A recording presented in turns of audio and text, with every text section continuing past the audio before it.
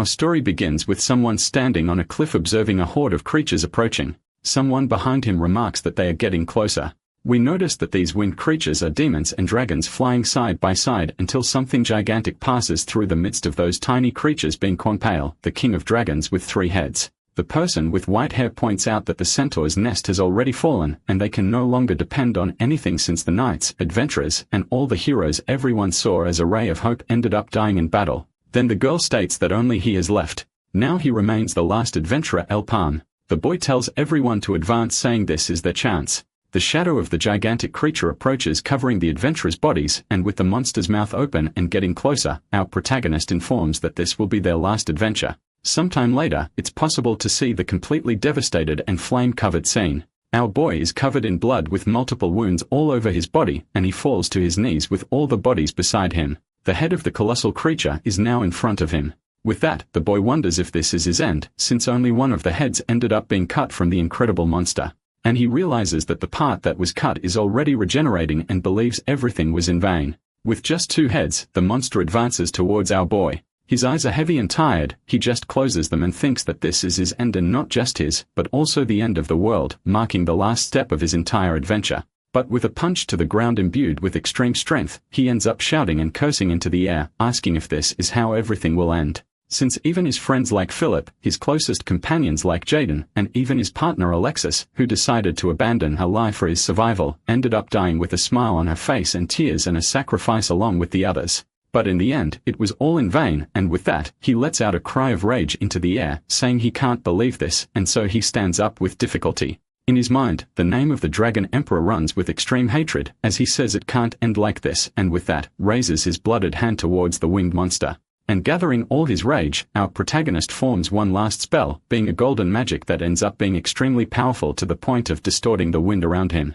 He has in mind that nothing else matters anymore, as he will just kill the monster. But he ends up faltering next, feeling an extreme shock passing through his entire body that dissipates his magic. The ground is suddenly covered by the blood that falls from his mouth, and the enormous dragon prepares a purple breath to launch in his direction. So it unleashes a breath of purple flames, which ends up being many times larger than our protagonist, who in that situation can only curse that creature. Apparently, in his mind before dying, he wonders why everything had to end like this. Since if he were stronger, he could survive. While hallucinating that if he had another chance, he could have gotten a bucket of water, he suddenly woke up. Soon, we see him with a worn appearance like that of a slave while someone yells not to pretend to be sick. Looking forward, the boy notices a tall man shouting that his slave must know his place, and in his mind, he wonders what happened to the Dragon King. Then Alpolin realizes he is really alive until he notices something else catching his attention. And looking around, our boy ends up noticing that this place is somewhat familiar. He tries to remember this place while moving his hands in his shackles until he realizes it's the slave market. He becomes tense and breaks into a cold sweat, thinking that this can't be happening, since the slave market was abolished a long time ago, but he is still sure that this is indeed the place. And even the slave trader is the same from his memory. He remembers that this is the merchant who was in charge of him 6 years ago when he was a slave, since he is sure it's the same guy. The man suddenly starts getting irritated while our boy finally realizes he has really returned to the past. When a furious man asks what the boy is looking at while preparing a punch to hit his face, the punch approaches his face while he thinks that on that exact day, it was the day he was brought back to the first step of all his stories. Sometime later, we see him in silence looking forward. At first, he wonders if this is really real, but then agrees with the thought upon seeing that everything is very tangible and realistic. He can't believe it, but has no other explanation when the slave trader approaches with a group of adventurers and says they can all be used as bait. The fat one tries to say they were caught recently, but the man with the staff informs that they will only take 2 of them. With empty and dull eyes, he knows he doesn't need to think much since this is his second chance. Thus, we see him in a forest picking up a staff from the ground belonging to the adventurer who bought him, who is now dead. Elpalm sees that this weapon is a staff with a fire arrow enchantment, which is not a bad skill. And in the end, it is perfect for his current skill level. But that's not enough, since an adventurer should have more than just a simple weapon. Otherwise, it wouldn't make sense for him to come back until he notices one of the adventurer's legs lying there on the ground. Remembering that some people tend to hide valuable items in their shoes. Thus, our young man ends up finding a valuable ring. With a hidden glow in the ring, he realizes is a telekinetic ring. But suddenly, a strange sound catches his attention. Our young man ends up noticing that plant monsters are approaching in his direction, and he realizes that he has been tracked due to the blood. The monsters soon stomp the ground heavily. Immediately afterward, the creatures advance with extreme fury towards our boy. But with his spear, he quickly takes care of the monsters. One of them even tries to use its long tongue to make an attack. But with his spear, the young man ends up blocking it. However, the creature's strength was so great that it ended up breaking the weapon. Soon, fear and despair take shape on the boy's face. And behind him, one of the sharp tube creatures advances. But he ends up using the fire arrow and shoots it, ending the life of that monster. Immediately afterward, thinking that he will also test his new ring. Thus, the fire arrow is redirected and controlled, and with a hand movement that he performs, the arrow circles and pierces all the trees present there, concluding by dissipating into the air. With the destroyed scenery around him, he thinks he won't be able to do this for long. The other creatures keep advancing anyway, while our boy thinks it won't matter until something suddenly catches his attention. And the boy realizes that the fire arrow is not working. It doesn't seem broken, so he wonders if it's some sort of cooldown for the skill. He tries to jump back, but the creature's mouth advances towards him again. Then the boy stops with a strong stomp on the ground and strikes the creature physically with the staff, saying he has no other option. With a simple expression, the boy continues to strike the creature non-stop using that stick, finishing with a kick to the monster's mouth, knocking out some of its teeth. With the force of that blow, the tree monster ended up being thrown away. And with a vacant look, he wonders how much longer the cooldown will last. Soon, the young man realizes that the staff is already imbued with flames, signaling it is ready to attack, with the creature being a step away from devouring him. He maintains a calm and serious look, saying it's time. Thus, the boy fires another fire arrow.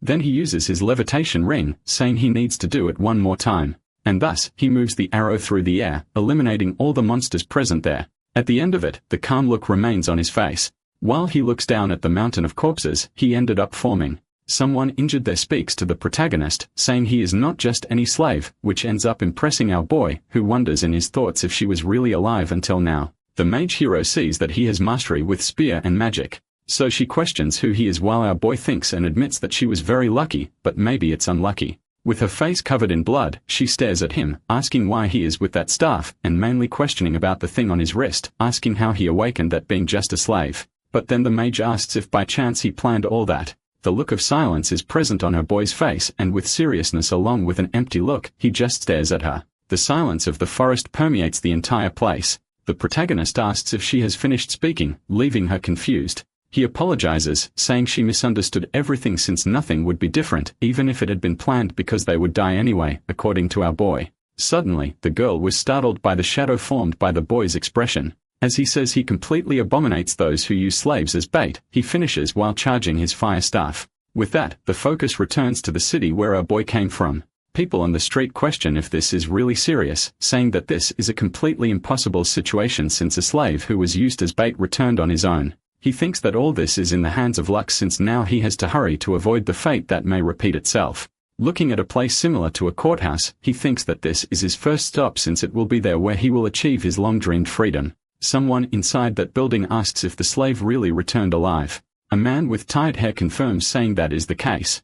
And the servant returned without a scratch. The seated man asked what was wrong with that, since someone who serves only as bait should return safe and sound. He explains that all the adventurers died inside the dungeon, and the other man drops the embers into an ashtray, understanding this situation. The guy with the eye patch says that this is definitely strange, since above all, the boy returned on his own feet and didn't even try to escape. It's explained that people who are reduced to slaves because of debt will turn into that again, so our boy had no way to flee. The young man knows that this means he can't escape so easily, since the only way to escape them is through death. Soon the thoughtful man crosses his hands, saying that this is the only way the merchant union deals with slaves in general, then asking why he has to listen to a report on something so trivial. But the other man responds that he has an event to report apart from this, explaining that the slave responsible for this also unlocked the first circle, which ends up scaring the guy with the eye patch, impressed that a slave who was bait is now in the first circle. He knows that a slave will hold many negative feelings against the merchant union and can't imagine what will happen in the worst situation.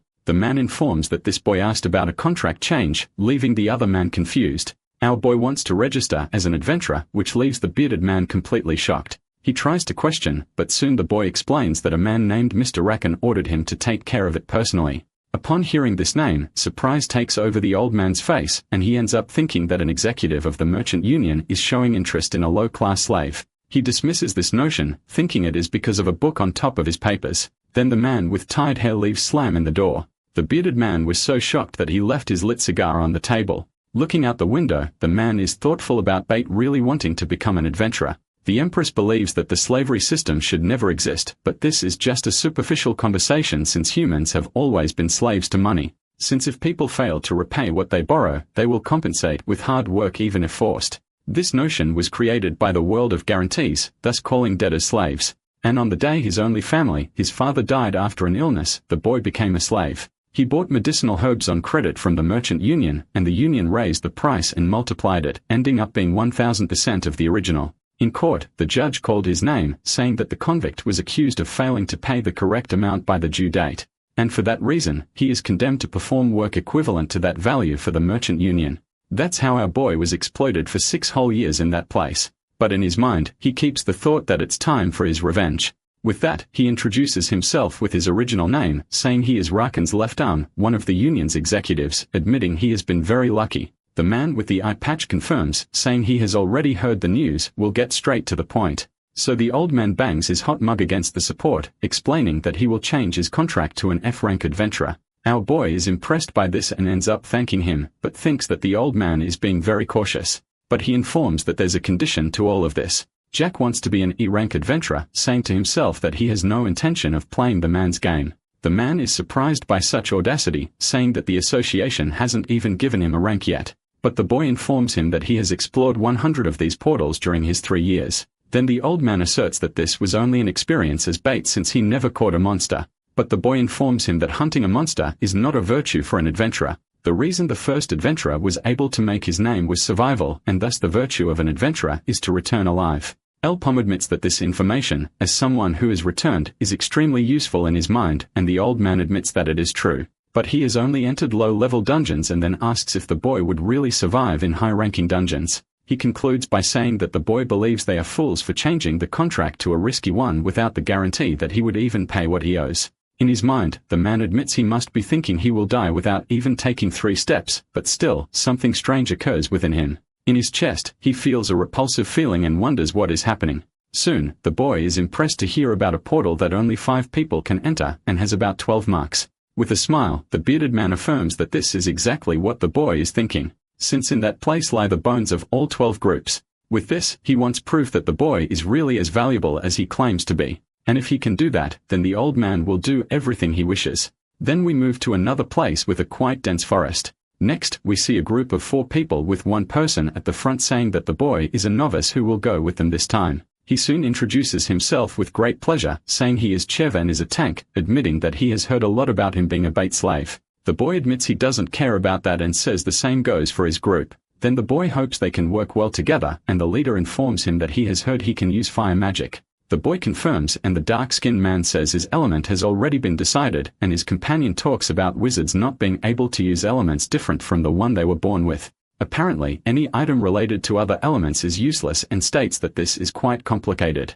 Everyone decides to stop chit-chatting, and the leader says their goal is not to kill monsters, but to safely collect items from the other 12 groups. Soon, they must return the items to the Union and end up informing that they are offering 3,000 in money for each item collected. The blonde one complains, saying that these items are being bought for a very cheap price since it is not even half the price, but another group member tells him to stop complaining. So everyone decides to stop, and the leader asks if everyone is ready. With that, he states to make some money with the situation.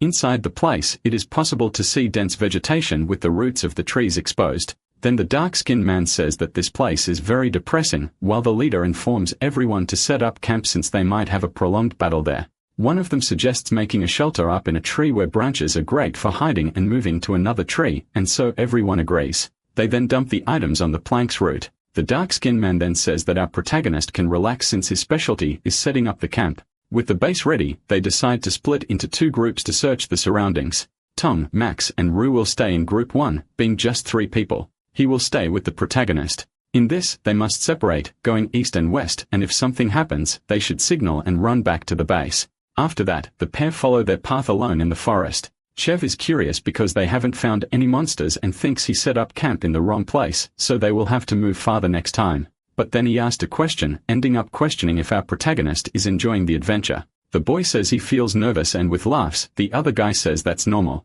He explains that he has been an adventurer for a long time, but still always feels scared when entering a portal and in the end, feels like a scared kitten. Besides that, he can find courage because of the people who follow by his side, and the people with him are really good guys. In the end, he felt very sad about our boy's story since he can't imagine how hard it has been for him, and then ends up making a proposal. He suggests that the young man join his group, but he is suddenly interrupted upon seeing our boy standing still looking at something. Chef says he wasn't being serious, so he shouldn't worry. Soon, the group is gathered around a campfire, talking about how they will make money, but one of them ends up saying that it won't be as easy as it seemed. The leader tells them to stop talking while they eat since they can always discuss it the next day. In this situation, our boy just takes a sway of his water. Soon after, night falls over this forest. Creaking sounds are heard coming from the camp, and someone holding a torch calls out to the young man. In a dark tone, he asks if he is really sleeping. Our boy just stays silent, pretending to be sound asleep. Max asks what his captain is doing.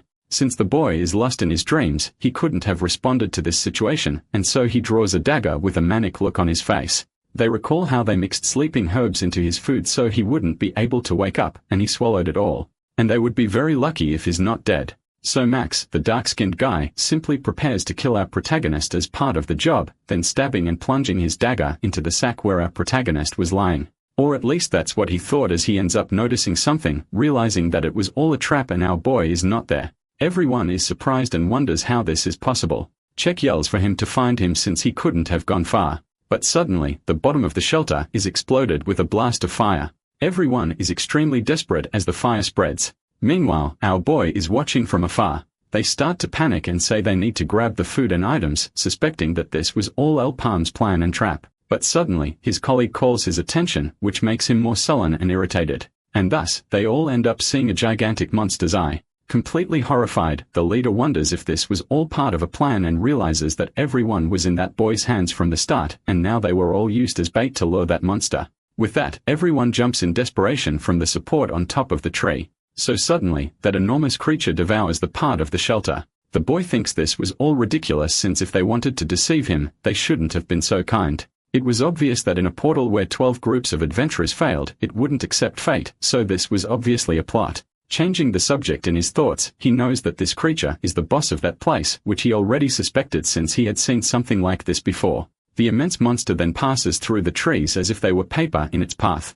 Chev realizes that this type of monster puts them at a great disadvantage. One of them asks what that thing is, and the leader explains that it might be a golden slime. It is not something normally seen since this type of boss is extremely rare, only appearing in red portals. The monster's body is completely acidic, and it is the worst type of enemy against people who fight up close. And there's something even more dangerous. Suddenly, the leader notices something. So he throws his companion to the side, telling him to dodge the large amount of acid that was thrown. The man with the scar on his face asks what that was, realizing it was a long-range attack called acid arrow.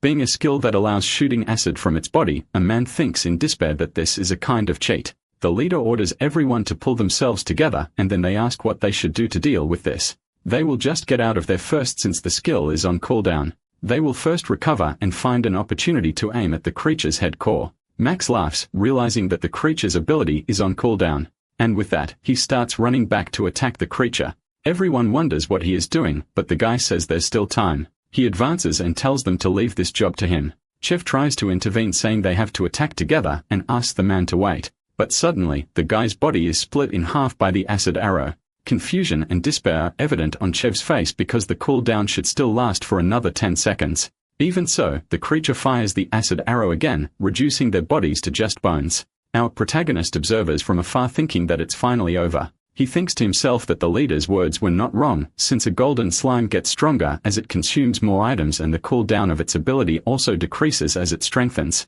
The abnormal size is because it has already eaten various things before like the previous groups, and thus the monster has surpassed his own class, has grown so much that it is now 2 levels above the portal, and still, it is not a monster that any first circle adventurer can handle. In the end, the only certainty he has is that there are no more items in this dungeon, making his mission a failure. But before he can leave, he remembers the man's words asking him to prove his worth. Then he ends up giving a slight smile at that. The unconcerned monster just crawls around the place until it notices something strange approaching. Suddenly, it gets hit by a fire shot right in the middle of its head. The acid drips from it and slightly corrodes the ground. The creature lets out a grunt while regenerating. Our boy thinks he aimed directly at the core. But as the damage is observed, our protagonist is sure that 5 shots will at least be useful to expose the core. However, he keeps in mind that it doesn't matter for now since his only goal is to prove to that guy that he can handle this situation. The slime soon fires another acid arrow in direction of our boy. He dodges by jumping from the tree while it gets hit.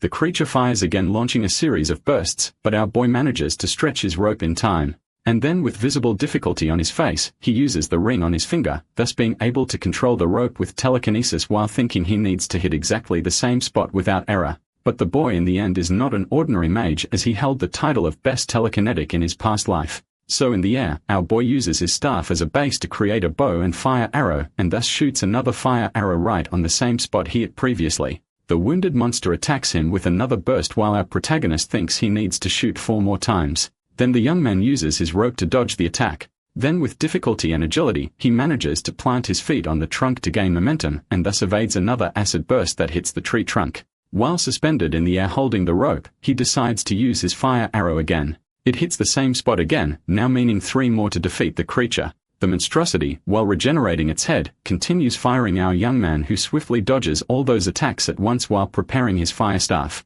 Then he shoots another arrow that ends up landing another hit, and in his mind, he admits he needs 2 more attacks, then controls his rope along with the dagger. Still in the air, the boy shoots another arrow. Above the tree, he notices the creature managed to dodge, and considering its size, it is quite fast. But he admits it is futile while controlling the fire arrow using his telekinesis ring right in the direction of the slime's face. Thus, hits directly in the center of the creature's core. And with that, the cracked core is exposed right in the middle of the monster. Without delay, our protagonist advances to strike that core and finish it off. Then he holds the staff tightly, saying this will be a final attack. And behind him, the creature's colossal hand advances to crush him. When that gigantic hand was a few meters from reaching him, the boy notices it before it touches him. Then with extreme intelligence, his telekinesis ring is activated. With that, his rope along with the dagger pierces the ground. Thus, he gains enough momentum to dodge the blow. Gaining distance, the young man slides across the ground.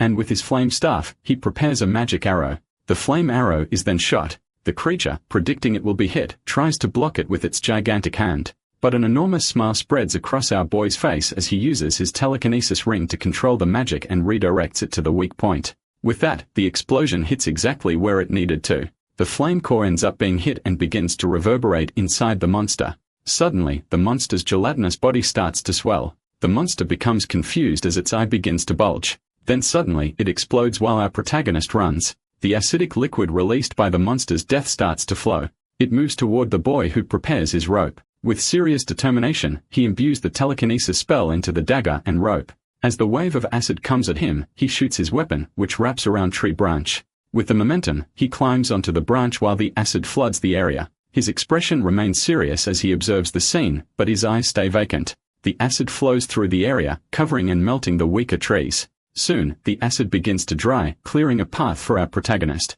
He descends from the tree, stepping onto the now safe ground. He then walks slowly through the area, maintaining silence while observing the ground, until he notices something that catches his attention. He uses his levitation ring to bring the red glow closer. With that, a red core rises from the ground toward him. The boy holds it while a blue flame covers the object. The ore, upon contact with our boy's body, begins to emit a potent glow.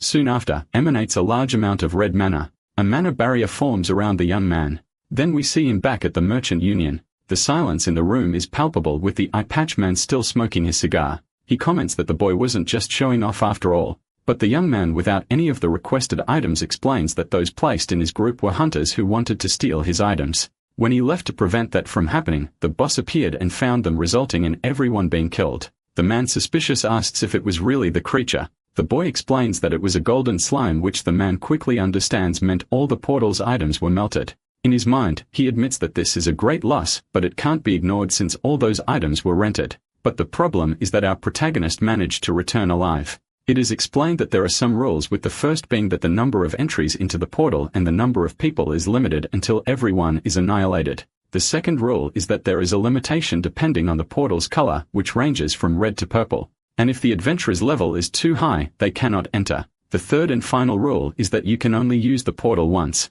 If someone enters, survives, and exits, the portal used will be destroyed. The man thinks the portal is already a lost cause and it would be difficult for a first circle mage to deal with the golden slime, and says he understands the situation. But regardless of the reason, it is a fact that the boy failed mission. The young man says he is too impatient as he hasn't finished explaining completely. Then the boy pulls something from his sleeve saying the golden slime gave him something. The bearded man is astonished upon seeing it as the boy managed to obtain a second circle by devouring the golden slime. Shocked and impressed, man shouts that this is something crucial as he managed to absorb the mana stone from the golden slime. The boy says this is enough to prove himself and that he now wants to be E rank, but he becomes confused when the man says he will go to D rank. Completely excited, the man says he will grant him D rank. And if the young man works with the old man, he will even receive the treat him as C rank. With that, our protagonist just signed the paper. Normally, giving C rank to someone who's not even in the third circle is considered preferential treatment.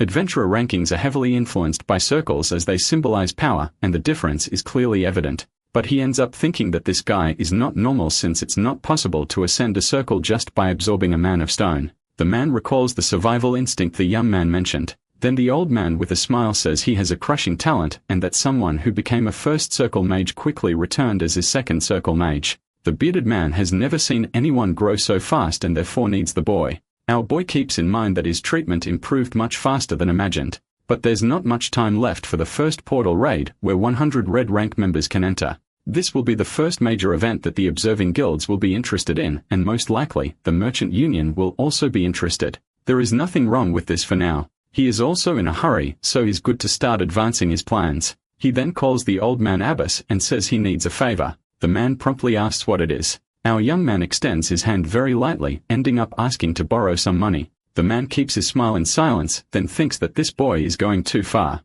Some say the portals began in the Age of Adventurers. However, this was a trap made by the Dark Mage. Many adventurers died in the portals, killing all the potential of this world. And then the last day came when all the monsters that waited for their time ran through the portals. That's when humanity lost. Exactly 3 years from now, the fate the world will face is not so distant. Abbas smoking his cigar watches through the window. His eyes stay on our protagonist who ends up leaving the place. He thinks that this money is not enough, but still quite good to start. The portal of 100 found this time is a red level 1 where only those with 2 circles can enter. Usually, the merchant union selects those adventurers with more circles. But the reason for investing in someone like him is because they are aiming for that portal. He obtained some money, but spending it all on items is foolish since items that fit his level are very expensive. But there's something useful he can use to spend his money. So the young man arrives at a place with a shining golden sign. He can understand those letters, but we spectators cannot. But it is possible to perceive the silence in which our protagonist remains. We end up discovering from a newcomer that this is a slave market, and he asks if he can guide him around the place, asking what kind of company the adventurer is looking for, whether it be a bait slave or a warrior to fight alongside him.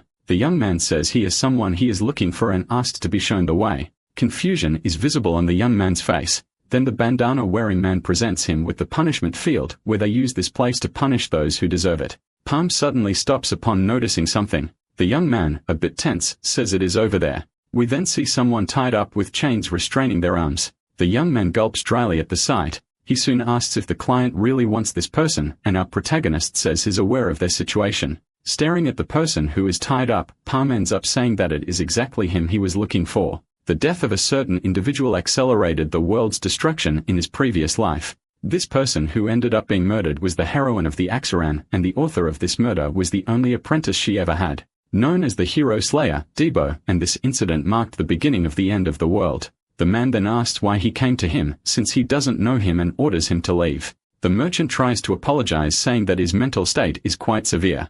Then he realizes that his behavior is a bit different, and now he is just a slave, that he still treats adventurers with disdain, being quite rude. Soon, the merchant says there are other mad dogs like him. The boy thinks that his ability is also quite impressive. Beside him, he was one of the few who gained attention, and sometimes were even compared since they are from the same region and awaken their abilities simultaneously. But there was one thing that was the greatest similarity between the two. The boy asks how much it costs, and the man says he is from a wealthy family and asks if he can pay whatever is asked. Then he hears a smile, saying it costs $1 million, and asks if the boy is ready to pay all that. Alpam keeps in mind that he desperately needed money just like this slave, since this guy has a younger sister with a disease called black blood. Soon, the man asks him to leave since he doesn't have the money. But our young man just rummages in his bag, and suddenly something glimmers in the slave's eye, because he has just realized that our protagonist actually has all the money. The guy wonders if the money is real and questions if he is a money launderer or something, and even the seller is extremely surprised.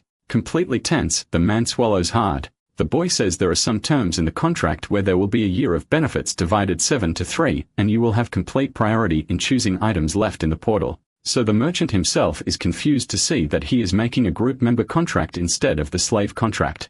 Our young man hands over the contract, telling him to take a good look. But quickly, the guy grabs the paper, saying there's no turning back. With that, he bites his finger until it bleeds. Our boy notices that he is accepting without hesitation, wondering if it's because his sister's life is at stake. But a slight smile quickly appears on our boy's face. He then says that with the contract signed, they will go straight to the portal, and the other agrees. But he mourns that he will have to prove his worth, and the man accepts with determination, saying he will work harder than anyone else. Soon, they arrive at the forest. At the place, the guy calls him boss, saying he is grateful for having bought a new weapon. But normally, he uses a longsword, so they should go back and exchange it. The protagonist informs him that an axe will be his weapon while working with him, and if he doesn't like it, he can just end the contract. Soon, they arrive at the portal where he plans to be tested, a red level 1 with a limit of 8 people marked at the entrance. Then the guy asks where the rest of the group is, and if he is a boss with deep pockets, he must have good team members. He asks if the boy at least has a healer, since fighting is fighting, but having a healer is useful, and then wonders why the young man is staring at him. Starting to get desperate, the guy tries to guess something. But the young man explains that there's no need to worry because there are enough members, and the big guy relaxes a bit with this news. Quickly, the boy raises his finger, saying that all the members are right there now. Silence ensues between them while the warrior is confused. Until suddenly, despair takes over, telling him to wait a moment, saying it can't be what he is thinking. But our young man, impatient, kicks him from behind, telling him not to waste time and go already. As he crosses the portal, the man screams in despair, and thus both are taken to a red portal inside a desert. The muscular man falls to the ground, letting out a scream. Then he questions if the boy is crazy, saying that doing an 8-person portal with just 2 is complete madness, and assumes angrily that this must be some kind of joke. He says he needs a weapon, but suddenly, the protagonist's completely serious face intimidates him and makes him say he needs to get used to it better. Suddenly, something scares him, a huge cloud of dust. The ones responsible for this cloud are a group of monsters shaped like tree trunks. The man thinks he messed everything up with his yelling, since these creatures are known as hard trunks, that swords and spears have difficulty penetrating. But our protagonist quickly intervenes, telling him to get out of the way. The guy tries to stay to wait a moment. However, with a single fire arrow, one of those monsters is already down. Gibbo is completely confused to see the scene. Then suddenly, the same arrow flies through more trunks, shattering other monsters completely. The speed of the arrow is unbelievable and passes through the creatures like a jet, until suddenly the last of the creatures falls to the ground. Then our young protagonist says this is disappointing, saying it's pathetic to think he would act like that when they enter the portal. And he warns him not to make such mistakes again, and the warrior wonders who this boy is. Elsewhere during the night, someone informs that the merchants took the bait. The woman explains that they are already buying time for the plan to work and have captured the people they will send. Someone with a long black glove swirls their wine glass. The girl asks if she has permission to proceed, and the man shrouded in darkness gives her permission. Soon, the girl bows with a reverence. Then she disappears with traces of shadow. The old man with long hair says that all this will be done according to one person's will, and he consecrates the freedom of this world along with his wine glass. The plant monsters continue burning on the ground, and the warrior says he has gathered a total of 27 mana stones. The boy understands and tells them to continue, and the muscular man agrees. In that place, the sun is high, shining in the sky with unimaginable heat. Debu thought the guy was crazy, but in fact, he is very powerful and wonders if his magic is telekinesis, since he has never seen a mage do that. But then he smiles happily, believing he will save money on medical expenses, until his thoughts are interrupted by the boy. They recognize it as another group of monsters. The warrior notices there are 9 of them in total, and our protagonist says it's a perfect number. The guy initially feels confused by this strange statement, and then he stares the protagonist's serious face with even more doubt. Suddenly, a small stone is thrown, catching the attention of one of the monsters. But from above, Debu advances like a demon and strikes the creature, cutting it in half. All the creatures become highly alert due to this strange occurrence. He thinks it is really a problem to have to fight all of them at once, since he has never used this type of weapon before, which makes him irritated. Assuming that even with 10 attempts it wouldn't be enough to defeat all these monsters, he advances while cursing his boss as crazy. Our protagonist observes from afar, saying it is clear that the guy has only used his sword all his life. But soon this guy will realize that the axe is the weapon that will make him much stronger. There is no doubt that he is talented, since the only apprentice of the axe harrowing was him. The monster advances like pincers toward the guy, but quickly the muscular man attacks it, noticing something strange. He realizes that the reach of his weapon is much greater than a sword, and the axe seems much lighter, wondering what will happen if he handles it differently. So he does, making his weapon move much faster. Then he strikes the creature with an extremely clean cut, killing it instantly. His movement speed increases and his dexterity with the axe also increases along with his speed. Our protagonist notices that he has already gotten the hang of it and that he hasn't even awakened a circle yet, but is already extremely strong. Suddenly, Guy feels something that makes him stop attacking, wondering if what is happening is an earthquake. But soon the rocks from the wall begin to fall, revealing the paw of an enormous monster. Debut is paralyzed with astonishment until this thing strikes the ground near him and throws him away. The boy is safe and then wonders what that is, recognizing the monster as a Stumpy. The creature makes another attack in the man's direction, but our protagonist manages to get him out of the place in time. Then he drops him to stay on the sidelines, saying that the creature's size has nothing to do with the threat it poses, since this colossal size only makes it easier to land an attack. The guy on the ground is surprised and smiles, saying that the magic might work, but that he realizes that the monster managed to block that attack from the protagonist. He notices that the creature's reaction speed is faster than expected, so he decides to use his technique, and thus activates his telekinesis, making the fire arrow fly around the tree. The magic goes behind the monster while the boy thinks he only needs to land one shot. But even using telekinesis, the tree still manages to avoid the attack. Surprise is stamped on our boy's face, realizing that it managed to block even such an attack. Dibby realizes that magic also doesn't work and asks why the boy is standing still instead of running to avoid getting killed. Elpalm thinks that the attacks do work, but the problem is that the creature doesn't give openings to make a proper attack, and he considers the branches as the real problem of the situation. Soon, the gigantic monster ends up stomping the ground again, making both of them fly into the air. Then another one of its branches advances, this time heading towards our dear muscular man. But our young man is prepared enough to use his telekinesis ring, thus pulling a huge boulder from the nearby ground. And soon, he forms a foothold for both of them. The big guy recognizes his boss is coming and praises him.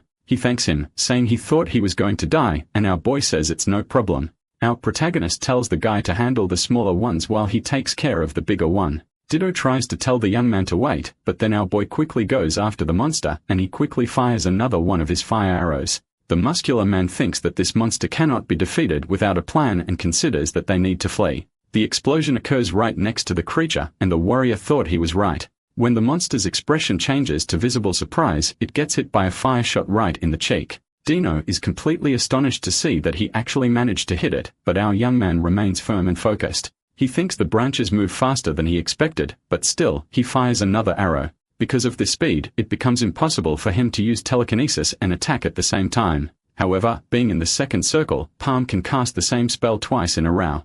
And with that shot, one of the monster's branches is cut off. The warrior just smiles as he looks sideways, adding that it's incredible. The strategy of hiding a fire arrow behind the first one is extremely precise, since the monster can't block two attacks in a row. At the moment, the only thing he can do is praise our protagonist because it's really something unbelievable to pull off. But suddenly, he notices something that catches his attention. He lets some of the small creatures pass and head toward our hero. Thinking that he lets some through, the man yells for Palm to look behind him. But Flash quickly shifts focus from the giant creature and helps by attacking the smaller creatures coming from behind him. Irritation is visible on his face as he says he can't even handle the small ones. But suddenly, the creature's eyes widen, perceiving opportunity, and it advances with its claws toward our young man. The protagonist thinks he will die if he shows an opening even for a second, and with his immense dexterity, he manages to dodge. But one of those giant branches comes at him. The young man can see this sudden attack inches from his face. However, suddenly a strong hand touches his shoulder.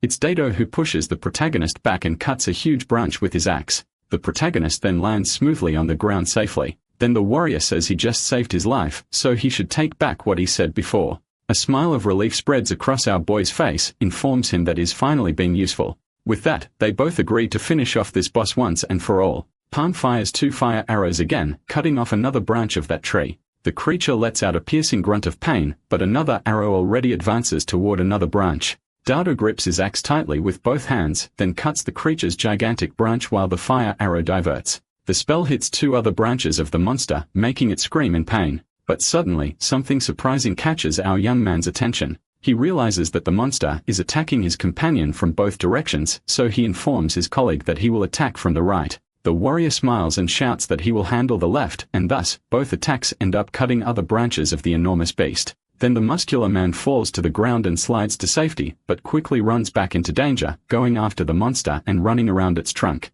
He makes dozens of attacks that cut several branches present, but suddenly, a strong blow hits him in the back. Blood comes out of his nose and mouth as he is thrown away. The creature prepares to bite down and completely swallow the man. But from afar, a strange boulder flies toward the warrior accompanied by telekinesis magic. And so he is saved before the monster devours him. However, the creature was smart enough to break the rock that was moving the warrior. Our young man thinks this is becoming too problematic and quickly uses his telekinesis ring once again. But this time, on an insanely larger scale, making dozens of rocks fly at the same time. The warrior lands on one of them with extreme caution, until he notices another one of those monstrous attacks coming from behind him. Then he shouts that there's no way to escape, but still, he keeps jumping from stone to stone. Our protagonist's fire arrow is also used to burn several of the creature's branches, and the creature suddenly shifts its focus to our protagonist. Like a demon, the warrior attacks while our boy tells Debo to finish it off. He ends up hitting the creature's eye, causing it to bleed. The Colossus even tries to retreat, but Debo stays attached to it as it continues to scream. But suddenly, the man drops his axe, landing on a nearby canyon rock. With seriousness, he prepares for something. Advancing again, he says it's not over yet.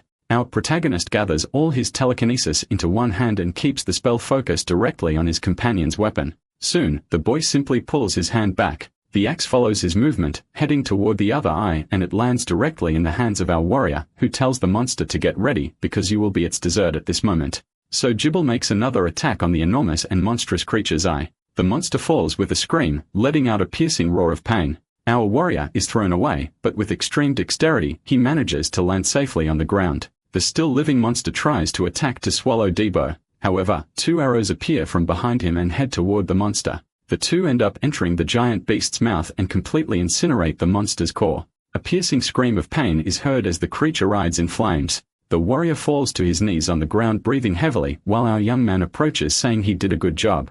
Our young man stands with his hand on his hip staring at the scene, and the warrior is still breathing heavily, says the boy also did a great job. Both end up watching the enormous monster fall to the ground. At night, in a more suburban area of the city, we see someone saying they should eat soon and go to bed, and they clasp their hands, thankful for the food they have that day. Until suddenly, a knock on the door catches the young girl's attention. She is curious, then opens it, asking who it is. But soon, the look of surprise is on her face because she has just realized it's her older brother who finally returned home. She grips her dress as the man says he's back. The girl tries to keep her composure, but tears start to fall from her face. Even so, she gives her brother a tight hug saying he is very welcome. Then we see a cabin in the middle of the forest. Our protagonist observes someone lying in bed. His gaze is serious and empty as usual, but this time there seems to be something more. This is the house he grew up in with his father. But now what lies in that bed is just a corpse of what was once his family. He then takes a cloth to cover the body, and then gathers enough mana with his staff ready to cast more fire.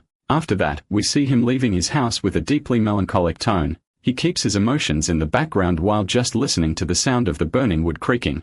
We see the bearded man in his office thinking that all this will be a problem. The portal for 100 people is about to open, and he wonders how he should organize it, but his supervisor will take care of it if he fails.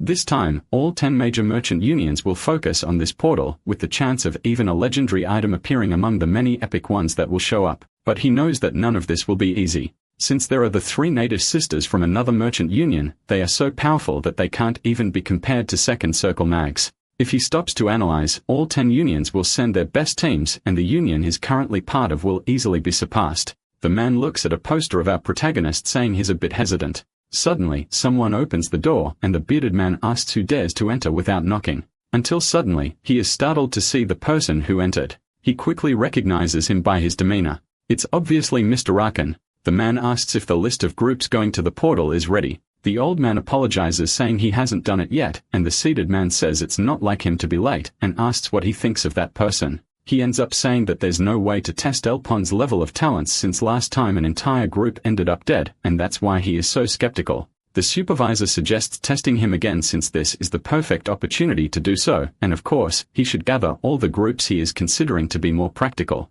With a wicked smile, Rakan says that this time there will be many witnesses. Soon, we see someone arriving in a certain location. It's our protagonist along with his companion, who says there seem to be many people this time. Someone approaches, recognizing them as members of the fifth group. Everyone there looks at them suspiciously since they are two people with a history of slavery. Our protagonist narrows his eyes looking around because he realizes that everyone there is not at all friendly. They must be thinking that the slaves will only be a hindrance, and he thinks this is normal in experienced groups. Everyone seems to be between the first and second circles, meaning they are complete professionals who don't need bait. Then suddenly, the operation leader calls everyone together. The protagonist recognizes him, and then the man says he will be direct, and that they will proceed with the test, giving them a chance to show their skills. One of the men is confused about what was said about having a chance, and the man says it's exactly a chance for them to clear the portal of 100. Everyone there is astonished by this news. The man announces that they will receive special treatment while our protagonist thinks this is a big game of his.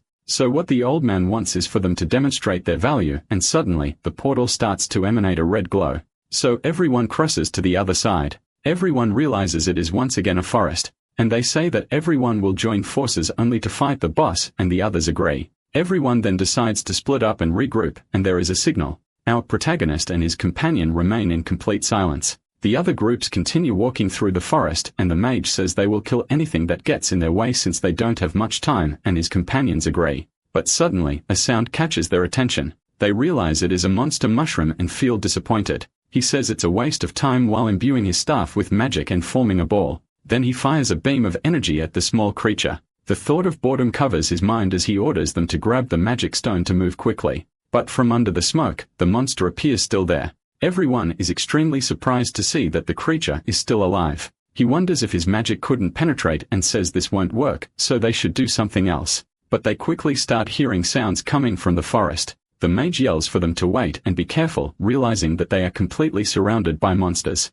Sometime later, one of the monsters falls dead. Everyone remains with heavy breathing and slightly severe injuries. They are happy that it's finally over. The dark-skinned girl asks what they should do since the monsters are stronger than usual, but the mage remains silent for a few seconds. He thinks he shouldn't count the deaths as that's out of the question. And if they continue like this, their resistance will end before the main boss. But he thinks it's better for them to break the contract and just go straight to the boss to avoid exhausting their energy. Our protagonist says that's what most will think. The warrior, totally exhausted, says it makes sense and says he was standing still without helping, but the boy says there were only 3, and you should be able to handle them. He assumes what he's trying to say is that they can't waste time, and the protagonist agrees, saying they will continue.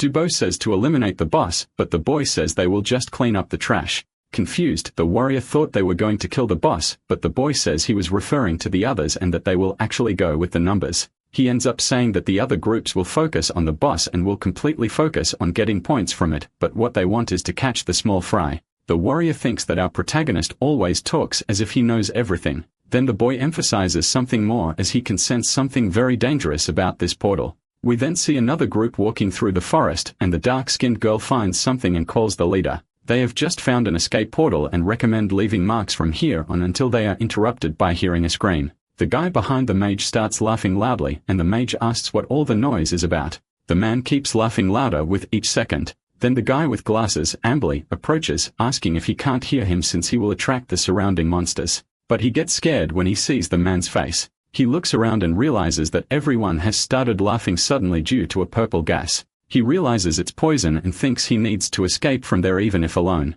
So he runs towards the escape portal. The monster responsible for releasing that poison reveals itself as a horrendous mushroom. There are holes in the creature's body that release the gas. The mage is completely horrified by the scene, and the only thing that can be heard is the laughter of that monster. But suddenly, he also starts laughing and being affected by the gas. The creature approaches and you can see the desperation in the guy with glasses' eyes. We then see a clearing where a river runs. Our protagonist and his companion walk across it, while the warrior thinks the boy hasn't fought once that day. Until suddenly, he notices something coming from the sky. A strange red glow that the warrior informs is the signal. The warrior knew they should use the flare if they found the boss, but is still a surprise. Our boy narrows his eyes looking ahead, realizing there is a group missing. The guy with the bandana says that since everyone is here, he will explain the situation. A girl tries to say that the mage group isn't there yet, but the man says it doesn't matter as there's no reason to wait. Then he informs them that they found the boss. They heard and witnessed the creature completely massacring Dahl and the mage group. This was all caused by the boss of this place, a madness-inducing poisonous mushroom. The girl is completely shocked to learn it's that creature.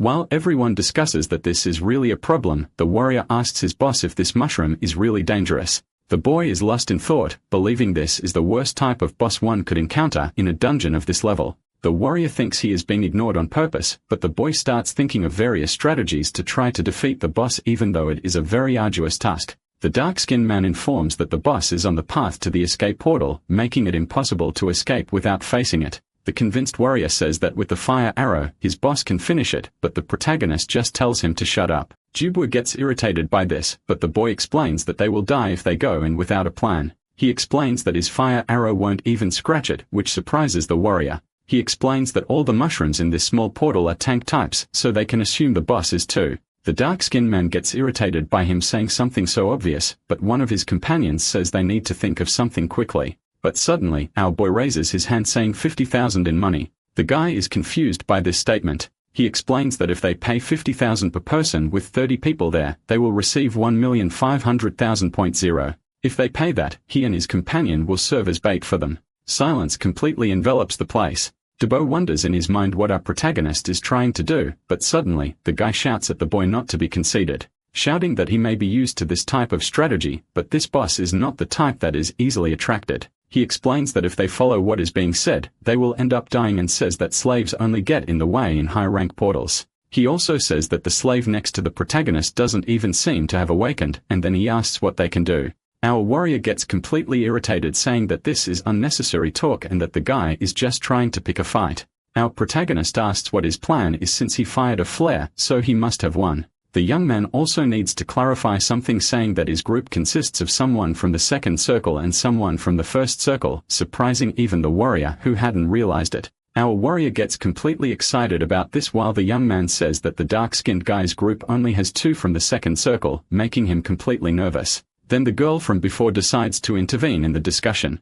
The girl says they are willing to pay, but they don't have all the money with them right now. The boy says that's not a problem since they can pay when they get out, and if they can't get out, they should interpret everything as a sacrifice. However, there's something he has to say. He will only agree to be bait if everyone agrees. Then he tells them to decide. Sometime later, we see the location of the escape portal. There, the mushroom devours the bodies of those it killed, until suddenly something is fired at it. Fire arrow that leaves it stunned. The arrow hits directly on its head. Smoke starts to billow out in the area. The protagonist, with his masked companion, says they will move when the boss notices them, and the warrior asks why they have to do this. From the purple fog, suddenly, we see the creature's multiple eyes. It suddenly starts advancing at high speed. They both start running, and the warrior wonders why the creature is so fast. The monster assumes a quadruple pattern as it chases after them. The girl from before wearing a mask says for everyone to go now and that they should activate the portal before the bait dies. And so one of them does by touching the symbol. The portal opens and the girl shouts for everyone across at once.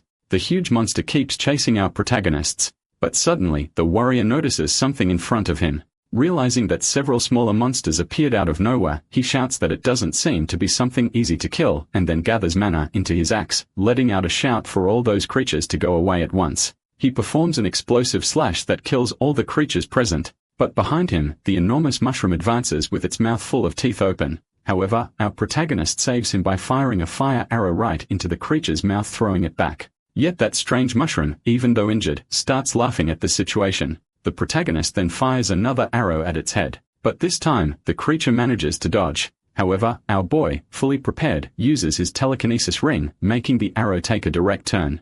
And as the mushroom leaps towards them with a wicked grin, the arrow tries to hit, but it's so fast that it dodges the strikes. Even so, it keeps chasing the boys while the arrow continues attacking it to the point where the warrior shouts that the mushroom is catching up to them. Our small boy remains skeptical and cold as he notices a hole in front of them. Then he shouts for his companion to jump with him. The creature just before reaching them makes another attack trying to catch them. As they fall, the warrior shouts for her to pay attention, and giving a middle finger, he tells her to swallow this barbecue well. Our protagonist, with extreme determination, stares into the creature's eyes, then fires an extremely powerful arrow that hits the monster. And so the two end up falling into the stream running through the area. The current is extremely strong and ends up carrying their bodies underwater. The warrior then reaches the riverbank, saying he almost died in that little stunt. He is with the protagonist who stands beside him. Soon, the dark-skinned man asks what's wrong with that creature. Our hero then explains that this is the boss of this place, and it seems they will have to prepare better if they want to kill it. Hearing this, the guy falls silent, confused for a moment, stammering as he asks if he is really serious about killing that thing. The young man just confirms, leaving the warrior completely furious. The two start arguing, with the warrior wanting them to flee, but the boy says that won't happen. Debo is completely apprehensive because the protagonist himself had said before that they would die if they tried to face that thing. Palm says the situation has changed since the competition is gone and they are now a free meal for the monster. Plus, they will get bonus. He then asks if he forgot about his contract, leaving the warrior silent. Jubwa stands with his mouth open, recalling. Then he scratches his head, saying he wasn't thinking about that and still wants to get bonus for everything. With a slight smile, the protagonist agrees to his demand. The guy then asks how they will manage since close range and long distance attacks didn't work, and he doesn't plan to risk his life for an impossible chance. He starts thinking of something, then looks at the protagonist and asks if there is a way to kill that thing. Soon, we see a light coming from the portal. The operation leader realizes they are already coming out and wonders if that wasn't too fast for a 40-person portal. He asks the girl how it went and notes that some people are missing, especially the young delinquent, but the girl says everyone failed. She explains that one of the groups ended up being killed while our protagonist is still there with another guy serving as bait. Stag, it's impossible to kill the boss of this place with just one group, leaving the old man in silence. And with anger, confusion remains in his gaze. The man then suggests they did nothing but run with their tails between their legs, but the girl says it was because the boss was the infamous poisonous mushroom of madness. As she yells that there was nothing they could do, the bearded man steps on his cigar. Then he turns around telling them to go back, which confuses the young woman. She ends up saying that the protagonist group hasn't come out yet, and the portal is still active, meaning they are alive. But the leader ends up saying it's just a matter of time since, as stated, the poisonous mushroom of madness is impossible to defeat. If they want to wait, they can, but the man doesn't have time. In his thoughts, the man curses them as useless, saying they had a lot of bad luck. After all, it's impossible for a two-circle mage to kill such a creature, and these mediocre adventurers are of no use to him. We then see the mushroom in the forest, and we see the leader's thoughts about wanting someone who can overcome any obstacle. What he desires is someone who turns the impossible into possible. Our protagonist, with seriousness, then says they will start the hunt, and then he fires his enormous fire arrow. This spell seems stronger than the previous one and travels at enormous speed in a straight line. This boss is faster and tougher than the others they faced before, and in this situation, it's better to keep distance and attack with strong power from afar. Our young man still can't reach this level with the power of the fire arrow, but it might be possible if he uses telekinesis to make the arrow spin at high speed. With the penetration, the power will likely increase drastically. This is something he developed for this world inspired by a bullet, and it's a skill that is normally impossible to perform. He called this ability Natural Revolver. And with that, the bullet heads toward the mushroom, hitting it directly in the chest area.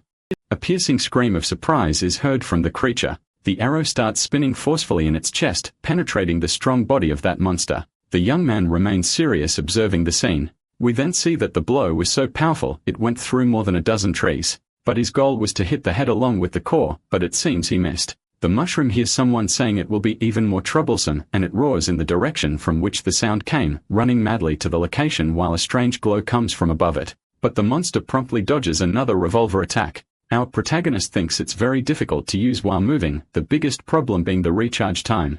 And in the end, he needs to finish this before the monster climbs to his location. The creature dodges another of those explosions as we see someone behind the trees. The bloody monster then lets out a grunt of confusion. Our protagonist gives a shout, saying the time has come. Then Daigo firmly grips a rope, pulling of all his strength while letting out a scream. The rope is pulled to an extreme distance, creating an unexpected scenario for the creature, causing it to trip. It then falls into a mud puddle. The furious monster rises, realizing it has fallen into a swamp that hinders its movement. Our protagonist, supported by the breeze, just stares at the beast. With his paws covered, the monster can no longer release its gas and thus screams. Suddenly, someone shouts the mushroom while throwing an axe at it, hitting the monster's head directly, making it bleed. Ditto pulls his axe back using the rope he tied to it, then grips its handle firmly. The beast is confused by this while hearing someone say they can finally breathe. With that, the warrior calls for it to come closer, saying the air is quite fresh for them to have some fun. With that done, all the conditions were fulfilled in the end. The focus of this mission is to lure the monster into a swampy area, and this should ensure that its strongest weapon is neutralized. Soon, the Axeman questions if he is angry for having covered up all the holes coming from his face, and thus, swinging his weapon, he says it's a pity, but only for the creature.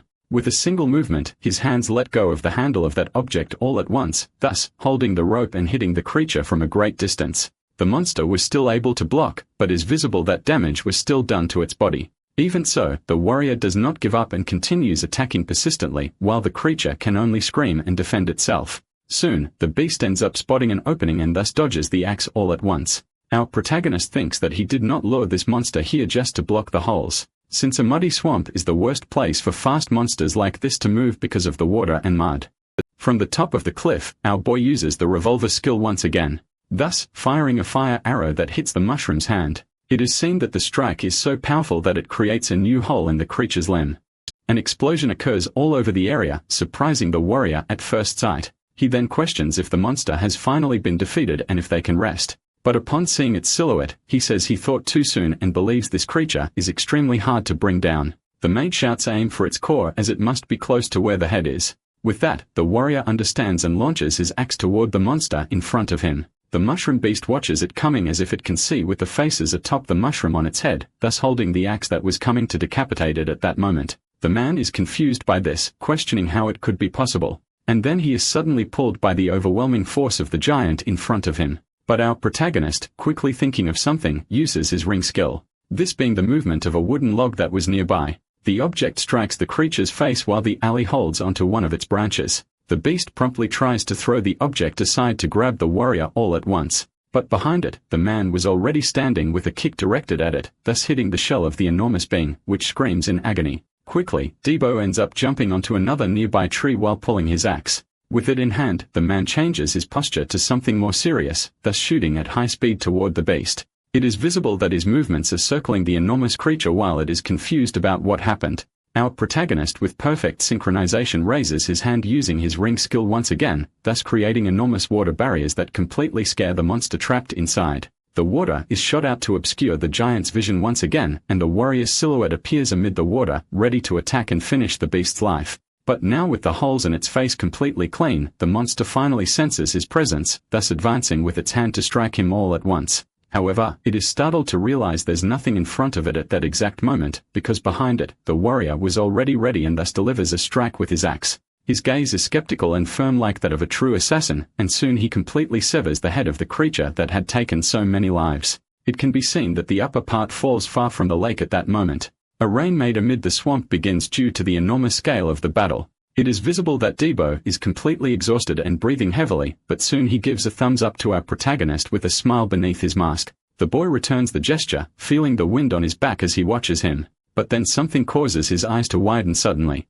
It is the creature's body, which is still alive and charging at the warrior, thus striking him on the head and knocking him to the ground all at once. The axe ends up flying far away at that exact moment as if the man had died. Thus, it can be seen that even without the upper part, the creature continues to unleash screams of extreme fury and agony. Our boy questions how this is possible since he is completely certain he blew up the creature's head where the core should have been. A shot can be seen fired again, hitting the water but completely missing the beast. Smoke begins to form all over the place, showing that the monster managed to dodge. With enormous agility, even in this muddy terrain, the body continues moving towards the protagonist. The boy moves his hand skillfully, wondering if he must have forgotten something. Quickly, the beast's support is lifted to unbalance it, but that only ends up helping, and the creature jumps towards the boy. The body does not have enough strength even come close to its maximum height. However, it is now stuck to the cliff wall, ready to climb and reach the mage above.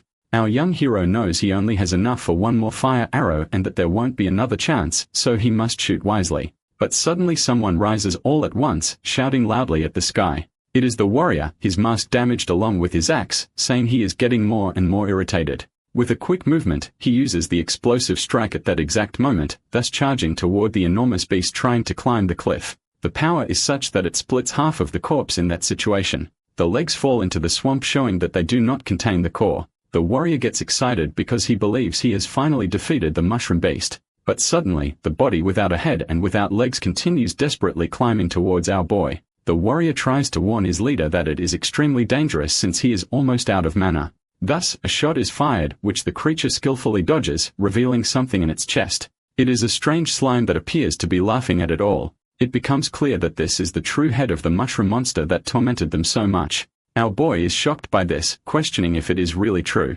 Then he thanks it for revealing itself with such good faith. The warrior realizes he used a flare, meaning his last attack was a complete bluff. And so it is seen that the staff is already imbued with flames to fire a new shot. Thus, the magic is cast with extreme precision, hitting the middle of the enormous creature that was partially dead. It is visible that its head begins to feel that anguishing pain and starts screaming in agony, but is soon silenced when the shot finally pierces completely through its body, eliminating it completely. Soon, a huge explosion is seen while our boy strikes a pose in this situation. But suddenly, the torso ends up releasing a huge amount of poison coming toward the warrior. He screams that this beast is being a pain in the ass even to the very end. And suddenly, using the protagonist's ability, he pulls his companion up the cliff. The man thanks him, saying he thought he was going to die. It's clear that the enormous amount of poison is spreading through the entire forest, but not rising very high. When asked if it's finally over, our young hero calmly says yes, and he thanks his companion, saying he did a great job all the way to the end.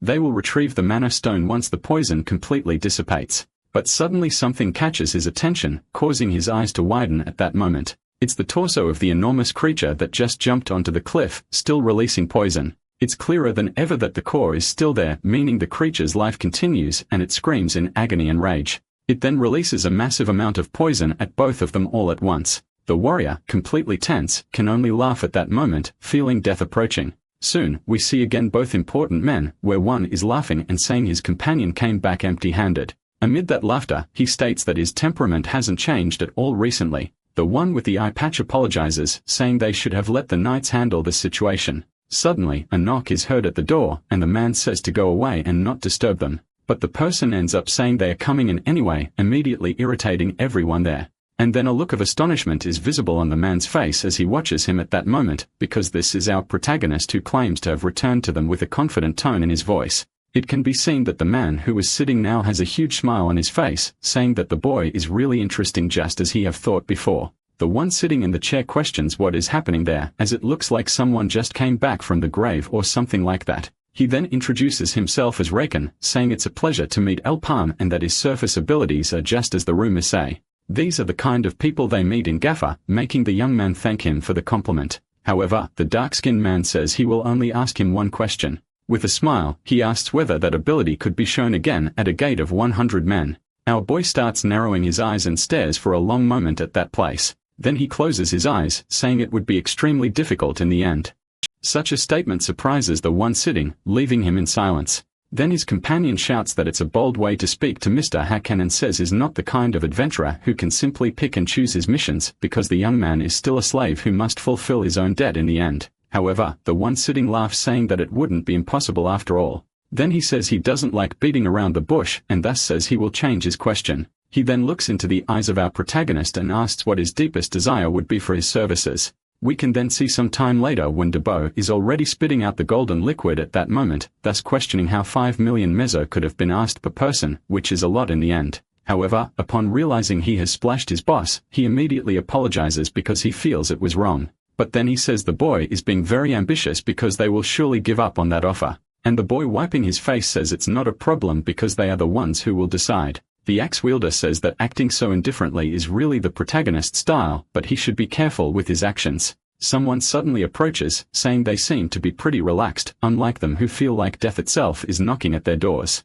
Completely irritated, the warrior questions what he has to say to him, wondering if that's how they thank the people who saved them the other day. However, suddenly, both present there simply bow and immediately apologize, thus saying that they judge them unfairly and therefore are ashamed as adventurers and wish to truly apologize. They then hand over a bag of money, saying this is the promised amount for the 30 people, and everyone added a little extra as thanks. However, the protagonist says they don't need that since the agreement was for 1.5 million for them. In the end, the boy only did the job he was paid to do, and therefore, can forget the thanks. And with a serious tone, he says they should not jump to conclusions again like they did at the previous portal. Thus, it is clear that both of them, they become tense with the heavy aura coming from El Palm. Realizing the situation, the warrior gets irritated, saying he got excited for nothing since now he'll have to count all the money and remove the bonus that was given. The boy calls out to the pirate, questioning if his name is really Ibiro, thus saying that maybe he is not fit to do the work he is paid for. Then we can see elsewhere where someone is shouting that they can't do this. It's the one wearing the eye patch saying that 10 million is an exorbitant amount that pays 3rd and 4th cycle mags and adventurers. In the end, it is possible that the protagonist is just playing it safe, and it's better to call them there to decide on the payment terms. However, the man questions if he really thinks that way in the end, because it wouldn't be strange to ask for double that amount, thus confusing his companion even more. Quickly, he extends a paper ordering him to read its content immediately, thus saying they will be sending El Palm's group to represent the Gaffer Merchant Union this time. Upon finishing reading the words, it can be seen that the man is trembling, questioning what this could mean, thus shouting that this can't be serious, to which it is said that the old man would be in trouble if it weren't true since he paid a great amount for this information. And it is revealed that the Dark Lord Jim is beginning to act, and it is clear that the companion is completely tense at this moment. With the pen in hand, Rakan orders Abbas not to deceive himself, because from now on, the war is already being waged at this moment. Soon a field of trees bathed in sunlight can be seen, where a huge tree with a portal is extending while other people are camping around it. Several groups can be seen talking loosely and even friendly, and thus we can hear someone saying they didn't think they would accept these terms. This being our protagonist and his partner, who states that now he is already an experienced adventurer and therefore shouldn't get too excited. It can be seen that on their cloaks, there's clearly an insignia representing the Guild of Ghaffar. Those around observe it with intrigue while whispering. Others prepare their weapons while staring at them with clothes and even heavy looks. The warrior says that the atmosphere there is strange until someone states there are new faces around. This being a blonde man who says they must be the new people, saying it is a pleasure to meet that man, introducing himself as Sheldon, an E-rank adventurer. Our protagonist promptly introduces himself as El Pom, someone from the guild's sea level. Startled, the man questions how this can be possible since he thought only 2 circle adventurers could enter through the gates due to restrictions. However, the young man remains silent at that moment, listening to the doubts of that adventure. Someone ends up approaching, saying that this old man should give them some space. It's being a blonde woman who says she has business to discuss with the person who just arrived. Clicking his tongue in irritation, the old man leaves, questioning whether those guys are really accompanying these people. It can be clearly seen that our protagonist maintains a skeptical look at that moment, where he remembers that in a conversation he questioned why he had to do this, to which he was told he should only do what was spoken because questions are unnecessary. And thus, it is explained that the Gaffer Merchant Union will be working with the Cygnus Knight Order at this dungeon gate to achieve better results. They follow the teachings of the Empress of Cygnus, the strongest in the Knight Order group, who also receives the title of Symbol of Power, has shown greater interest in this gate recently. The entry quota for the place had already been filled by the other unions, so they decided to work together. And even though they are still Knight trainees, the chance of success is very high. Although they may have hidden motives for coming to this gate, their offer was not bad, and therefore, they will maintain friendly ties during the work. The protagonist understands this, saying it will not be a problem to make this cooperative, to which his boss says he does not think it will be easy, because something about them ends up having a strange smell to his adventurer senses. Thus, the blonde woman introduces herself as Kuri, saying she is the one leading the beginners of the Cygnus Order and hopes they won't mistake her for someone the same level. With an arrogant tone, she states that she does not want any extra problems because her orders must be followed in silence, causing Dibbo to get irritated by this attitude.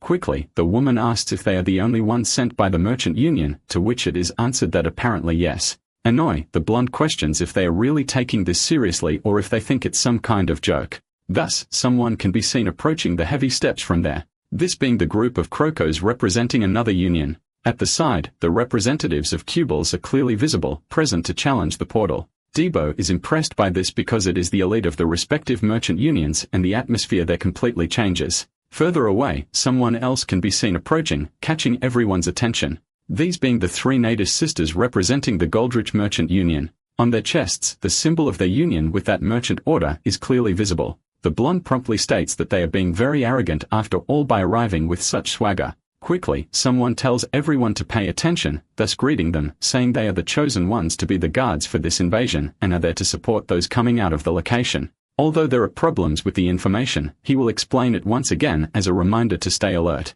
It is said that the legendary item that will come from this gate will not belong to any of them, even if the one who obtains it, but will belong solely to the merchant unions who will divide it. However, if any of them do something that is strictly forbidden, such as getting caught trying to steal any of the items from this place, they will have to deal with their group of adventurers categorized as rank B in the end. Soon, it can be observed that the man's arm has several circles different from our protagonists. And thus, Debo clearly realizes that those adventurers are extremely powerful by the number of marks on their arms, and thus he questions whether all of them have that exact amount of marks. It is then said that this concludes the warnings and now everyone is free to enter. The woman says to follow her since she will lead the way from here, then speaking in a confident tone that they will be the victors in the end. The warrior questions what her problem is since she's been completely arrogant with people who will work by her side. However, our protagonist remains skeptical, saying that he finally made it. because all of his efforts were for this gate, as it is a place he couldn't experience in his past life, and now he must succeed. This is the beginning of everything in the end, and he asks his companion to follow him, who understands and promptly obeys.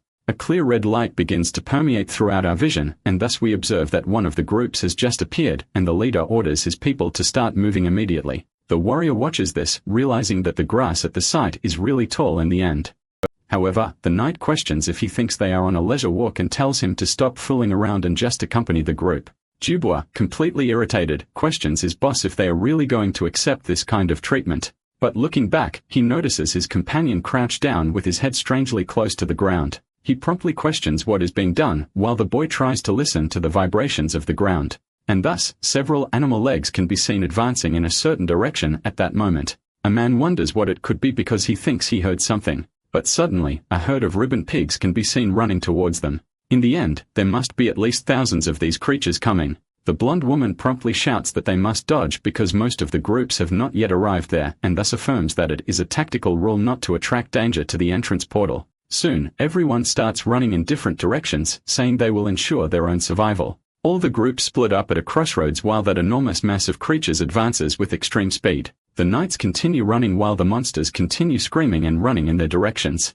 Thus, the blonde says they will lure them to a place with more obstacles and hunt them there. But it is said that there is a problem because the people from the Gaffer Merchant Union are currently missing. Soon, we can see the tall grass bathing the area while someone says it is refreshing. It's the warrior who can finally relax and says his boss did well to guess that the pigs were getting agitated. The boy states that it was only possible thanks to his experience because there are many herds that travel across these plains. It is explained to us that these monsters have a violent personality and usually attack in groups consisting of hundreds of thousands of them.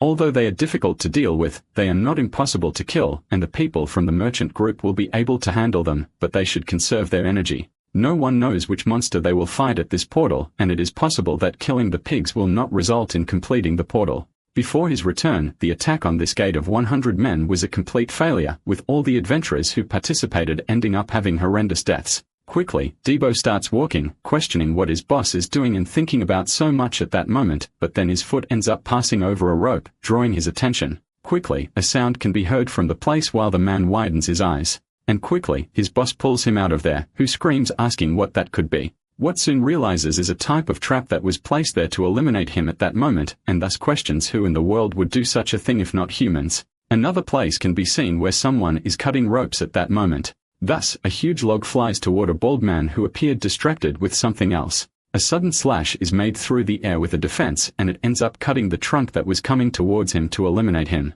Thus, he states that all of this is very childish, and another of his companions says he just finished clearing the area, and that must have been the last one. A man approaches telling Barbell not to lower his guard in the end, and everyone that recognizes him is Crocus, their current leader. Although they may have dismantled some small traps, there's still the problem that these monsters have a high level of intelligence. Thus, it must be ogres they are dealing with who are difficult to handle because they have a strength equivalent to a final boss of a red portal. With that, they have an idea of what to expect and can be sure that the difficulty of this portal is high and everyone would be dead if there wasn't someone in this level there. He then turns around saying they should make use of this situation to their advantage, promptly asking to be followed. But upon hearing something fall to the ground, he warns them to be careful not to leave anything behind. However, when he looks, he realizes it is the head of his companion that has just hit the ground. Suddenly, a massacre begins to form throughout the area, completely slaughtering that entire group that was there. Quickly, the one responsible for it appears, thus finishing off the local leader without giving him any chance to retaliate. The remains of the old man fall to the ground, questioning who could be capable of this. And then the man says that the one standing before him is a complete fool for acting as if he knew everything. Soon, we can see another place where someone says that using ribbon pigs to distract the people entering the portal is really interesting. Not knowing whose idea it was, but it worked very well for them, and this is a good opportunity to start acting. The man promptly sighs, saying that this is extremely irritating in the end. And thus, he stands up with his staff, saying that they can't do anything anymore since they are running out of time and will start soon. The three red-haired sisters can be seen paralyzed at that place as if they were statues. Their hands try to move to attack the person standing before them. However, the mage warns that it is no use trying to move since his magic will not allow it for the next 30 minutes. And one of the women with difficulty questions why he is doing all of this. Quickly, the older man is surprised because she's incredible for being able to speak even under the effect of his magic. Since she is the most dangerous there, it's better to get rid of her as quickly as possible. Seeing that scene, the other two begin to tremble and cry in fear because of it. However, the mage crouches down saying that it's a very difficult question to answer, thus questioning himself why he is doing it. But quickly, an idea lights up in his mind to solve that problem. Thus enchanting his staff of flames, he says it will be easier to understand if he does this.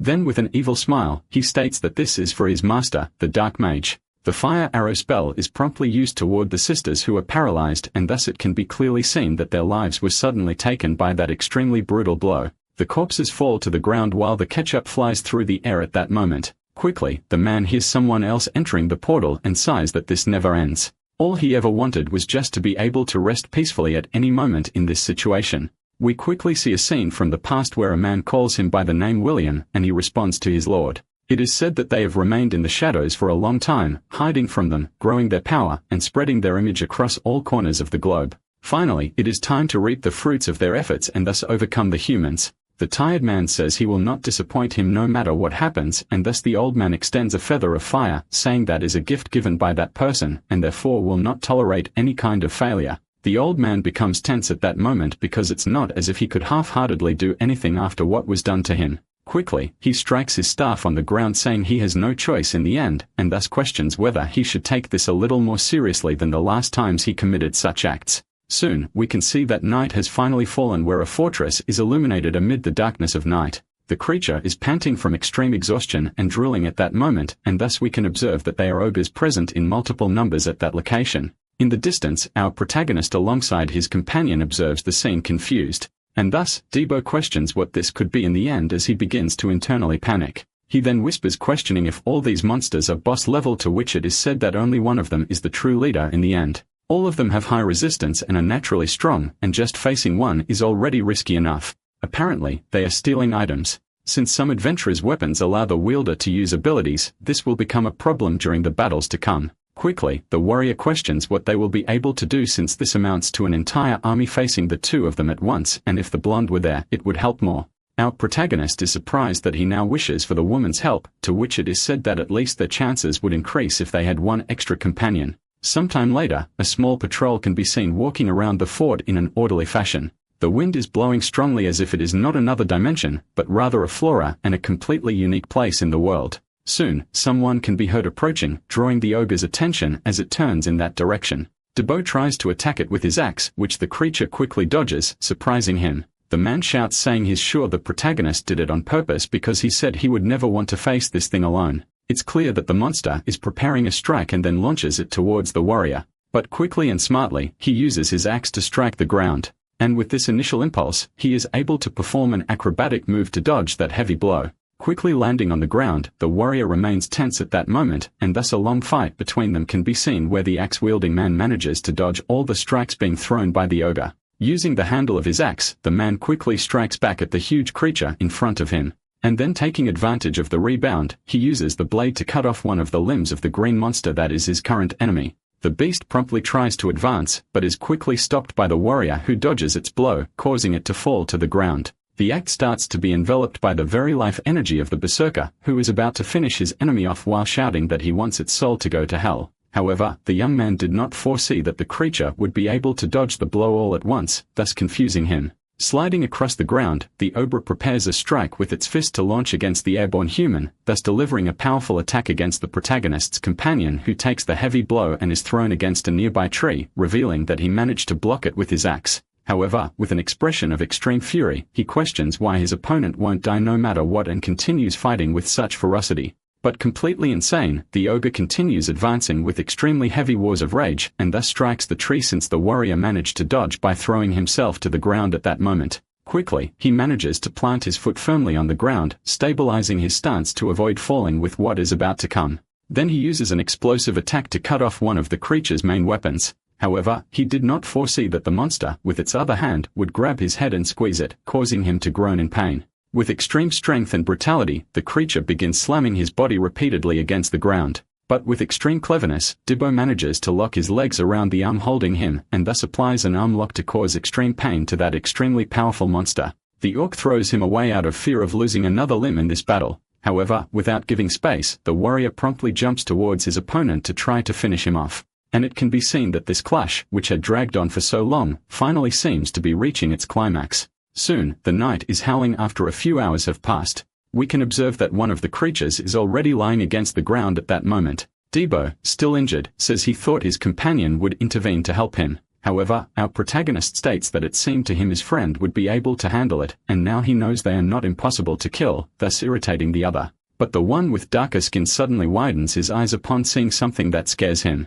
It's a bunch of corpses lying before him, making him question what all this is. Because they are the Cygnus mags who were sent along with them, and thus they suspect this could have been the work of the orcs. However, someone ends up growing in pain while their teeth are stained with ketchup due to an injury. The warrior promptly asks his boss to look ahead, which our protagonist does silently at that moment, soon noticing that it is a survivor of the massive massacre that occurred at this place. And thus, he approaches, questioning what happened there since they seem to have been attacked by ogres that live within the portal. However, the light-haired survivor says it's not like that because the one responsible for it was actually an assassin. We see Abbas sitting in his chair in the middle of the night while smoking a cigarette, and thus looking up, he realizes that none of it seems to make any sense in his mind. Since assassins are people who can enter certain portals that others cannot to gather information and kill other adventurers. However, this time, it's just a fight with no winner. And since they would need to overcome the portal, it doesn't make sense to take such risks as someone could easily flee from there. The adventurers are the elite of the merchant unions, and even if the third union were involved, there would be no profit for the assassins to come to this place.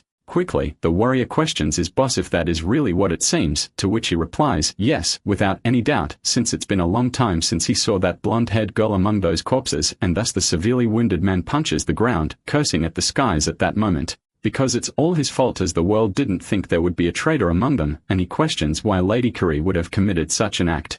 Our protagonist hears everything, saying he doesn't understand since there's no reason for her to be one of the assassins sent to this place. To which the other replies that he doesn't know either as it's still hard to process, but all the attacks seem to be part of her orders. And before ending things at that place, she said one last thing that was the most important, that she was a follower of the Dark Mage. Debo was startled by this, questioning whether it could really be possible for someone like that to be there. It is explained that this being existed 800 years ago as a transcendent who threatened the entire world with his followers. To stop him, the 6 heroes took command and the battle turned entirely against the sorcerer, until all of them ended up being sealed at once. With the Dark Mage's army in chaos, the allied forces began to advance, thus eliminating all the followers of that nefarious being. Any citizen of Maple would know this, and thus, Debo says there's no way this could be true as he still doesn't want to believe it. However, our protagonist thinks that now is not the time to worry about others and thus, they will go after her. He then questions whether the wounded man will go with them since he must be prepared to fight her when they find her.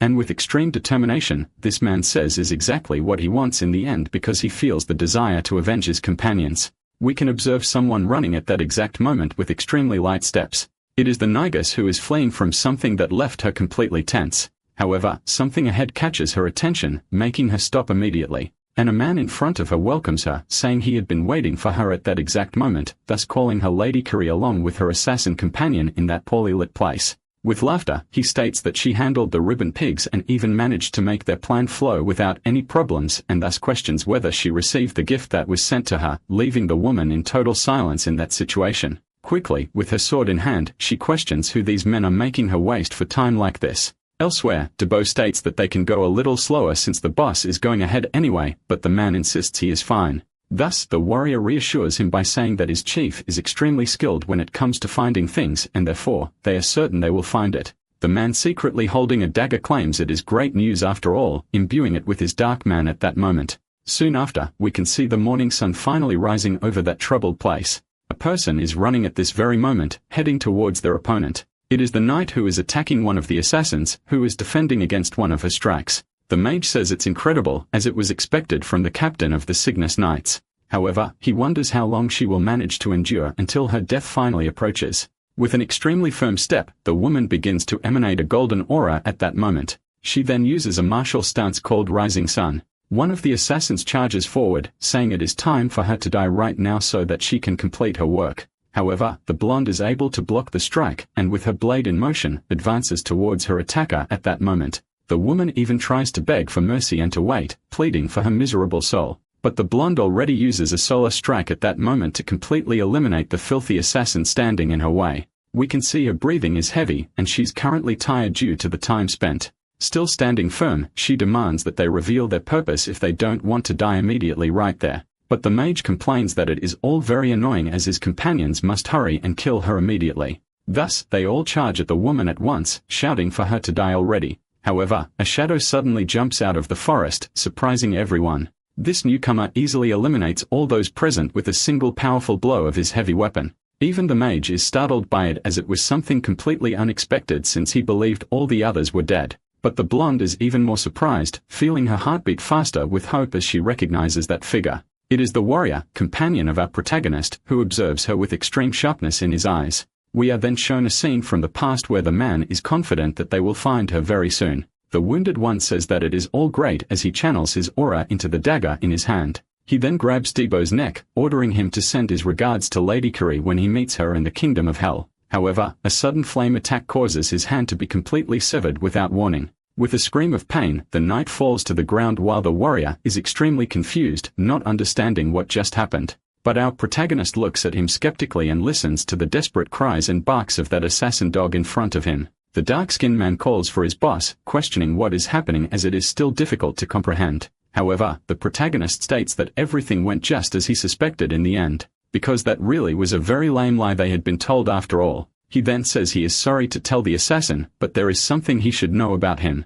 Our protagonist does not have the habit of trusting someone so blindly despite appearances. We then return to the current battlefield where the mage admits that everything is strange in the end. The idea that an uninvited guest would appear had never even crossed his mind. Owonan tries to tell Mr. William that he is from the Gaper Merchant Union and their survival means only one thing. It means that the cowardly rat who could not end his own suffering ended up being killed by them and that a mistake was made. Nevertheless, he sighs and admits it is irritating after all, as the two seem extremely strong at that moment. Therefore, it is time for the elite to enter the battle and start playing with them. The blonde tries to shout to be careful with those people, but the warrior says he knows it very well. He then claims that they are extreme perverts, surprising the girl who does not understand the joke. Quickly, the mage extends his arm saying they will finish this quickly while his allies charge toward the warriors. The man asks her to at least take care of one of them while he gets rid of the rest, warning her not to lower her guard. Quickly, one of them uses a strike called savagery, forcing Debo to dodge to the side.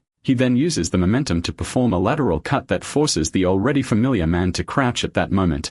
With a completely confident smile, the warrior states that this man is about to have an utterly painful death. However, he's interrupted by a piercing ability shot towards his head, which he manages to dodge while questioning what this threat to his life could be. We can then see an archer aiming at him at that very moment looking tense as well. Debo, surprised on the battlefield, fails to notice the attack coming from behind as he curses at all of them at once. When he glances over his shoulder, he sees the glow of magic coming toward him at that moment. An attack called Superior Charge is then fired, cutting his back and causing extreme pain to the warrior. However, it is easily noticed that it was not deep enough, causing the assassin to curse internally as this was supposed to be his trump card. He then starts laughing, saying there's no need to worry because you will end his misery right at that moment. Another extremely powerful strike is launched towards Debo, who is standing still at that moment. The woman tries to tell the idiot to start moving since he seems to be underestimating the situation. However, the assassin's blade ends up striking the ground, not realizing that the warrior's presence is already behind him with extreme violence. Debo then tells him to stop shouting because he had been just playing with him the whole time. Immediately afterward, he performs a lateral cut, completely slicing through the man standing in front of him in a single move. Another one tries to charge forward, cursing the warrior while wielding his spear. But the man dodges these attacks with extreme agility and without any apparent difficulty. He then uses an explosive cut to strike the man, who manages to dodge but ends up having his spear cut in the process. Debo manages to reposition himself and maintains a firm stance until the end, as he is very experienced with that. The assassin then questions how he can be so strong after all, since it makes no sense for someone from a circle to be like that. However, someone ends up saying it's extremely disappointing while tossing a body toward that man. We can see that the apparent corpse is actually still alive, even groaning in pain as his face scrapes across the dirt floor. The knight with her leg raised then questions if that mage really dares to call these useless guys the elite after all. Completely irritated, the spearman claims that they are the most powerful force of assassins and that they won't accept that kind of insult.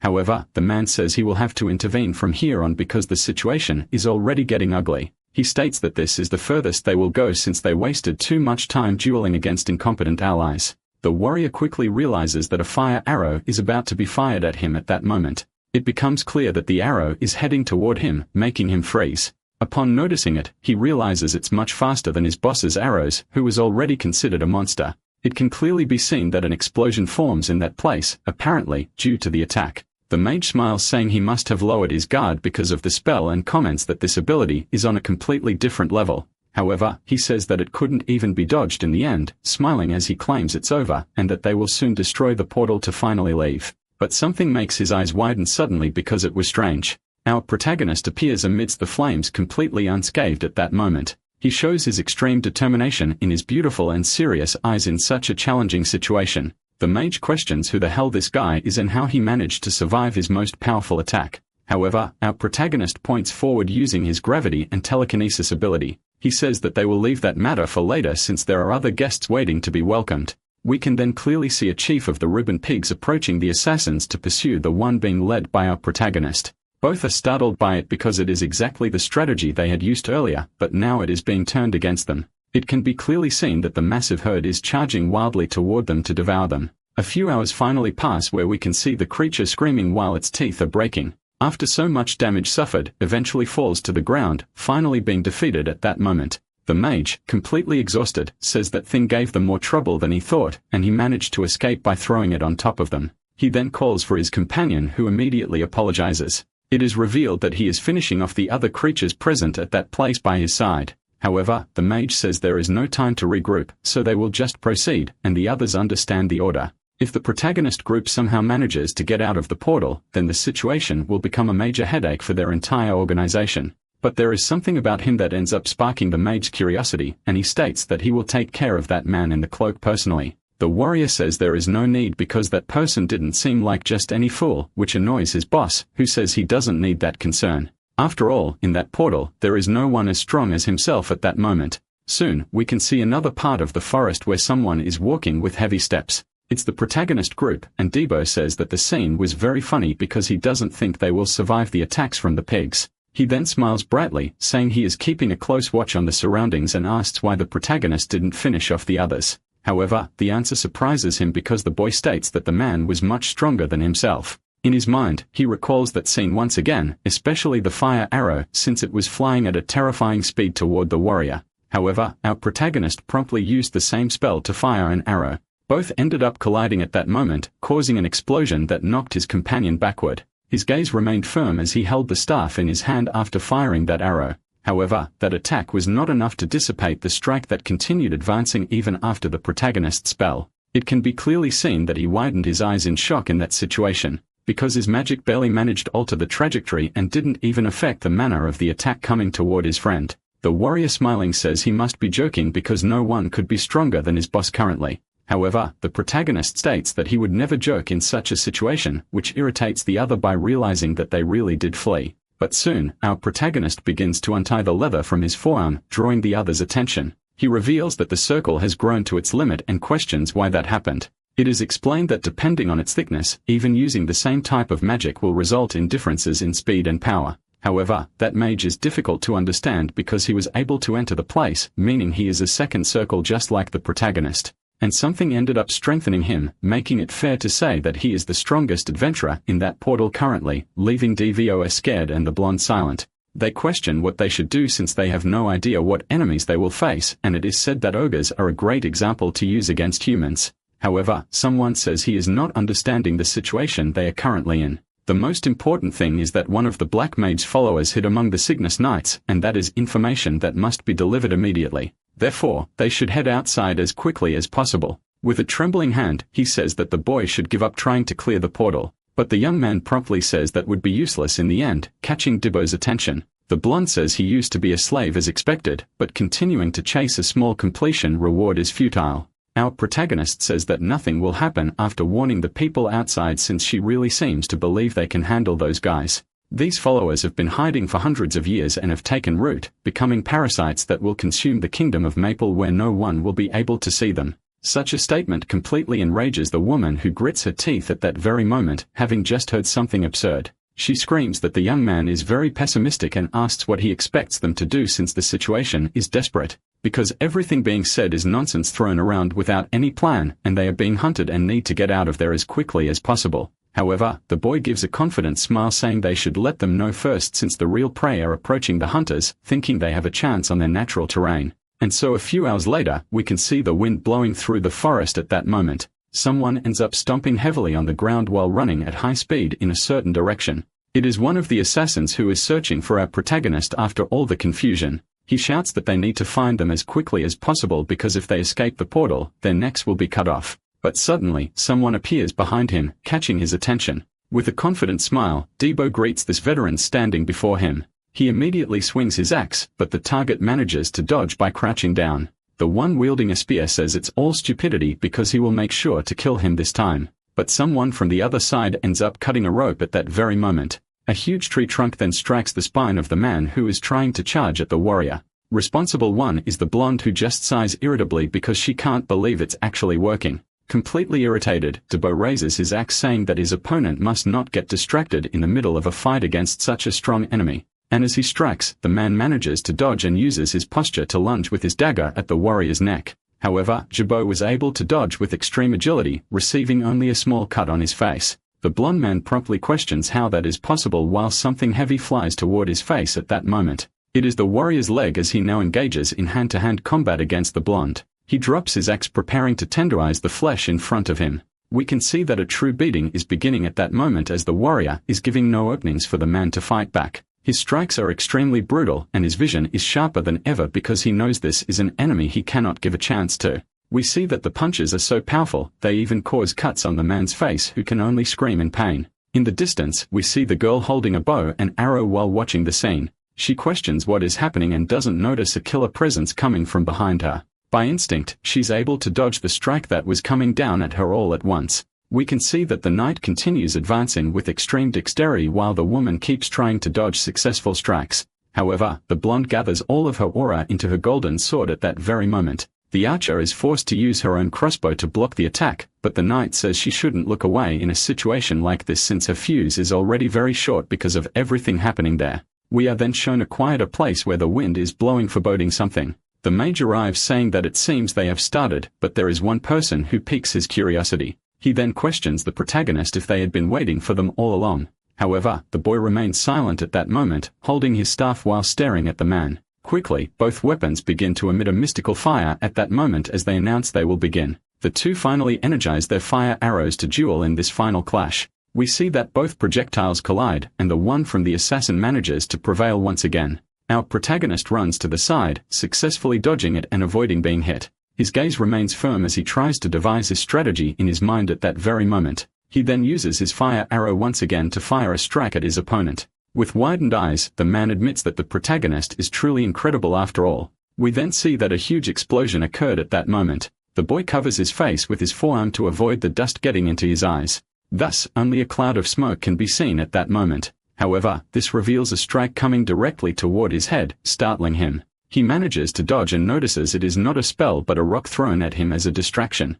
From behind, the black mage questions if that is all he has to offer during this battle. He then quickly fires a fire arrow at him to try and eliminate him once and for all. We can see that some time has already passed and the forest is engulfed by crimson flames. Within it, there is a figure recognized by us at that moment, and our protagonist also stares at it, still intact but remaining skeptical and firm against such an enemy. The mage states that he managed to avoid that with extreme mastery. He says it was completely unexpected because he wasn't sure he would be able to block that strike. He then asks how he managed to do it, receiving only silence from the protagonist. The man understands that the other is the type who doesn't talk much and says is a good trait after all, as chattering during battle can be harmful. He then fires another fire arrow saying he will find out for himself how he was able to do it.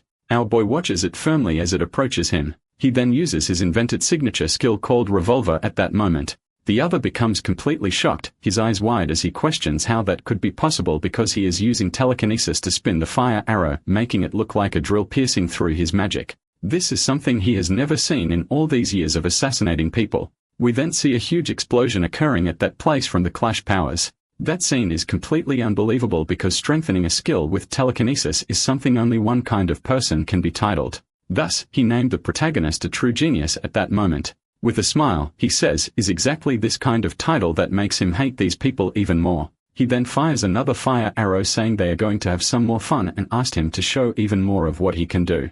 Our boy promptly extends his fist forward using the ability of his ring. Thus, he forms a stone wall to hide his location while the projectile approaches. He throws himself to the side as the shot pierces through his protection, revealing his position. The mage says he is doing something very reckless because hiding is not the best thing to do in a battle. However, the boy again extends his palm toward the black mage who notices it coming. He realizes it is better to duck because a fire arrow is being redirected at him. Our protagonist quickly moves his hand once more. Thus, guiding the attack, we can see the spell loses no strength, and now the man is having trouble moving. With extreme agility for a mage, he maneuvers among the attacks, completely avoiding being hit. The veins on his forehead start to bulge at that moment due to the extreme rage he is feeling. He then fires a fire arrow, saying he has grown tired of playing with our protagonist all this time. The boy watches it coming while keeping calm in his gaze. He uses revolver once again to counter-attack the strike. Another huge explosion occurs, making our protagonist shield himself with his forearm.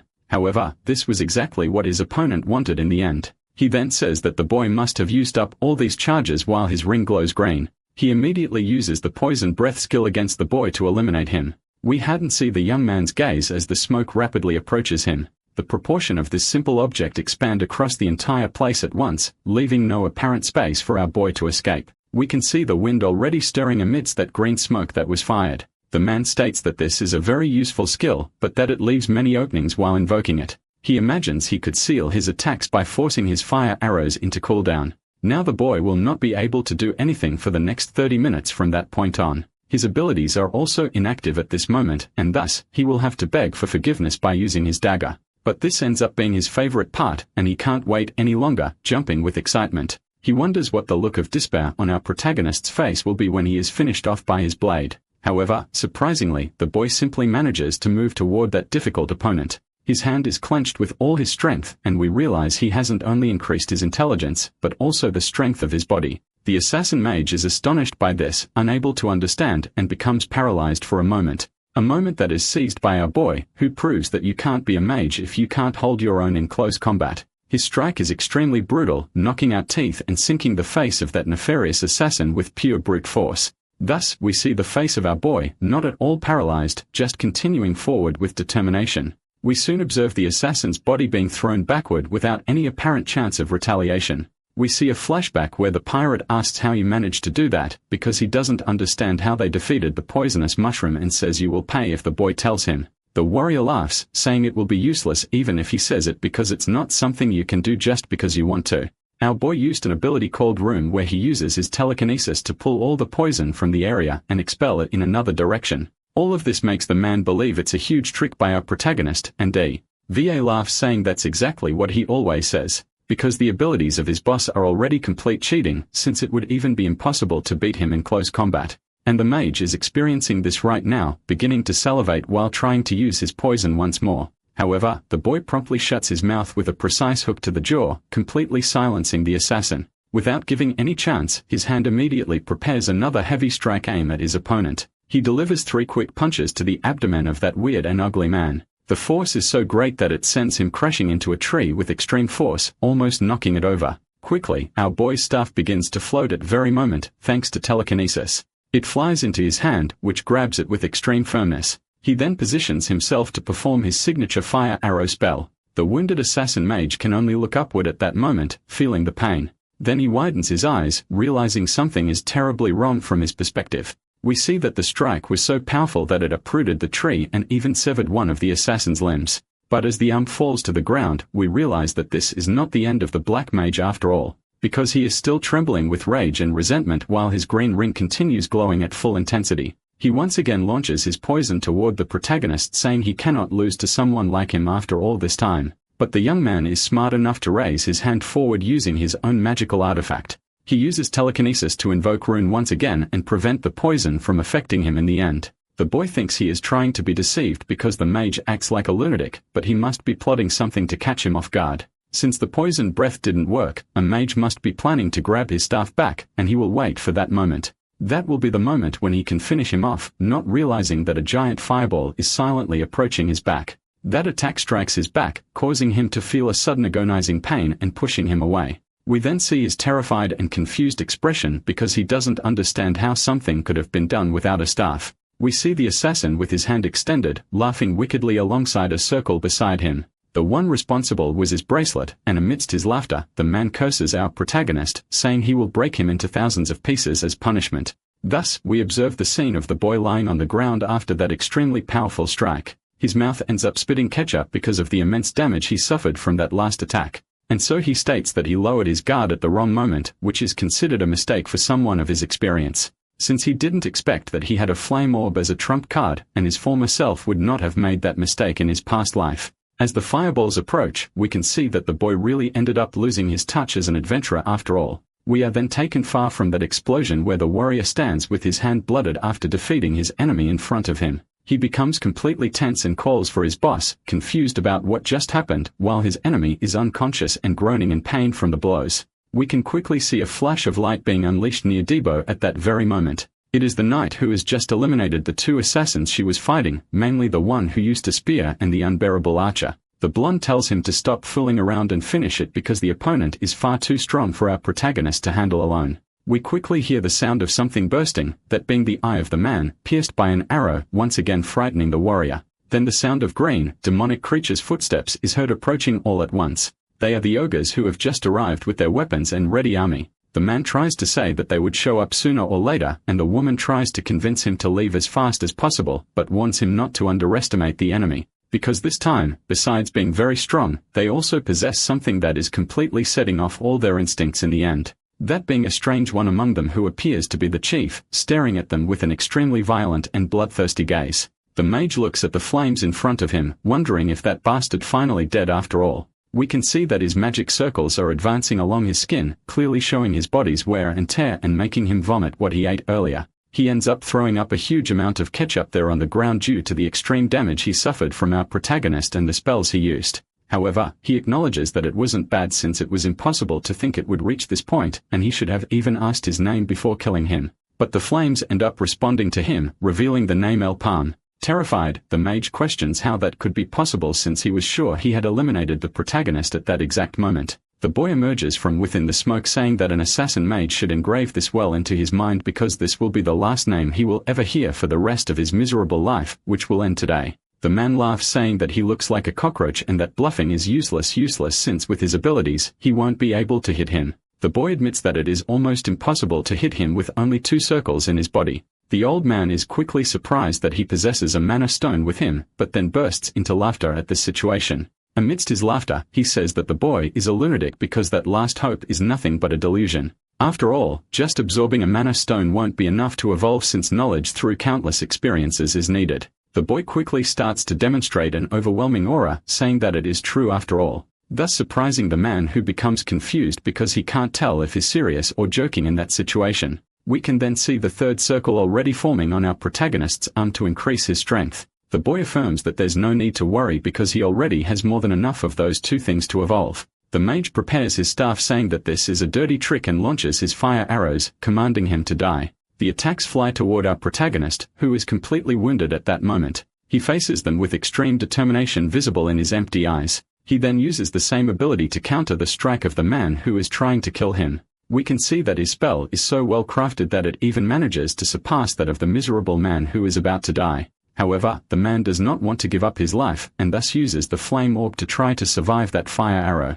But our protagonist, still with his hand raised, uses the telekinesis ring once again to perform a familiar feat. This is the revolver that involves spinning the flame arrow until it becomes a drill capable of piercing anything. The completely red gaze of that desperate old man can only widen as the sweet embrace of death approaches him. And so he watches that fire spell approaching to put an end to his life as a killer who lived miserably all this time. However, even then, he doesn't miss the chance to keep screaming and pouring out all this hatred at that very moment of defeat. Soon, the name of our protagonist is pronounced as the powerful spell finishes his life all at once, thus ending his speech with the last name he heard.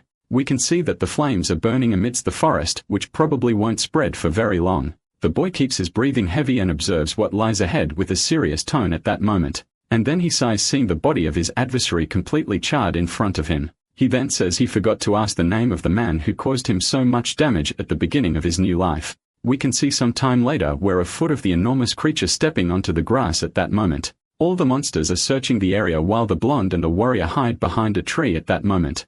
And so the knight thinks that things are getting increasingly complicated for her side at that moment. We can see the past where the man was having fun using his axe in that situation, thus eliminating dozens at once with fluid movements along with extremely powerful attacks. The knight observes this, saying that he even looks like some kind of monster while taking care of those nefarious creatures. With a smile, Debo ends up saying that it's very easy after all, since he can see all the movement patterns made so far. One of the overs quickly prepares to attack him using his heavy fist against him. However, the man is able to dodge quite easily by making certain jumps among the trees at that moment. And thus, he jumps onto the orc, saying that it will be number 18 in his death collection from this battle. But a gigantic fireball ends up appearing and hitting him, thus preventing the death of that monster. We can see a huge explosion happening, thus demonstrating the immense power used to manage to contain the warrior. The one responsible for this was clearly the monster chief, who is currently laughing while the scar over his eye glows a deep reddish color. The blonde observes this, realizing something that completely terrifies her, for it is the orbital flame, something a monster should not normally be able to use.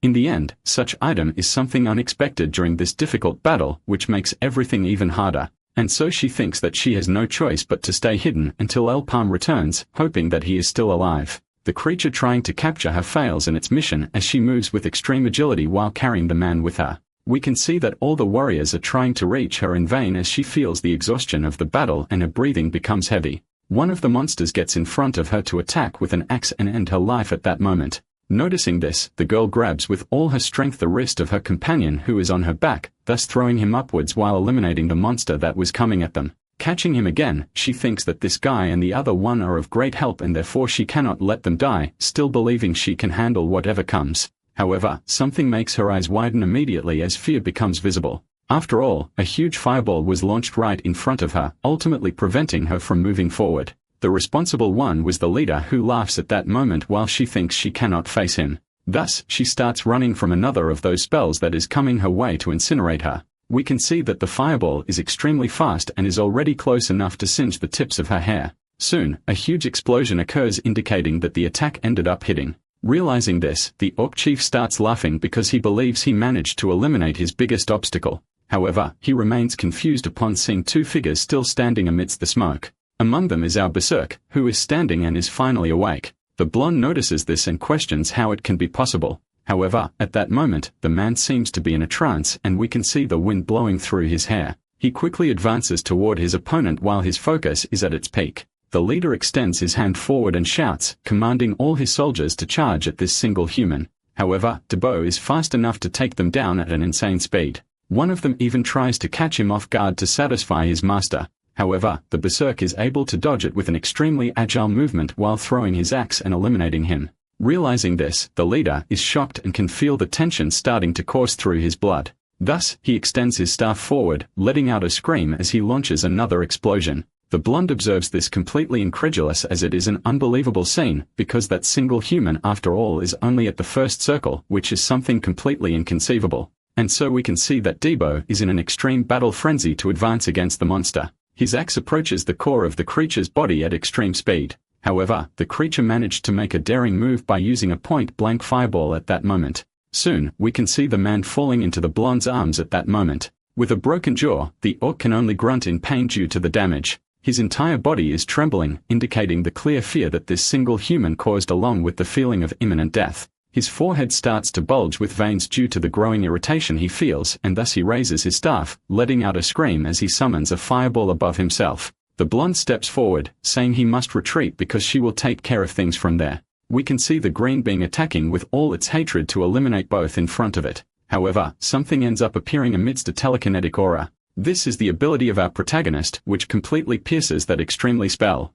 The Archmage can only watch it incredulously because he does not understand what it is. However, his eyes widen because a true shot is approaching him at that very moment. And so, we can see that the result was the same as always, where the creature could not survive the strike in the end. The blonde observes this incredulously, questioning what it could be. And so we can see the image of our boy with heavy breathing right there. Soon after, he says that he didn't arrive as late as he had thought. In another place, we can see someone yawning from exhaustion at that moment. This is the adventurer outside who says that it's been 4 days without any signal and that lazing around is making him start to soften. But when he looks ahead, he realizes that everything is getting very noisy all of a sudden, and so we can see that the trunk of the portal started to collapse at that moment. He shouts, questioning what this thing happening in front of him could be. Thus, we can see that the portal was closed and destroyed after some strange event. A woman says to call a bishop immediately because some people managed to return alive from the raid that ended up being a failure. The man with a scar on his face becomes tense upon witnessing the scene in front of him because only 3 people managed to come back from that hell they were thrown into.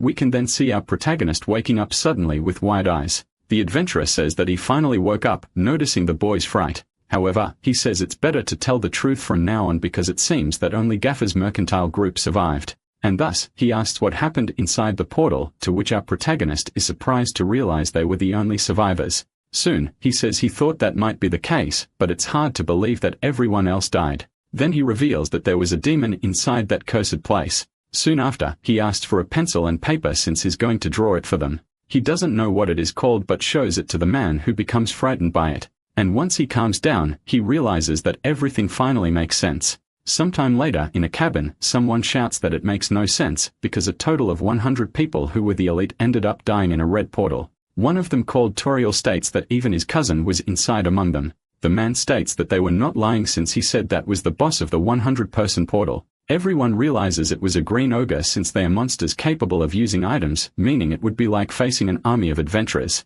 But one of the men stroking his mustache states that he cannot accept such a thing since there is no chance that the 3 native sisters would have lost to something like that. The adventurer questions what he's trying to say, to which he replies that it is quite obvious. After all, it seems like sabotage, revealing that someone from inside may have betrayed everyone. After entering the place, it would be impossible to know what happened inside, and whether planned or not. It seems that the only 3 who survived were from the same group.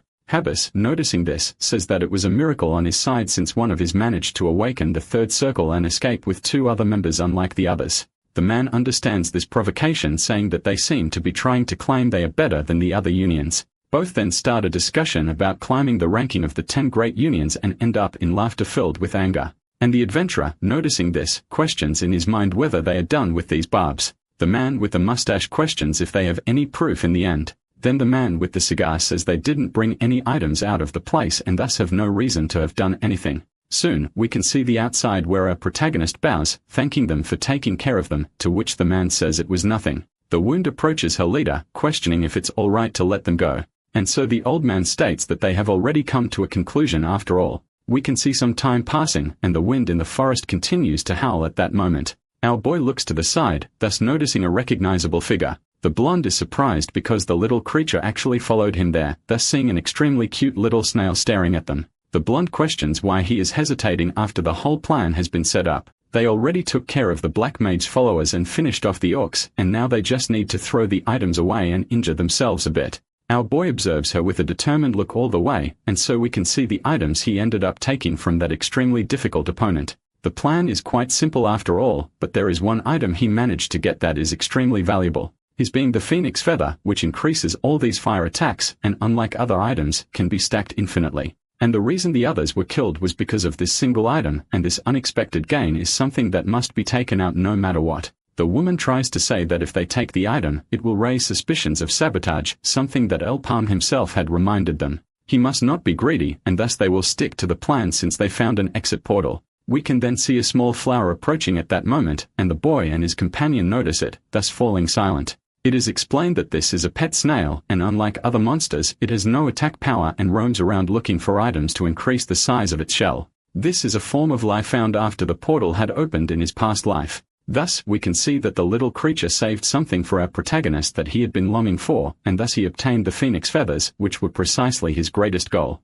The blonde is surprised to have managed to bring this and questions how he knew how to use it, to which it is said that he thought it better to try something rather than leave with nothing. Then the woman asks what they are going to do now, to which it is said not to rush. Since they managed to infiltrate the Cygnus Knights, they will have to be careful in gathering information, as they could hide even more if they sense danger. At this moment, the enemies must have returned, so they will spend some time waiting. Soon, we can see another place where someone crushes the paper angrily, saying that all their allies were annihilated, which means the raid was a failure. The woman says that everyone was killed by the boss, and there were suspicions of savage aimed at Gaffer. Fortunately, they were not exposed, meaning they can already start preparing for the next mission. Soon, we can see that the atmosphere is getting increasingly heavy with the presence of that man, and thus he questions if they really were not caught. To which the woman replies, yes, because she made sure of it. The The plan was to kill all the groups, yet there was nothing related to El Palm. Thus, the man realizes that there might be a reason to hide, and if he noticed anything, then he might decide to spread this information.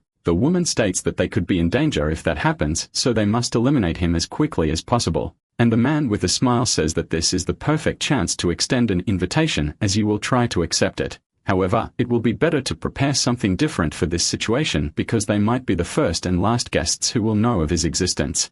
We can see someone talking about the world before reincarnation as a true hell. Suffering from poverty, this person could only dream of living as a normal human, and all he could do was watch his brother suffer from black blood disease. In the end, he was not even able to build a grave for his family. And amidst that hell, an angel ended up appearing in his life, saying that someone had been left behind. This woman said that he seemed to be going through some difficulties and asked if he wanted help.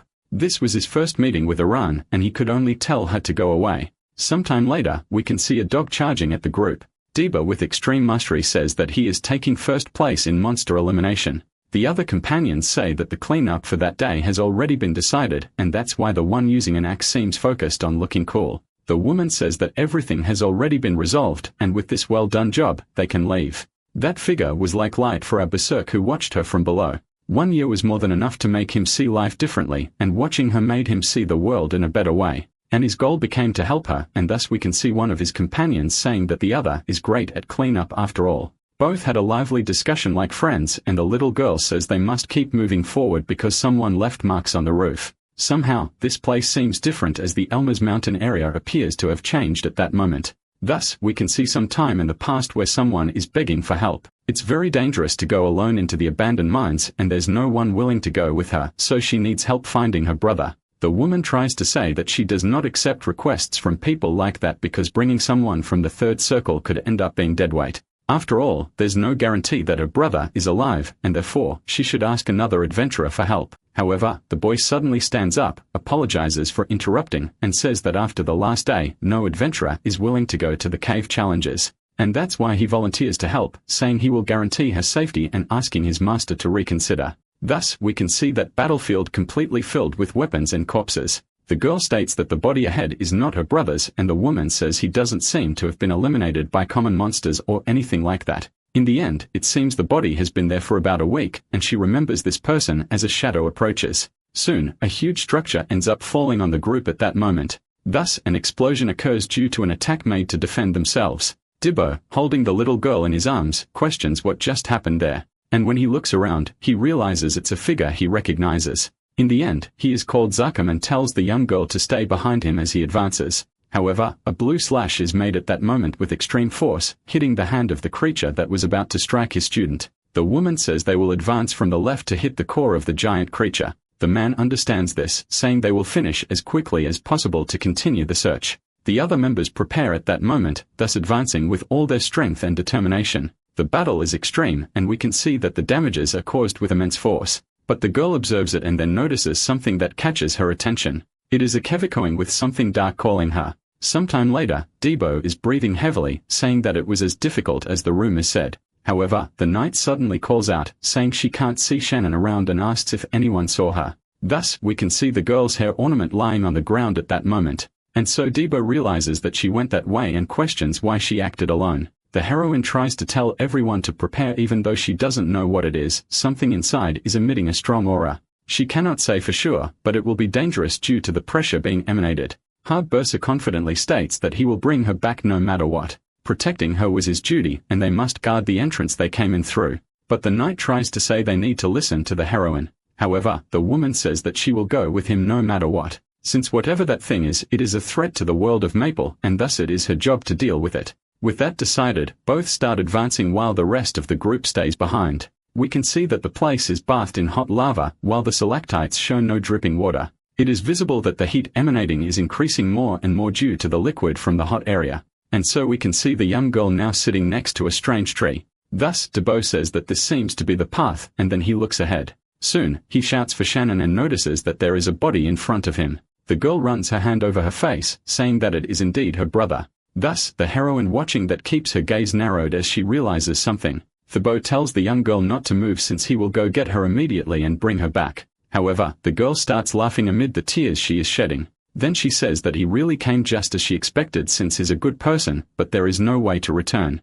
The name Zaka means demon tree, and while many believe that the statues move on their own, the giant tree is its true core. You still have to deal with a real one, and Debo questions what she's trying to say in the end. The woman promptly stops him, thanking him for saying that, and says she should stay calm because he will kill this tree. However, the little girl must hide because it will be dangerous and the creature could hurt her if she is caught in the middle of it. Debbie questions if she still wants to continue using her brother as a sacrifice, just as is happening. The girl holding the orb says that they still have not understood in the end. All of this is just the beginning, and the moment they entered this place, they sealed their pact. Zakam uses mediums and they have an extra trait, because they are not limited to using only statues as was being fought. Upon noticing her companion attacked, the wound quickly turns back, startled at that moment. And so we can see the warrior with his spear advancing towards her with a black aura around his weapon. A huge attack is performed, throwing her backward with immense force. Diablo questions Miria about what she is doing attacking him like that. And then he widens his eyes as he looks at the face of his battle companion, because she says that he was responsible for killing all of her friends there.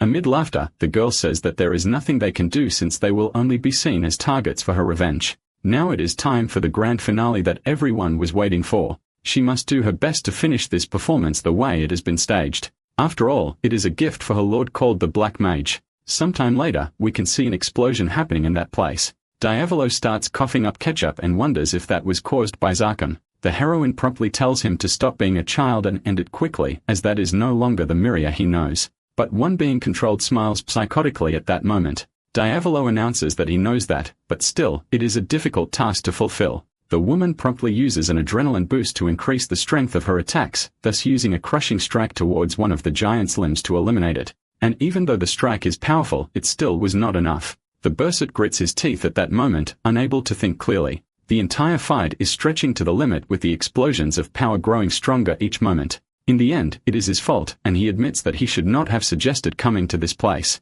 And so with his axe in hand, he starts running while screaming in rage. Then he strikes the chest of his friend, saying in his mind, that is all his fault. And as he looks at her, he says that he is sorry for doing this. The woman on the other hand advances with her hand toward the warrior's head to eliminate him. However, he is fast enough to complete the strike with even more force and thus end the life of his companion. But that hand which was once coming to kill him now caresses his face. And while falling, she thanks him and asks him to take good care of Aaron for her. At that moment, Dibbo can feel his heart racing as sadness knocks at his door. We can see the heroine jumping and heading towards her target, and thus, she delivers a lateral slash to the tree that is the main body of this creature. We can see a huge explosion occurring at that moment due to the sheer power. However, a hand made of rocks was able to defend against that strike, surprising a woman. Soon another fist advances toward her to strike once more. The one is able to dodge it, and Debo approaches, saying they are going to tear this thing apart. Both use all their strength and energy in a combined attack at that moment. After that, we can see that numerous strikes begin to split the enormous statue at that moment, causing immense damage. However, Jibo was promptly stopped by one of the creature's attacks coming his way. With his own hands, he holds it back saying that the creature is extremely unpleasant to face even in this situation. And the girl who brought them there screamed that she offers her life to the Almighty while charging forward with a dagger. However, the heroine with the axe doesn't let her do anything and finishes her off with a quick strike. She does not seem sad about it and instead looks determined for eliminating the one responsible for the death of her companions. And in the end, all that remains is this immense statue to be destroyed. Jubwa says they cannot relax, but suddenly, he can feel something in his mind. His axe ends up falling to the ground as he screams in agony, feeling his brain splitting. The heroine questions what is happening, but realizes it is worse than she thought. The berserk promptly asks Anne to kill him immediately. After all, he does not want to do something he would regret. The woman understands this and thus asks forgiveness from her beloved disciple at that moment. Dibbo smiles as a memory comes to his mind, because this is the best outcome as it may be the punishment for his foolish thoughts of the past. Suddenly, that shock finally enters his subconscious all at once. He can see the image of his little sister in front of him completely lifeless. Staring at her, he questions why he is there and what is happening. And when he looks at his master, he does not recognize her and questions if she was the one who did that. Then the woman says not to worry because she will end this as fast as possible. However, the man already overtaken by madness says he will make her regret putting his sister in the middle of this. The woman manages to dodge one of the statue's attacks that came toward her by surprise. However, the man's axe advances toward her covered in dark energy. She is able to dodge it by ducking, but then notices something coming from below.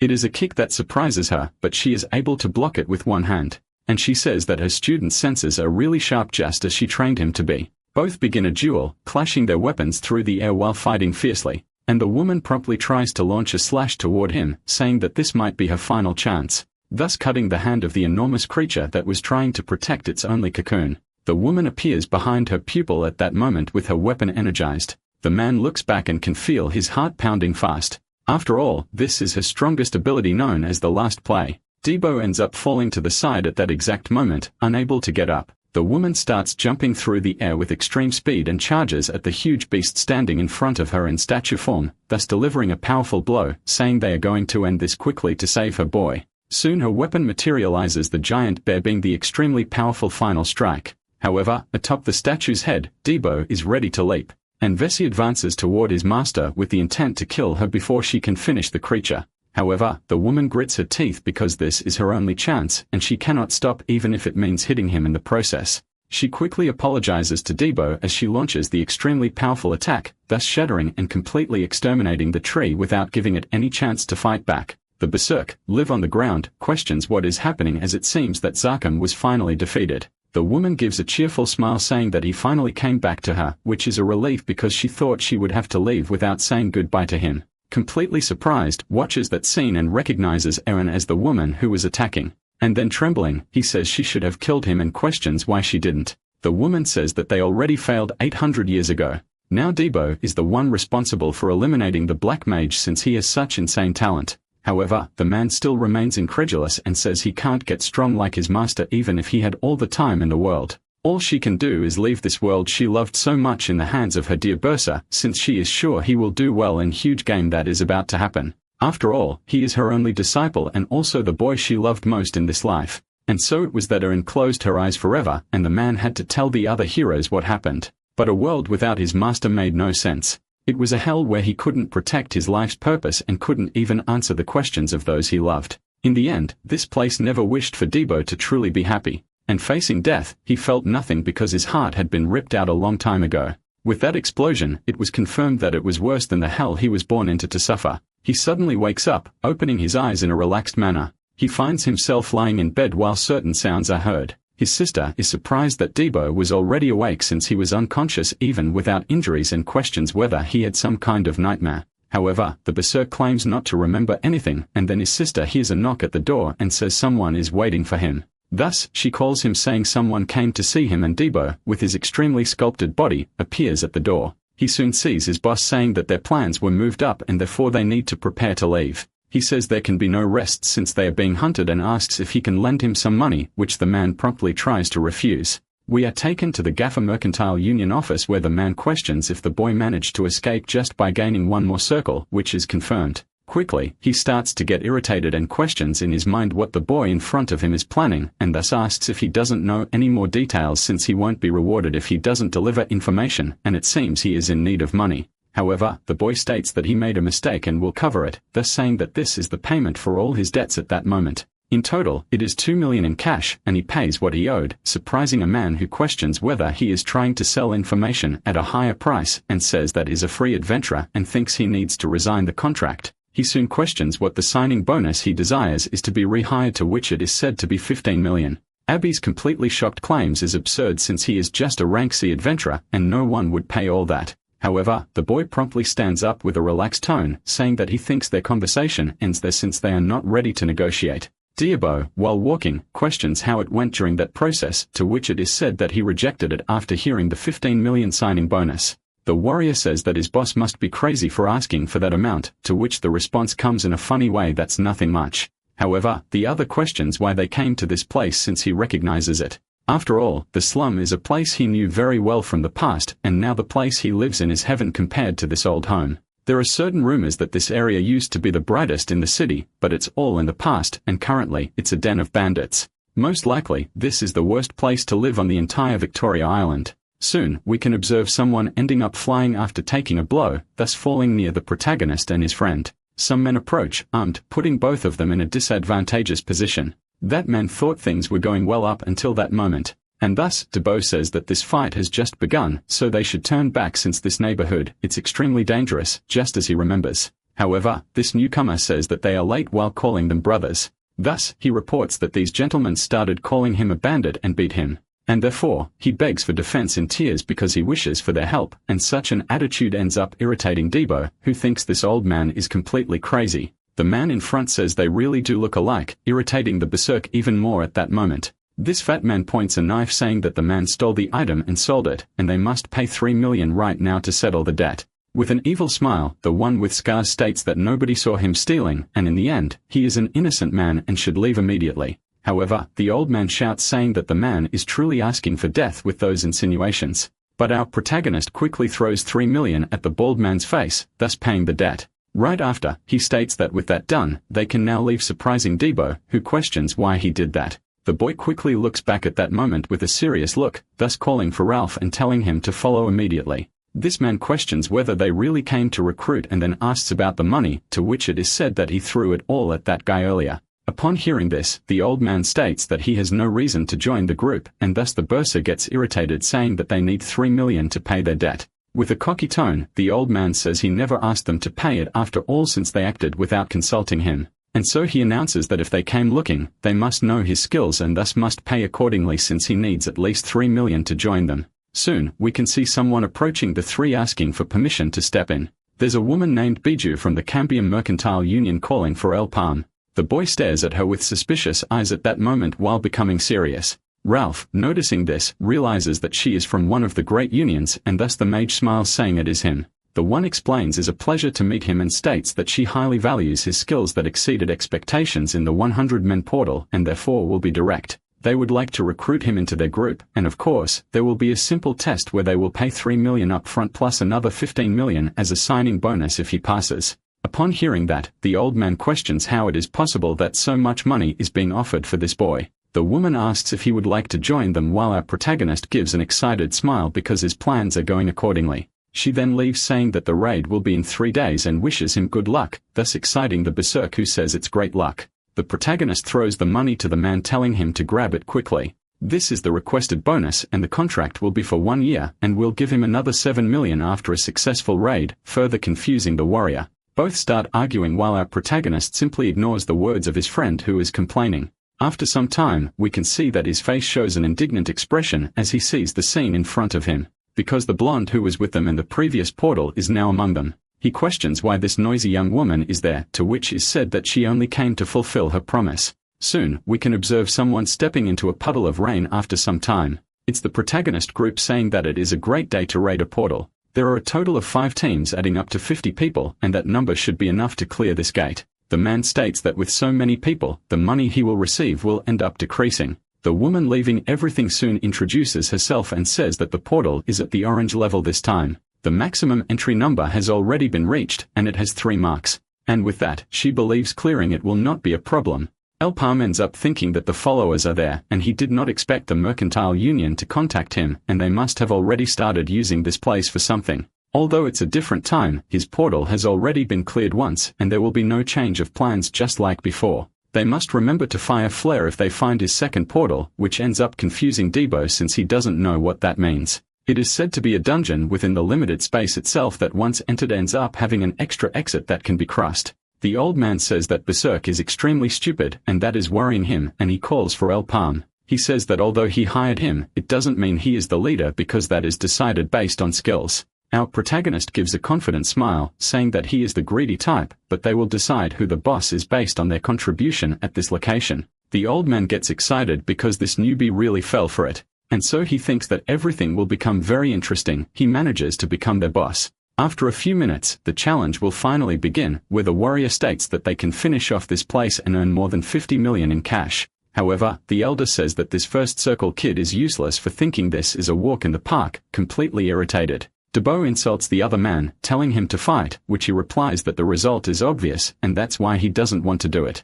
With extreme fury, he keeps saying that this idiot is ruining the group's morale, but something catches his attention at that moment. As soon as he crosses the portal, he sees a macabre scene of everyone being attacked by huge monsters known as Evil Eyes. One of the frogs ends up jumping on Debo, dragging him across the ground. The young man questions what this thing is and why it is right at the portal's entrance. The creature promptly charges with its claw to finish off the warrior once and for all and devour his flesh. However, the old man quickly appears, kicking the beast and saving the young man. The blow was powerful enough to throw it extremely far into a tree nearby. He then complains, telling him to pay attention to the targets, and the blonde wonders if the portal really opens right inside the enemy's territory. Soon, we can see the creatures continuing to advance with extreme bloodlust toward everyone. However, from the portal, a flame starts to form, giving us a recognizable image. Our protagonist manages to eliminate them with his fire arrow, while thinking that these monsters were not there the last time he entered, which is unexpected. The woman promptly jumps onto the monster while using her Rising Sun skill. However, when executing the move, the creature manages to dodge by throwing itself to the side, surprising her. Trying again, the result repeats itself with the beast continuing to smile in an extremely sadistic manner. The movements of this beast are completely unpredictable even for someone well versed in the battlefield like the knight. Thus, she ends up getting hit directly in the chest, sending her flying backward. As a result, several others approach her fallen figure on the ground to devour and kill her. The one who can only feel frustration and anger at that moment with her life about to end. However, something catches her attention as suddenly all the monsters are killed at once. We then shift our focus to the warrior who's struggling greatly against the creature. But he does not notice that a figure advances toward him at high speed, thus striking the creature that was cornering him and executing it immediately. The power is so great that it blows that frog against a nearby tree. The man states that it's 2 for the boy and 1 for the lady he had to look after at that moment. In the end, this situation is exciting and will keep helping since he got his commission. The blonde realizes that these true abilities are frightening, and even though she does not want to admit it, she ends up saying that the third circle is truly a level above. Soon, one of the beasts charges toward the man, drilling with the desire to devour him. But with a series of punches, the old man is able to eliminate it without any difficulty. He even manages to dodge the attack saying that they are erratic, but that's all. In the end, the 2 kids are safe and protected. However, our protagonist is a separate case. Since he controls the fire arrow with telekinesis, this proves that his skills are truly good, and his monster elimination speed is much higher than his. In the end, facing El Palm brings something to his mind. Thus, he charges toward another creature that manages to dodge his attacks with absurd agility. However, Ralph was already prepared for this and thus advances with his fist, saying that the young man is definitely someone useful to him. In the end, 50 million in contract fees is not something just anyone could get, and considering a union of merchants, they will probably pay even more in the future. His eyes start to shine at that moment because he sees a scene that satisfies him. After all, this is the path where he will be sitting on a pile of money after taking leadership of this group. He starts laughing at that while the blonde wonders how it is possible that he's enjoying this whole situation. Soon, the fighter gets even more excited and says that his excitement is reaching its peak. Thus, we can see that after so many of their own have been eliminated, the beasts start to feel fear of his figure. However, something ends up hitting him from the side, preventing him from finishing the frog. It was our protagonist who had just kicked him, making him question what was being done. Holding himself to the ground, he questions what was with that cheap shot since it looks like he wants to fight. Our boy says he doesn't need to thank him, confusing the man even more who doesn't understand what is being said at that moment. However, we can see that the spot where he was standing just received a massive area attack that ended up eliminating the creatures present there. The fighter questions what that was since it doesn't seem to be from one of the groups that came to attack. Everyone begins to be surrounded by the frogs that enclose the members of this massive raid, and thus we can see a spectral arrow being prepared at that exact moment. But one responsible for this is a mysterious archer who is getting ready to eliminate them. Our boy is able to notice a glow coming from above the trees and wonders if that's where it is coming from.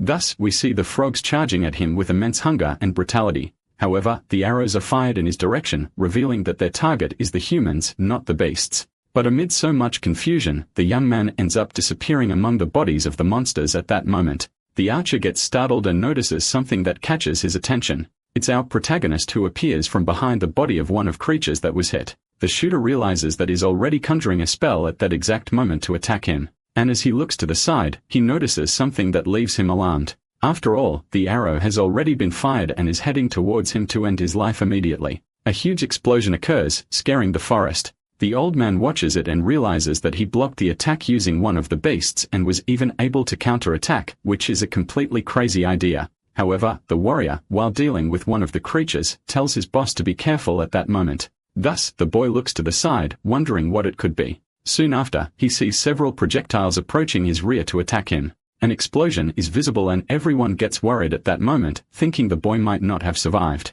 However, he only has a slight cut on his arm. The old man is sure he was hit, but suddenly, he appeared behind them almost unharmed for that kind of attack. The blonde screams to El Palm that they need to retreat because this place is extremely dangerous. However, the fighter, looking up in shock, questions how this is possible, since the whole battlefield is being attacked from above without any rest for the targets, revealing that there is no way out. More attacks are coming from above, scaring all the other groups. Sega leave immediately. However, the strikes are so fast that they end up piercing the one who was speaking. All the other members can feel the damage running through their veins as the pain becomes even more anguishing. The knight swings her sword at that moment to make a daring move, and with a solar slash, she is able to defend one of the people who was on the ground. She screams, questioning what is being done, since they must run to the forest if they want to survive. That is exactly what they would have done if they could, but there is no way for them to get past such creatures. Suddenly, a strange fire missile crosses through everyone, eliminating all the beasts.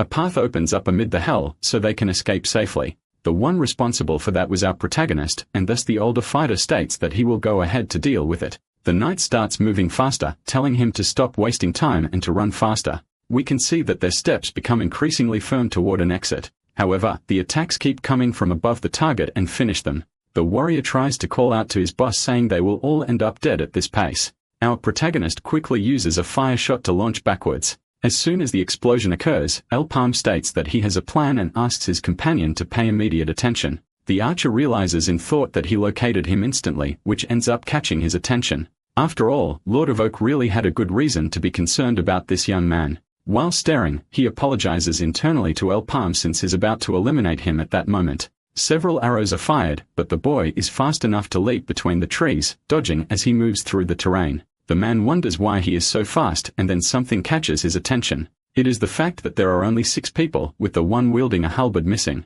Thus, a huge fireball can be seen flying in his direction and catching his attention. His head turns backward, observing that completely terrifying scene at that moment. The one responsible used the bracelet's ability to create a huge explosion in the tree. It was our protagonist who witnessed it hitting with his own eyes, which is certain. And thus, Dibbo, dressed in the boy's clothes, says it turned out great in the end. It seems that the plan of switching disguises worked, and it was all thanks to the great warrior he is. However, while saying he bought a lot of time with it, an arrow suddenly pierced through his abdomen. The knight notices it and screams for the man who is falling at that moment. Our protagonist is equally startled and turns his face in that direction. He soon realizes an energized arrow is flying toward him as its target. All the others start getting shot while a bystander says it's impossible. And as she screams for help, they are all pierced by arrows at that moment. The blonde, while holding her partner, tells them to flee as fast as possible. However, her thigh ends up being pierced by a light attack launched by the shooter. Thus, unable to support her own weight, she falls forward along with her injured companion.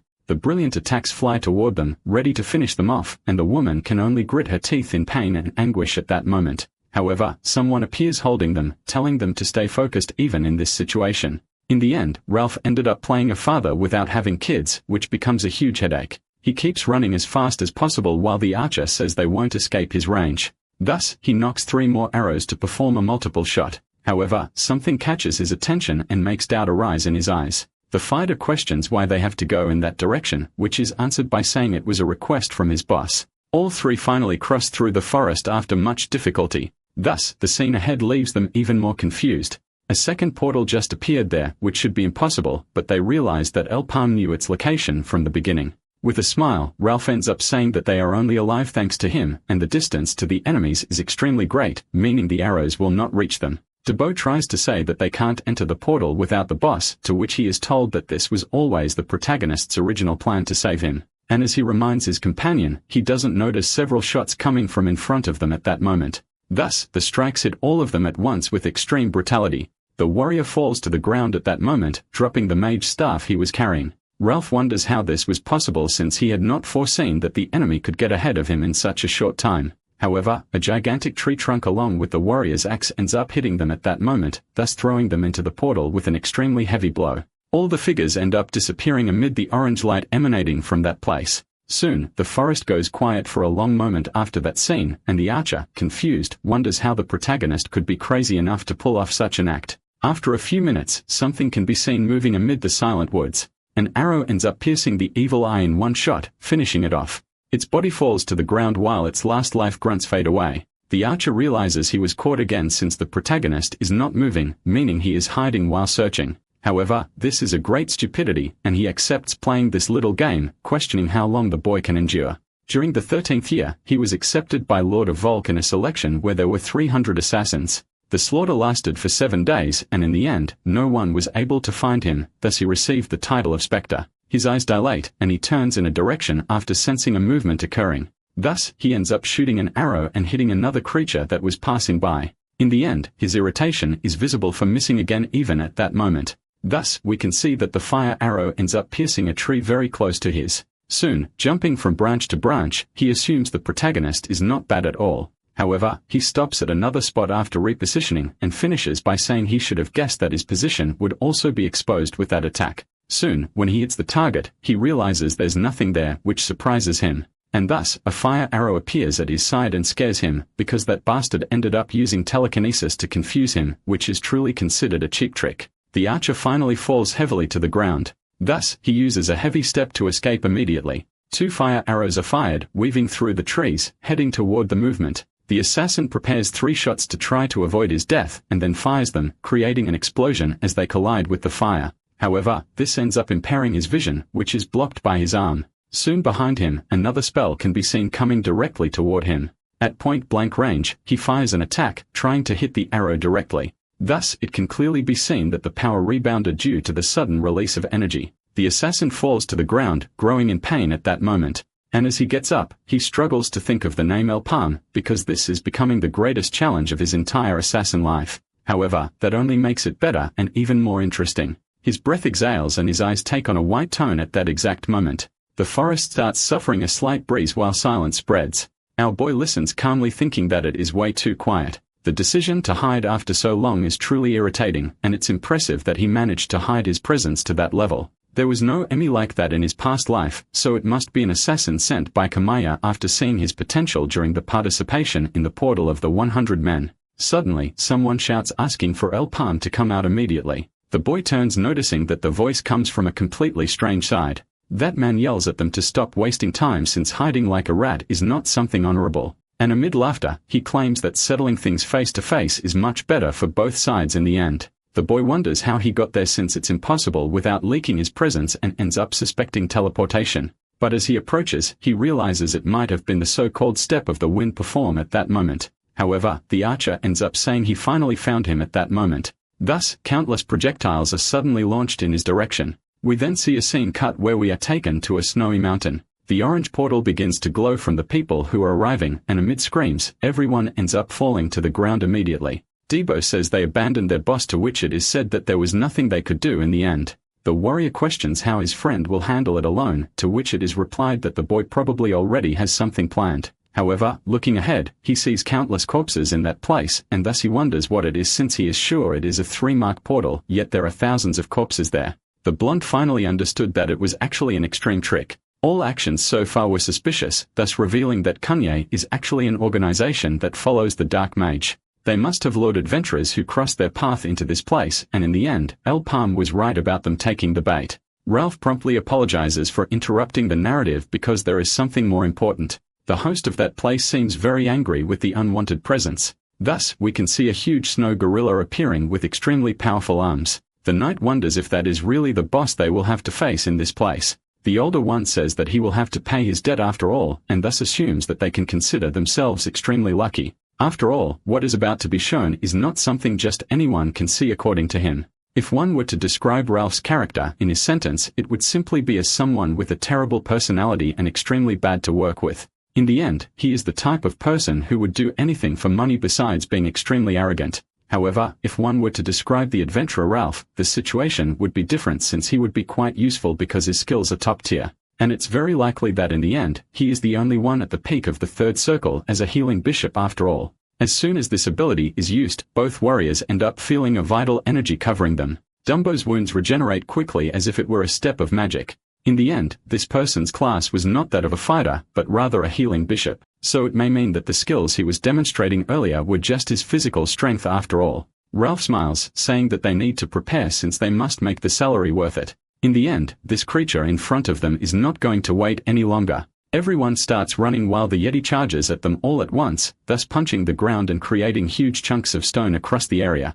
Dimmel holds on stating that the creature is extremely irritating, and so the beast charges with its jaw wide open to bite him immediately. Once it happens, we can see that no flesh was actually bitten in the end. Holding onto the creature's fang, the boy ends up surprising it, thus uses the blow from his axe to deal extreme damage to the creature's eye, causing it to roar. On the other side, the knight uses the solar slash, inflicting extreme pain that cannot regenerate. Soon, a heavy hand advances toward Debo to try and stop him. However, something ends up blocking it as if it were a meteor, surprising a warrior. It was the bishop who ends up jumping back to create distance. Then holding a Bible, he immediately uses the blessing attribute. The knight realizes she can feel a steady increase of power rising through her body, and thus the healer states that this is going to cost 100,000 in money per skill, immediately irritating both who are there. The giant monster spews blue juice, and the exhausted blonde tells Ralph that she is defeated. He says he will pay her for her services, but realizes that the monster is still awake. Meanwhile, El Palm fights against the ghost and remarks that something feels very strange since he doesn't know where they are shooting from. The ghost is using Oljavage Flow as a teleportation ability and mocks Palm for being too slow during the battle. He launches more fire, but the ghost warns him that if he continues using his abilities, he will enter mana shock. Then raspberry syrup drips from Palm's mouth, but he still manages to launch more fire. His opponent mocks him, saying he has no chance, but El drinks his blue potion, and, as a result, manages to unleash an even stronger flame. The ghost is surprised that he is using a higher level ability than a 3-circle mage able to cast even during mana shock. Bedning concludes that El Palm is trying to sacrifice himself. He uses his ability to corner the ghosts. The masked one concludes that El is going crazy since he is throwing fire in all directions. Palm is nearly exhausted and tells himself that he must endure. At that moment, the ghost calls him an idiot and says he will never be hit by him, affirming that Palm is doomed to be sealed by Man of Shock. Using all his remaining strength, El is weak in expelling raspberry syrup from his body, yet he persists in fighting. He throws a fire orb toward the ghost, and the ghost thinks he must escape before he burns. Then he spots an open field and runs there, but quickly realizes it's a trap. Palm surrounds him and throws multiple punches at the ghost. At that moment, the ghost tries to defend himself from El Palm's attacks. He reflects that he won't hold out much longer and needs to end the battle soon, but the ghost strikes him hard. At that moment, he tells himself to get up and thinks he has no strength left to gather mana for offensive magic. Soon, he decides to end it once and for all. A dagger then appears under a blue light, and he concludes that El Palm is using telekinesis since it requires little mana. The ghost tries to strike him, but El Palm manages to defend himself, walking the attack with his staff. Then the ghost recovers and with his sword attacks Mia, nearly cutting off his arm. But he heals himself and continues defending against the ghost, almost striking him with the dagger. At that moment, the ghost resists, unleashes another ability, and tells El Palm to stop fighting because they are going too far. Mia loses consciousness and the ghost approaches Palm, saying he will help him and that they need to recover the phoenix's feather. However, El Palm wakes up with his eyes radiating blue light and immediately tears off the ghost's head. Mia regains himself and says he is tired of bow users. The battle against the monster continues and it throws one of the opponents far away. The other player resists the snow monster and says it's hard to hurt it. Then they plan how to defeat the monster as a team. One will go behind it and the other will try to find its weak point. The snow monster notices the player's strategy and one of them soon concludes that the monster is not just a big idiot. One of the monster's opponents uses a healing ability, but realizes it is running out and tells the blonde to dodge the attacks. The other player tries to find an opening and asks them to spread out. The female player faints and another younger player is severely injured. The younger one lying down and wounded reflects on a lesson he learned to enhance his ability. It's the circular ability, and with this power, the player can move in different directions, but mainly into the future. However, he needs to find the key to enhance this ability, either by understanding mana or accessing an unforgettable memory. After recalling this lesson, the boy gets up and slashes the monster with a single strike. The older player is impressed by the boy's strength and asks how someone so young can be so powerful. But the monster resists and keeps fighting, and the young one defends the man with healing abilities. Then the older one says he shouldn't worry about him, and the boy finishes wounding the monster. The boy, wielding his hammer, strikes the monster, but the creature resists. Then the young player leans toward Ralph and asks what is happening. Soon, the creature transforms into a giant ice stone and shatters. After some time, the players are recovering, and one of them wakes up and asks if everyone has died. The boy replies that he defeated the monster, used its skin to make blankets, and even tried to eat its meat. The player remarks that he is brave for trying to eat the monster's meat and asks if he is waiting for them to wake up. He responds that he doesn't have much choice since there's no way to escape the portal, and adds that maybe it would be good to rest a little. The boy tells the player to rest a little more and leaves the cave. As soon as he steps out of the cave, he encounters another monster and ends up destroying it. When he returns to the cave, the blonde remarks that he came back early. He replies that he ran into some creatures outside and she says that next time she will go with him. But the boy replies that it's better if they go out one at a time and tells her to rest a bit more since they need to help Ralph recover. After saying that, the player lies down and she reflects that the boy keeps acting cool. At night, the young man leaves the cave and encounters several creatures. He defeats them all and thinks that this time, he really thought he was going to get hurt. But then, he spots a man sitting and realizes that he is frozen, holding a letter in his hands. The boy approaches, takes the letter, and reads it. It says that all his companions were hurt by the snow monster, and that if someone is reading it, it means they have defeated the creature. The letter also mentions that near that place, there's a portal to leave this dimension and asks the reader to deliver the letter to his home. The young man takes the man's gloves and sword and leaves with the girl and the injured player toward the portal. As they pass through the portal, they encounter masked men, and the young man tells the player that this is bad because he won't be able to fight. Then Kiri fights against the men. An orange beam of light appears and finishes off the masked men. Palm approaches them and says they are late, telling them to buy some sodas and rest. A blue wolf along with a dark mage is in a room.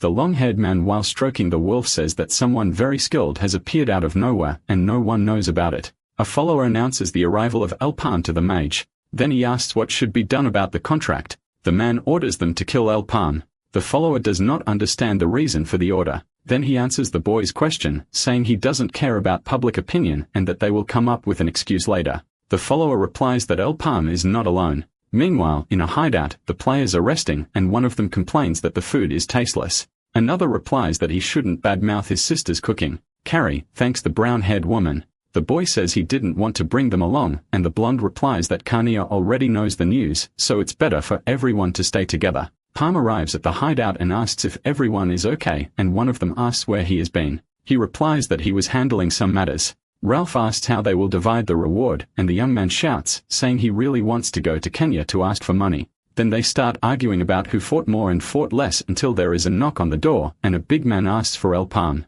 Earlier, Palm had gone to the eye patch-wearing man's office to ask for the reward. The two argued, and Palm said that Kenya was to blame. He stated that the test portal was a trap and that masked men had been sent to eliminate them. The eye patch-wearing man was outraged and said he would take down Kania. El Palm asked if his testimony alone would be enough to punish Kania. At that moment, the man replied that he could manipulate public opinion to tarnish Kania's image, but they might retaliate. Thus, Kenya had to be destroyed. Later, the man went to Kenya to apologize, saying there had been a misunderstanding between El Palm and the merchant union. He then said that El Palm had acted hastily and had come to him because he was very young. He also mentioned that the boy was an official business partner of Garfor and expressed regret as it seemed like he had been stealing from them. The woman replied that she couldn't give the promised contract fee and asked if that was okay, to which she agreed. The man then said that after incident, he realized that human life is very valuable and decided to treat people as they deserve. The one asked what he meant by that. The man gave a wicked smile. He responded that he had skilled guards ready and that this also applied to El Palm's group as they were a good team.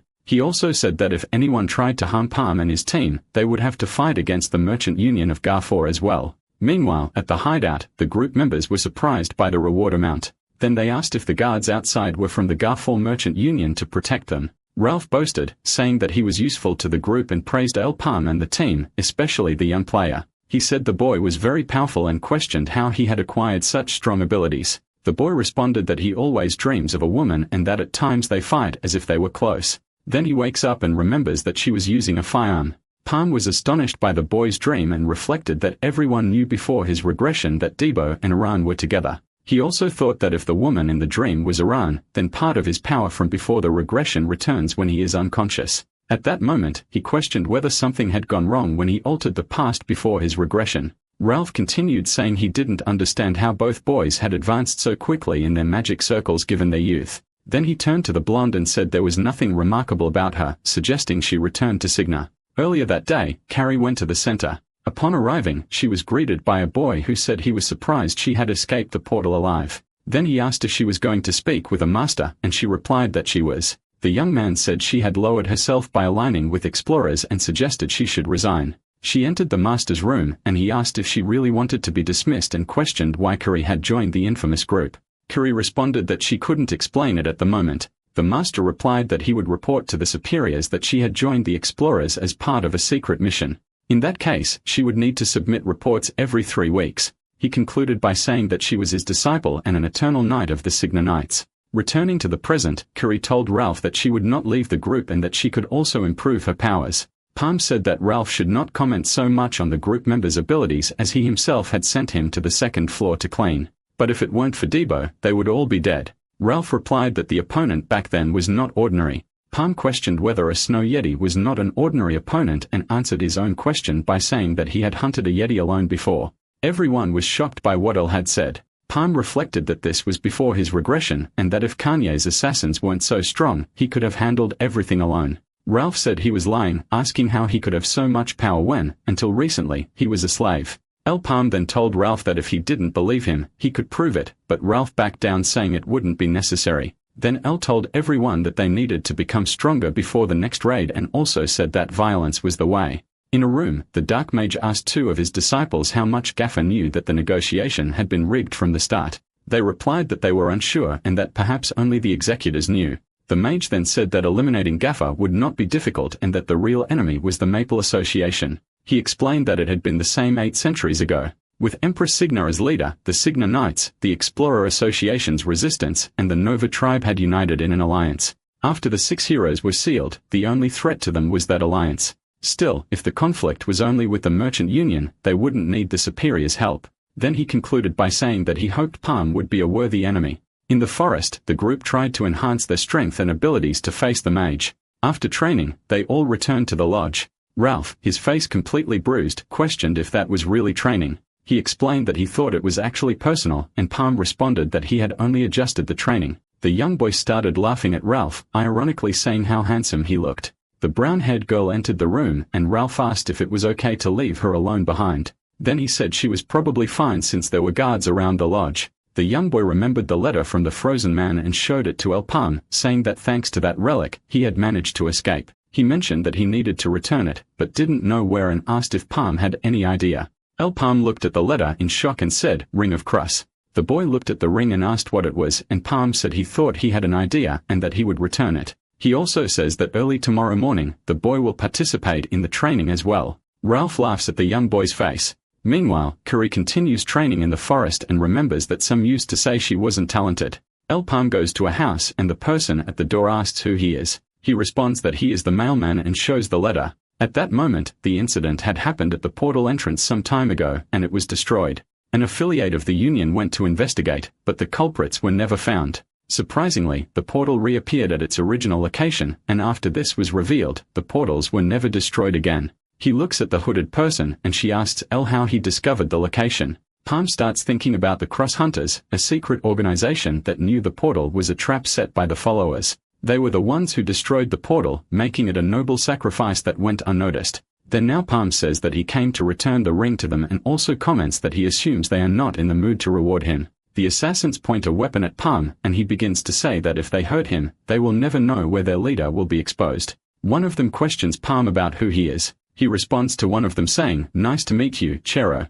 El Palm remembers that they knew each other in his past life and that Chero joined the resistance after the Cross Hunters were dissolved. He comments that they fought countless battles side by side. Until one day, she sacrificed herself for him and he says that he still intends to repay that debt. Then El Palm says he will be direct, asking them to withdraw the branch in Cunning because the location has already been exposed by the followers. He continues saying that he recently obtained something, opens a box and reveals a hand. He says that the Kenya Merchant Union had something interesting. Chirel asks what that is supposed to mean. He tells her to take a look first and shows her the hand. Carol sees a tattoo on the unknown hand and says it's the tattoo of a follower. She also says that this tattoo can only be revealed by infusing man into the skin and then questions him, asking what he wants. He responds that he wants information. Then one of the men questions Cheryl, asking if she believes in Palm, and she replies that she does not, finding him very suspicious. Palm tells himself that Kania is changing their plans quickly because he altered the future and he thinks about leaving Kania's organization alone.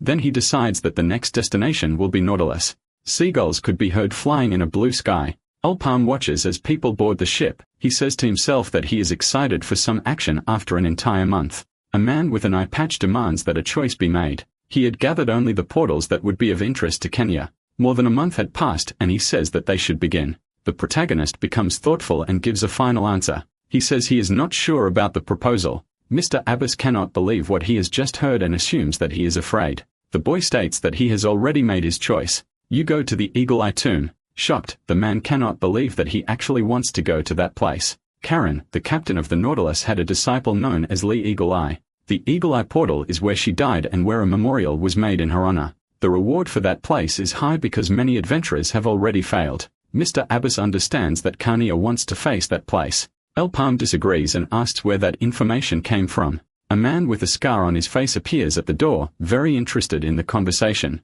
It was Mr. Rakan who wanted to offer a gift. The man widens his eyes, eager to show what he brought. They were 2 phoenix feathers made by Gaffer. Smiling, the scarred man wishes them success. The protagonist thinks that this was Mr. Rakan's way of saying that the harvest should be good to reward his investments. The group was still waiting for some people. Someone shouts loudly, drunken wail, and the protagonist hears it. A man appears carrying a large sack in his hands. Ibaru was bringing items requested by the boss. The new outfits were very light, and everyone in the group liked them. Ibaru comments that they were made from the leather of Snow Yetis and that their boss had left them for them to wear. Alpam was already wearing the outfits. The man comments that he knew they had cleared a portal with hundreds of people and offers an extra garment. Alpam decides that this outfit will go to Ibaru, who says the item would be useless to him. He starts hurrying everyone, saying that they don't have time. A man shouts about how bored he is. A submarine can be seen in the waters. The men walk onto the sand and spot the shadow of a woman.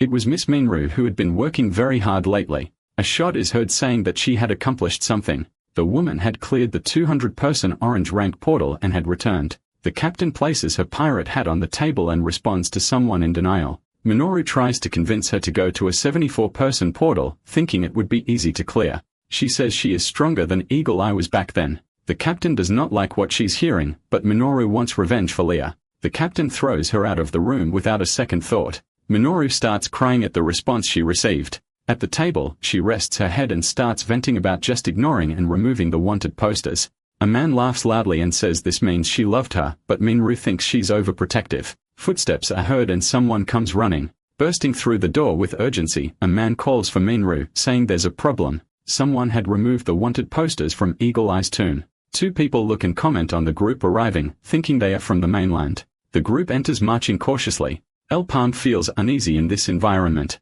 The blonde woman comments that this was those people's territory and that they should stay quiet to avoid being targeted. Under Nautilus rules, those who remove wanted posters have priority in portal invasions. However, the poster that was removed belonged to a group with specific rights over the portal. Running, Minru arrives, fuming with anger at everyone. She shouts that the poster that was removed belonged to her. El Palma asks why she hadn't taken it herself, and she replies that she didn't have permission yet. She needed permission because Captain Karen was her mentor. Minoru calls them idiots and says that the posters on that ship were for pirates, and those who weren't pirates couldn't do that in all of Nautilus portals. A man spits something from his mouth and starts laughing at the whole situation, refusing to return the poster. The group then introduces themselves as the Pirates of Ibaru. From the back, Ibaru steps forward, finding it amusing and laughing at everything angry. Minoru says they can't just claim to be pirates when they are not. The boy says he is offended to be compared to a fake pirate, which he is not. He asks if she doesn't know Captain Ibaru or the Pirates of Ibaru. He says that a group led by a pirate becomes a pirate group, so wouldn't the rest of the group also be pirates? Minoru is happy to see someone joining the conversation. It was Mr. Marath who was interested in understanding all the commotion. El Palm thinks he doesn't recognize that name and replies that they weren't breaking any rules. Marath says that Karen should make the judgment since she was the one who placed the posters. The protagonist says that his entire group was there, all 5 of them. Murath asks for the boy's name and someone from above recognizes him. The man says that the boy is the survivor of the 100-person red-ranked portal. The others begin to consider that the group might be exceptional, given that most people who entered that portal never returned. But that didn't mean anything. The woman says that their invasion would fail anyway, so they were nothing but cowards. One asks if Miss Morau isn't amazing for having cleared a 200-person portal. Myrote starts to understand who El Palm is and tries to negotiate a deal giving them priority while asking them to give up the other 69 spots for another group. El Palm agrees to the offer. He offers 100,000 per person with a limit of 10 people. Minoru is in her quarters thinking about the proposal. She starts setting aside money just in case. She wants to do as she pleases and then beg for Captain Karen's forgiveness. With a look of anger, she declares that she cannot let anyone else take that portal. A man starts raging about the deal. He refuses to accept the opening of only 10 spots out of 69 and that 690,000 mezzos were lost. None of them agree to return to the site and say they changed their minds because of the followers. The protagonist thinks that there is no reason to go back on what was said. Their goal was to assassinate Minoru, Captain Karen's second disciple at Eagle Eye, where the first disciple was killed. Karen went into shock after losing her second disciple in the same portal and isolated herself from everyone. The followers took advantage of the situation to annihilate all the pirates of Nautilus, something that was supposed to happen 2 years from now, but everything had changed. Mania was moving money for Nautilus, meaning the plans were advancing, and L needed to stay ahead of everyone. He couldn't make that mistake again and had to reduce his mana consumption. Imbru could only think about all the money that had been lost. Night falls over the ocean. A knock is heard at the door. El Palm prepares to defend himself. He asks who is knocking and is shocked by what he sees. He immediately asks them to come in. It was Captain Karen and Maeth. He asks why they are in his quarters and the captain requests sincerity in his words. She looks him straight in the eyes, asking if he's a follower of the Dark Mage. He looks at her with a shocked expression and doesn't understand how she knows about the followers.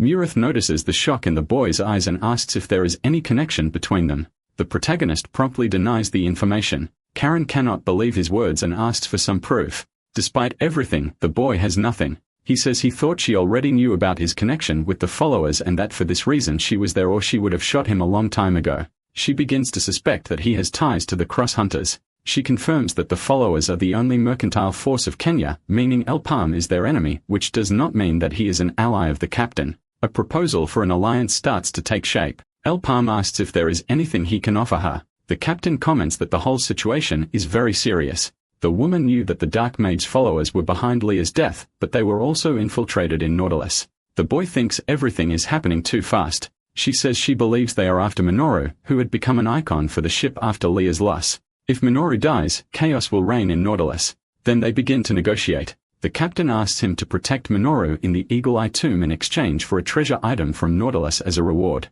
People start entering the portal. Minoru looks at the horizon deep in thought. A great light spreads through the environment. Now everyone was inside the portal. The blonde-haired woman comments that this was not a field trip. A giant paw appears in front of the three fighters with a small green monster staring at them. They wanted to get rid of the baby creature until they saw an even bigger monster. It emerged from behind the rocks with its enormous head and massive teeth. The warrior immediately gave up on taking the creature when he saw its mother. A weapon fired extensive shots. The creature began to be shot at and weakened. They wanted to kill them one by one, but the firearms only attracted more of them. They were just Dracos, but they were agile and very large.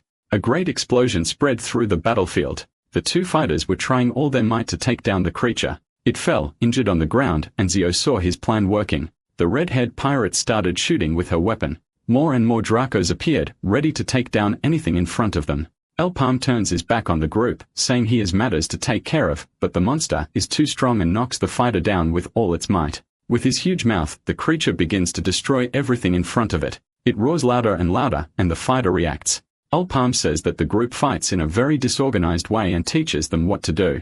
Debo responds that from now on, they are one and they will fight like a family. The man would stand on the front lines creating chaos. It was okay if they didn't accept his skills at first. His goal was to keep moving forward no matter what happened, ignoring the attacks coming from behind. After all, his father would protect him. Even if he felt embarrassed, he would be safe. Ralph would be Debo's shield without using selfish combat techniques. He should fight for him from now on, protecting him at all costs. The two fought together against the Dracos and decided to put the plan into action. They ran and injured as many creatures as they could. Ralph noticed a creature approaching the boy and scared called out for him to turn around. He hit the Draco head on. He realized that a father's love for his son was truly great. As for Kuri, she would take on the most important role of all. Her ability would prevent the opponent from healing from the burns they suffered, and she would use that to finish off all the enemies. She began fighting against them all, burning them and making remarkable progress. She was praised by El Palm.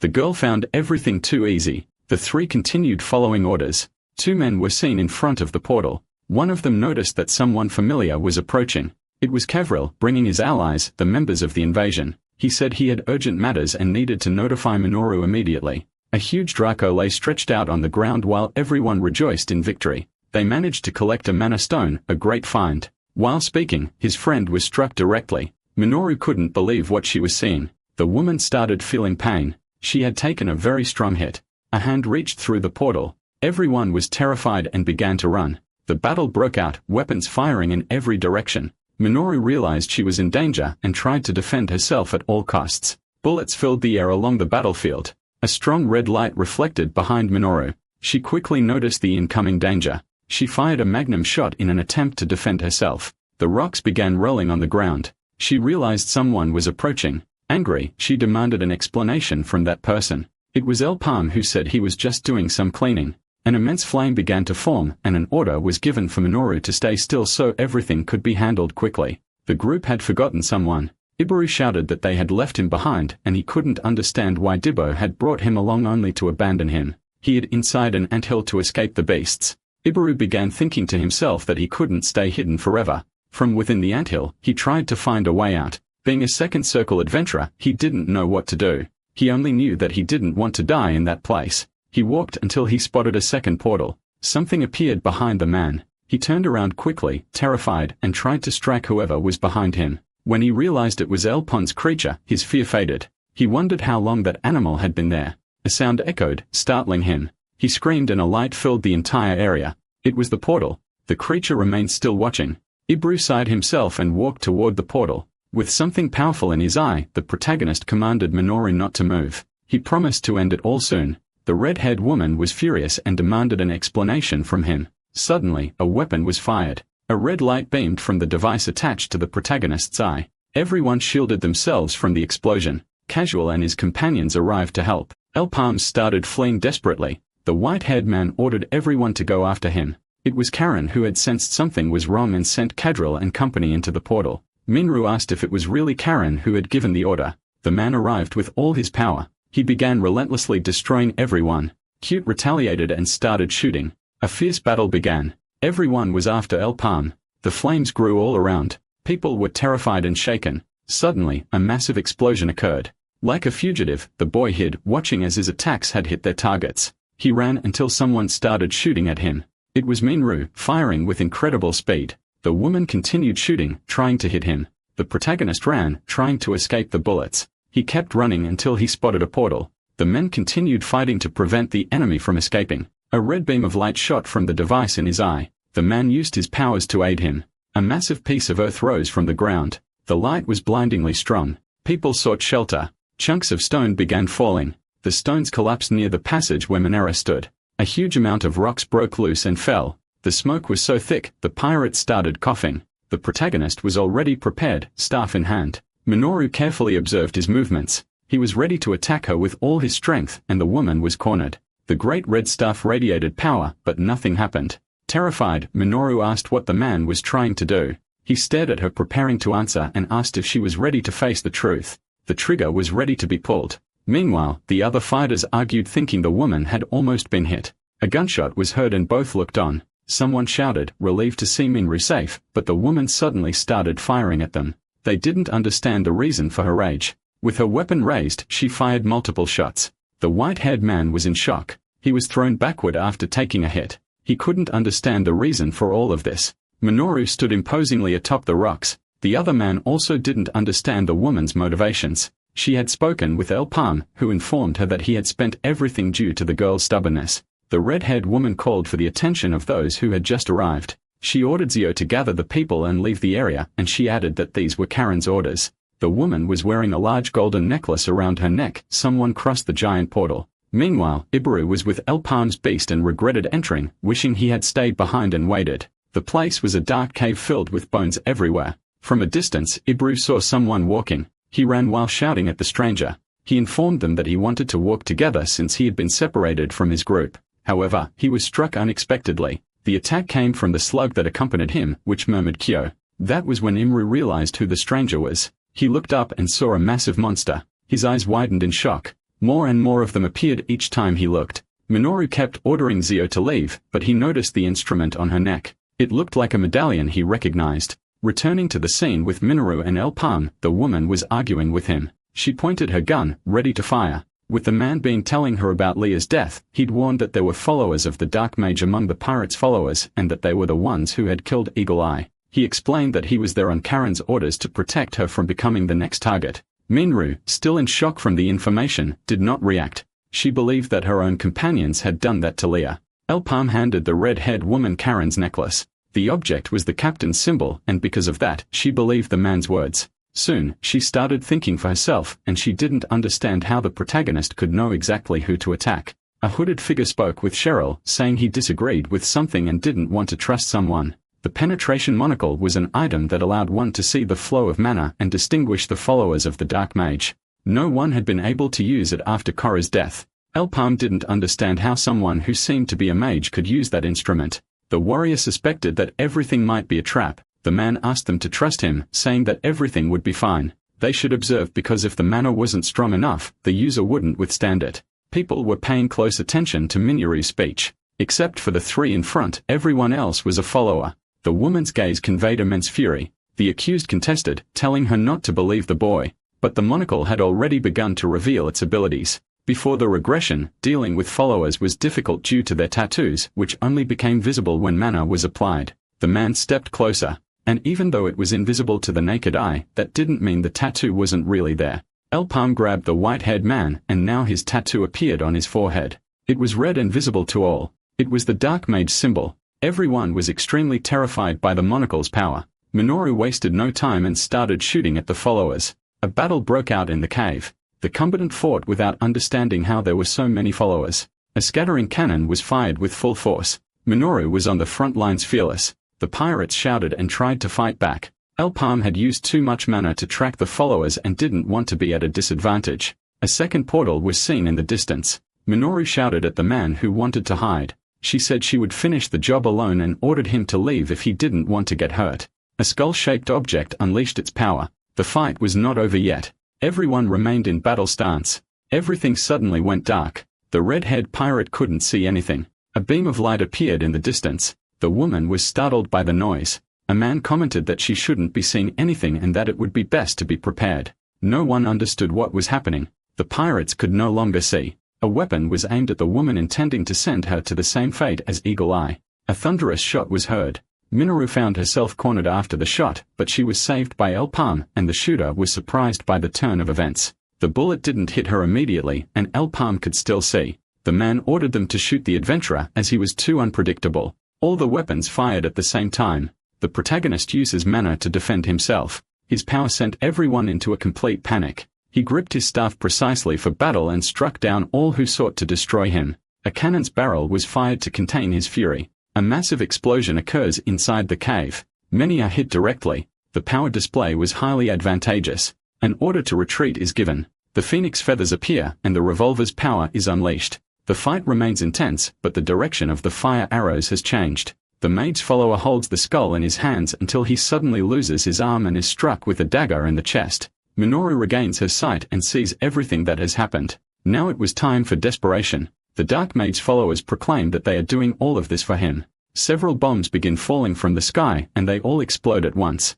The characters are thrown far away. Alpa manages to save the people, but is already at his limit and must reach the portal before his mana runs out. The warriors run toward the portal, but Minoru is attacked from behind. The protagonist tries to save her with his powers, but the mage's follower keeps throwing bombs, which hit the fighters directly. A massive explosion scatters debris throughout the cave. Minoru is injured and in pain. She realizes that yet another bomb has hit them. A crater opens in the ground and the portal is destroyed. Observing the destroyed portal, the adventurers fear that they have lost Elpalm and the rest of the group. That's when one of the young men says they shouldn't worry about the portal since it should reappear in a few moments. Instead, they should focus on the main objective, which is to eliminate Mena. With a move called Corkscrew, Pedro tries to strike the young woman who uses her weapon to defend herself. However, the young man activates his Admiral Wings, worrying the girl as she realizes that her defense had no effect. Her only option is to jump to dodge the punch thrown by her enemy, which would surely have knocked her out. Thus, the adventurer positions herself behind the young man and fires multiple shots in rapid succession using 2 pistols.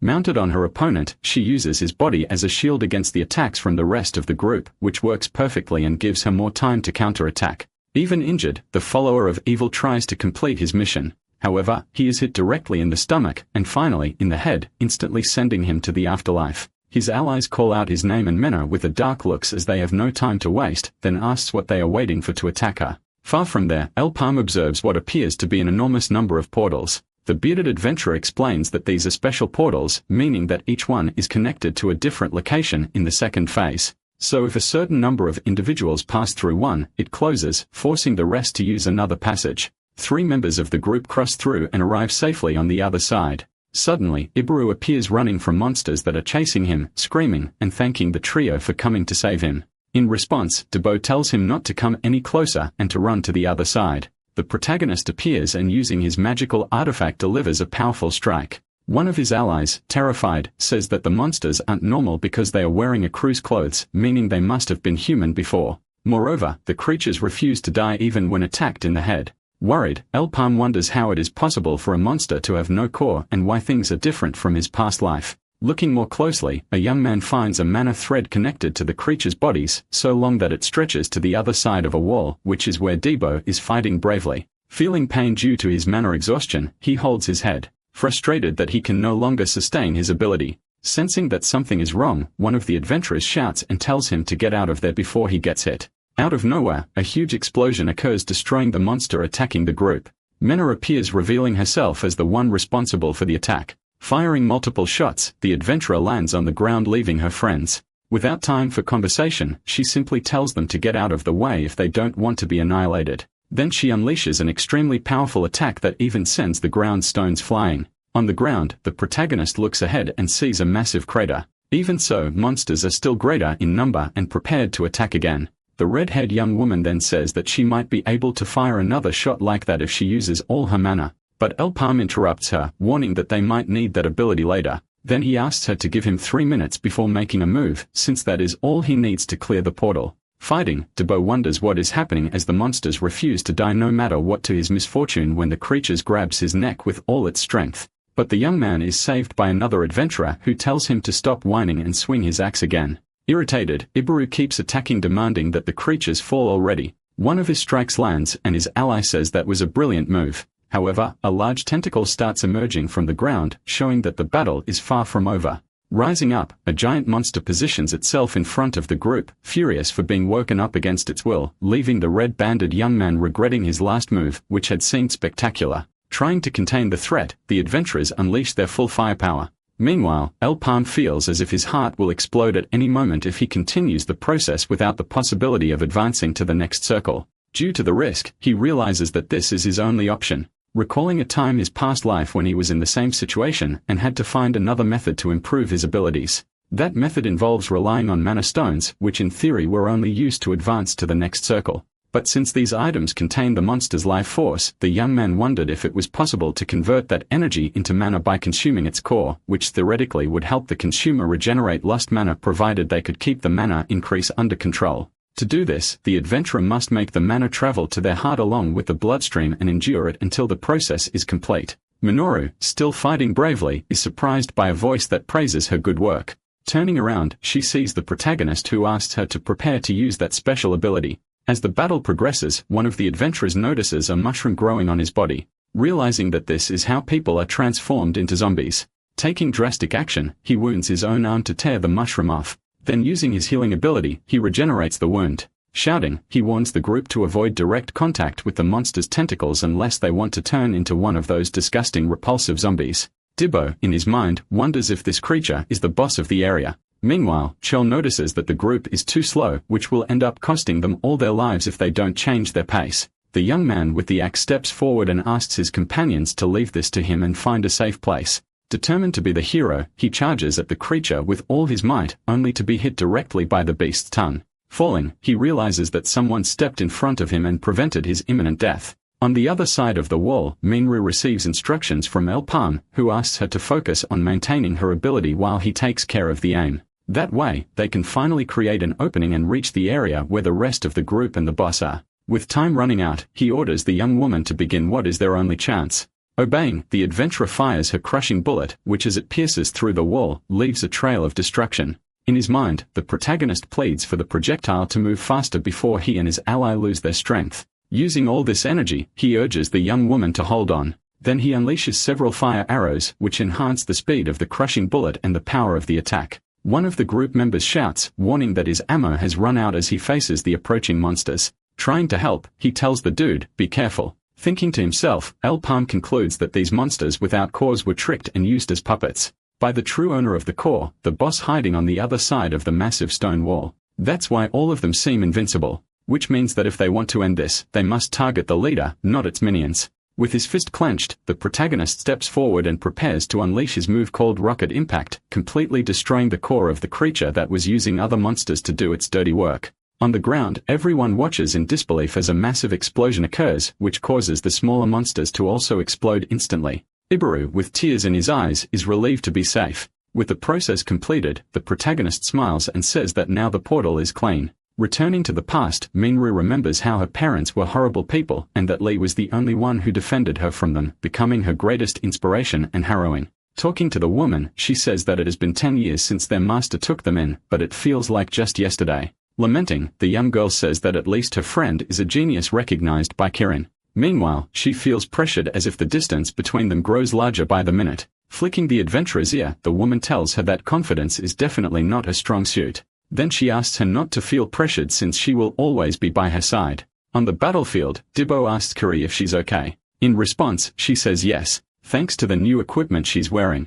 Angry, Ralph disagrees and says that in reality, she's only fine because of his healing ability. Suddenly, something catches the group's attention. As they approach, they see Lee's body tied with ropes to a stone. Intrigued, one of them questions whether the young woman had tied herself up on purpose before turning into a zombie mushroom.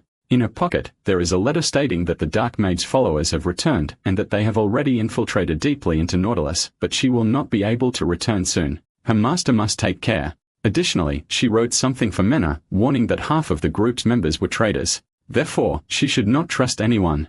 Riev, all of that makes the red-haired adventurer break down in tears. Meanwhile, outside the portal, the Dark Mage's followers comment that the others should have returned by now. One of the men says that Cadrell took the fragment of the night, so he should not worry about the members' safety. To his surprise, one of his allies is struck, making everyone realize that they have fallen into a massive ambush. Woman holding a pistol appears and asks one of the men how it feels to be deceived for the first time. With all of them eliminated, she orders her soldiers to hold their positions. Standing before her, a man tells the woman not to worry. After all, they sent that man with the group for a reason. Worried, says that if Menno does not return, she will never be able to forgive herself. Suddenly, someone calls her name, surprising her. The red-haired adventurer appears, carrying Leah's body in her arms, leaving the woman and her ally completely in shock. Crying, Mina says that she has brought her sister back, making Karen unable to hold back her own tears. Later, numerous people gather in boats with torches lit.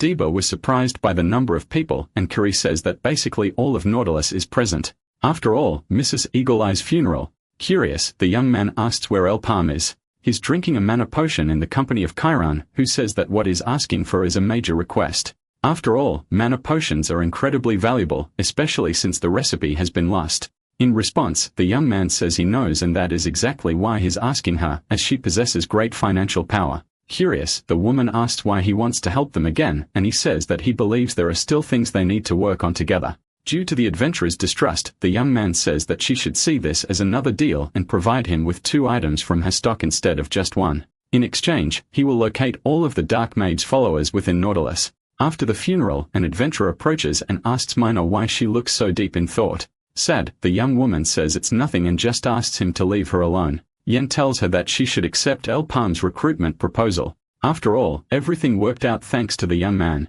Furthermore, the followers who eliminated Leah are still walking around freely. And if there's one thing he knows she wants to do, it's get revenge, which is also something he desires. Ending the conversation, Zio smiles and says he will protect the place if she decides to go. But the young woman, jokingly, says she can't trust him due to his weakness, starting a playful exchange of insults. The next day, El Palm accompanies Karen on a boat. They arrive before a massive gate guarded by armed adventurers, who upon seeing the woman, allow them to enter. Seeing the environment inside, the young man is shocked to discover that this is where the pirate keeps her treasures. He asks if he can get brief descriptions of the items he chooses, but the woman says that a pirate never reveals the value of a treasure, adding that the deal was for her to provide 2 items and nothing more. Observing the riches, the young man and his thoughts says that the place is even more incredible than he expected. So he needs to choose wisely which 2 items he will take. Karen notices when the young man seems to have already decided what he wants and is surprised by his quick decision. El Palm approaches an item that radiates a blue light, revealing that in the past, when the followers took their activities to the surface, there were some who committed genocide against the Allied forces. One of them was a young man named Leek, known as the traitor of humanity. He had infiltrated the ranks of the Allied forces as a spy and betrayed everyone in a crucial moment when they were preparing to counterattack, carrying with him the very item now before El Palm, which turned him into a symbol of fear.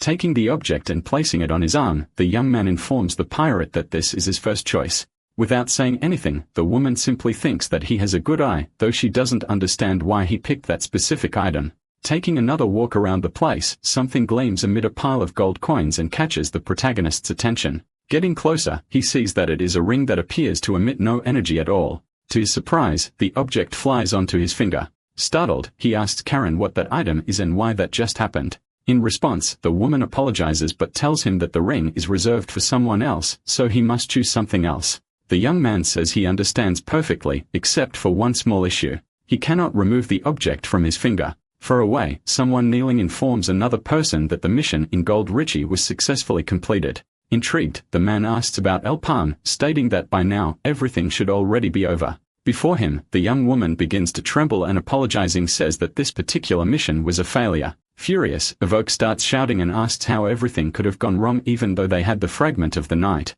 Then he warns that he will give her only one more chance and that if she fails again, she will have to pay with her own life. Meanwhile, Manera packs her things, showing that she is determined to leave. On the boat, the bearded adventurer smiles and says that they will return soon. Then he tells Zio to improve his dart skills until then. Jubwa asks the protagonist if they can leave, and he confirms. But the red-haired adventurer appears and tells him to wait. Then she asks if the boat has space for one more person. Elsewhere, far away, two people are fighting bravely. One of the young men, upon seeing an ally being annihilated, tells the other to just keep running, while the other orders him not to look back. Shouting, the braided young man says that if things continue like this, they won't be able to survive. Spotting what appears to be a trap, Bakron tells his friend to run inside while he activates the device. The plan works, but before the young man can run as well, a massive sword strikes him directly. Injured, he tells the other young man to escape while he still can. Behind them, a knight in armor mounted on a skeletal horse prepares to attack again. Mr. Abbas, furious, demands to know how El Palm had the audacity to enter his office like that after returning empty-handed. The young man, unfazed by the scolding, simply says that he has an idea. Then he informs him that Minoru, the target of the followers in the raid, has decided to join the group, which means that the enemies will surely attack again. Shouting, the man asks if the young man really thinks he is an idiot who will just sit around and wait. Thinking to himself, the protagonist says that he cannot reveal everything he knows yet since launching a war now won't solve the entire problem. So he simply tells the man out loud that it won't take long for things to happen. Later, an adventurer questions El Palm about why he accepted another member into the group without everyone's consent. Interrupting, Debo asks why he thinks the leader needs his approval considering he is the team leader. The man argues that the young man is only a temporary leader, and El Palm responds that may be true. But if he doesn't like something, he should say so, since he can challenge him for leadership whenever he wants. Irritated, the bearded adventurer says that he only cares about the money he will receive and that now with another person in the group, his share will be reduced. Standing up, the protagonist announces that he needs to go somewhere, so they will take a break from training for the day. Watching as each member of the group goes off in different directions, the bodyguards wonder if they could all just stick together to make their job easier. Deciding then to separate as well to protect everyone. Remembering his conversation with Korea, the protagonist goes to meet the owner of the ring, which refuses to come off his finger. Arriving at the place, he tells the blonde young woman that he came seeking her approval, but she is confused. Showing the ring, the young man says he would like the ownership of the object who transferred to him. Widening her eyes, the young woman appears shocked upon seeing the item, saying next that she cannot do anything as the true owner is not present at the moment. The young man then asks where he can find the owner, and the young woman says that, for that, he needs to rescue him, who is Pyre, a tracker of heroes, the same young man who was previously fighting against the skeletal knight. It is revealed that on the day of the apocalypse, the only hope for humanity on the brink of extinction was Evan, the successor of Freud Luminous, the challenger of fate, Phantom, the great thief, Mercedes, the queen of the elves, Aran, the heroine of the axe, and Shade, the mysterious hero, who together formed the group of the 6 legendary heroes.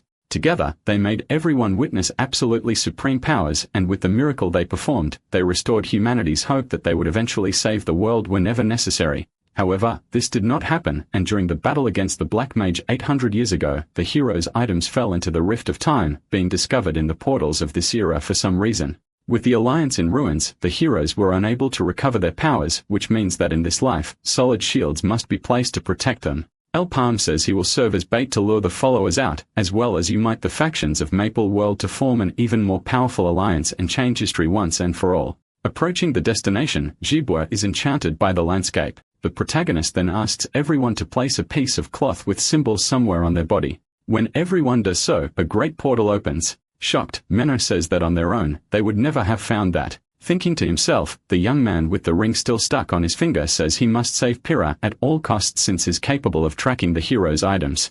Inside the place, in a great fortress, the axe-wielding adventurer celebrates the fact that they managed to clear the first portal in just 3 hours. Curie then asks him to wipe the ashes off his face before saying that the task was a piece of cake. Surprised, the red-haired young woman asks if he only had the first circle, but the young man says he is a genius and grows very fast. Joining the conversation, El Palm tells him not to rush so much because contrary to what others say, leveling up in circles is not always good, since doing so means that all his attributes will change quickly, which creates tension in the body, potentially even hindering growth. Concluding the explanation, the young man says he only did it because he had no choice and in his thoughts remembers how it harmed him in his past life where he could not advance beyond the 7th circle. Thus, now he needs to progress at the right moments to reach the 8th. Interrupting his daydream, Curie asks if they didn't get there too quickly since the goal was to find someone, not clear the portal. Reassuring her, the protagonist says he has already checked and that they have not lost track of the target, and using his magical eye patch, he warns that they have company.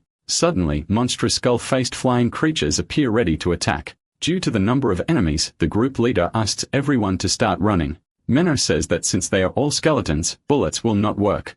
Out of nowhere, someone appears shouting, ordering everyone to drop to the ground. The person activates a trap, and all the creatures are annihilated. Appearing behind the group, Pyre says that move is called Monocle of 7 Penetrations, then pleads for the group to give him something to eat as he is starving. Recovered, the young man reveals that he knows the skeleton's behavioral patterns and the setup of the devices due to the long time he has been trapped. The only problem being that his food ran out 5 days ago, and there were no monsters in the place to hunt. El Palm interrupting the story says he has a favorite ask, then decides to wait until the young man finishes eating. Happy, the red-haired adventurer says that since the young man knows where the exit portal is, they just need to make a run for it, all without needing to defeat the boss.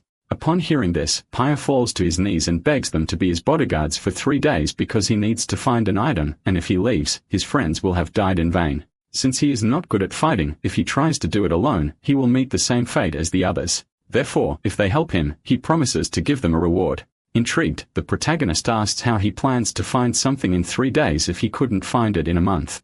Responding, the young man says he didn't find it because he didn't look in the dangerous regions. Meanwhile, elsewhere, Evoke says that his plan is beginning and that El Palm won't be able to escape this time. Surprising him, someone appears behind the man and asks if he is sure. Turning around, he finds himself facing a giant spider, which says it is disappointed that he can't even get rid of a little explorer, then questioning how much longer he intends to disgrace himself. On his knees, the man says he has no excuses for his failures and will accept any punishment, begging only for one more chance as his plans are already in motion. The monster, whose name is Will, agrees and asks him to explain his plan in more detail. Inside the portal, the group of adventurers continues fighting against the skeletons, which keep appearing. The creatures are smart and even use shields to protect themselves while attacking. Another trap is activated, trapping them inside a room. Smiling, Dibbo says that now that the path is blocked, the mission will be easier. But someone says they don't have time since the devices are not perfect, and as soon as one path closes, another opens. Facing a massive knight with an even bigger sword, the protagonist says that in any case, they just need to find the item Pyre is looking for. The axe-wielding adventurer questions if they are really in the right place. Answering, El Palm says that the air there feels different. His friend then asks who he thinks built that place, and he says he has no idea. Curie catches everyone's attention and asks them to look at something she found. A text engraved on a plaque that appears to be in a different language, which is quite suspicious. Approaching Pyrrhus says is a riddle written in ancient text, seemingly giving clues about the item's whereabouts. Minru then asks if he thinks a strange symbol drawn on a large door has something to do with it, and the other 2 adventurers inform them that they found identical doors. The young man says that each symbol must mean something, some being simpler than others. Thinking for a moment, he suggests that everyone channel mana through their hand onto the light symbol, following a clue from the text. Dibbo obeys and one of the doors opens, leaving him surprised by how easy it was. However, to his misfortune, a large explosion occurs. As the smoke clears, the young man is fine, just a bit shaken. Pyre then says that in this case, the sun was not the light the reel referred to. Reflecting a bit more, he concludes that the answer must be the moon. This time, the bearded adventurer steps up saying that he trusts the young man, only to be struck by a massive rock. Panicking, the treasure hunter promises to get it right next time. Kuri says that the only thing they know for sure is that the traps are triggered when they get it wrong, which seems to be related to the rock element, but she has no idea what the X means. Elpalm, presenting a solution, says that in that case, they should solve the riddle first and then try to find the matching symbol. Since the text says an actor is watching them from above, it might be the moon, the stars, or the clouds. Eliminating the clouds, they should pursue the light. Pyre has a realization and says it must be the stars, as even when they move, their lights do not disappear in the night sky, and what represents them must be the X symbol. Taking the lead, he places his hand on the door, and a great blue light begins to radiate. Inside, a dark corridor appears, and the young man, relieved, says it seems they succeeded. Now they should be able to find the item if they follow the path. A dark-haired woman appears and says that in that case, she and her allies will take care of the rest. The protagonist steps in front of the braided young man and prevents him from being hit by the woman's attack. She retaliates and the young man blocks her again, then takes her down in succession with an attack from his staff. However, the woman uses a teleportation skill and appears behind the young man. This angers the rest of the group, but before they can do anything, more enemies appear, taking them by surprise. Surrounded, another woman appears and says they should take it easy after all. They need the hero's item. Pyro asks the protagonist how those people found the portal entrance, and he says he has no idea. Someone then says that it seems they caught them off guard, human the look of curiosity on their faces, and launching into an attack, asks why they don't clear up their gaps with him. Ralph attacks the group leader, and DVOS asks what he thinks is doing. Responding, he says is doing it for money, revealing himself to be a complete traitor, flashing back to the past when he was admiring his riches. Someone knocked on his door, making him quickly lock his safe and hide it under the bed. Annoyed, he opens the door to whoever it is, and upon seeing that it's his bodyguards, he orders them to return to their posts and stop bothering him. One of the men tells him to shut up and says they are there because someone wants to meet him. Scoffing, the adventurer says is not interested at all after all, who sends henchmen without offering anything first. That's when the woman from the mercantile group, Kania, appears and says she was hoping to discuss the offer in person. In the present scene, Kuri's expression, Ralph asks her not to look him like that. Debo, furious, curses him and asks how he dares to betray them for a bit of gold. Laughing, the man says that, actually, it's not just a bit of gold. After all, Alpalm's head alone is worth an astonishing 100 million mezzos. Then questioning who would be crazy enough to pass up such an opportunity, Mana decides to attack to put an end to the nonsense of their former ally turned traitor, prompting the Black Mage's followers to attack as well. The grey-haired woman attacks Kuri and politely, so she will begin. Furious, the young woman asks if she really thinks that cheap trick will work. Confirming, the enemy says that although Kuri has learned to wield two-handed weapons, she still tends to use only her right hand to deliver powerful attacks. Thus, knowing her movement pattern, dodging her attacks is a very easy task. While fighting, she also says that Debo is quite skilled in one-on-one combat, but often shows weakness against multiple enemies, then asking everyone there to simply accept their fate as they know everything about them.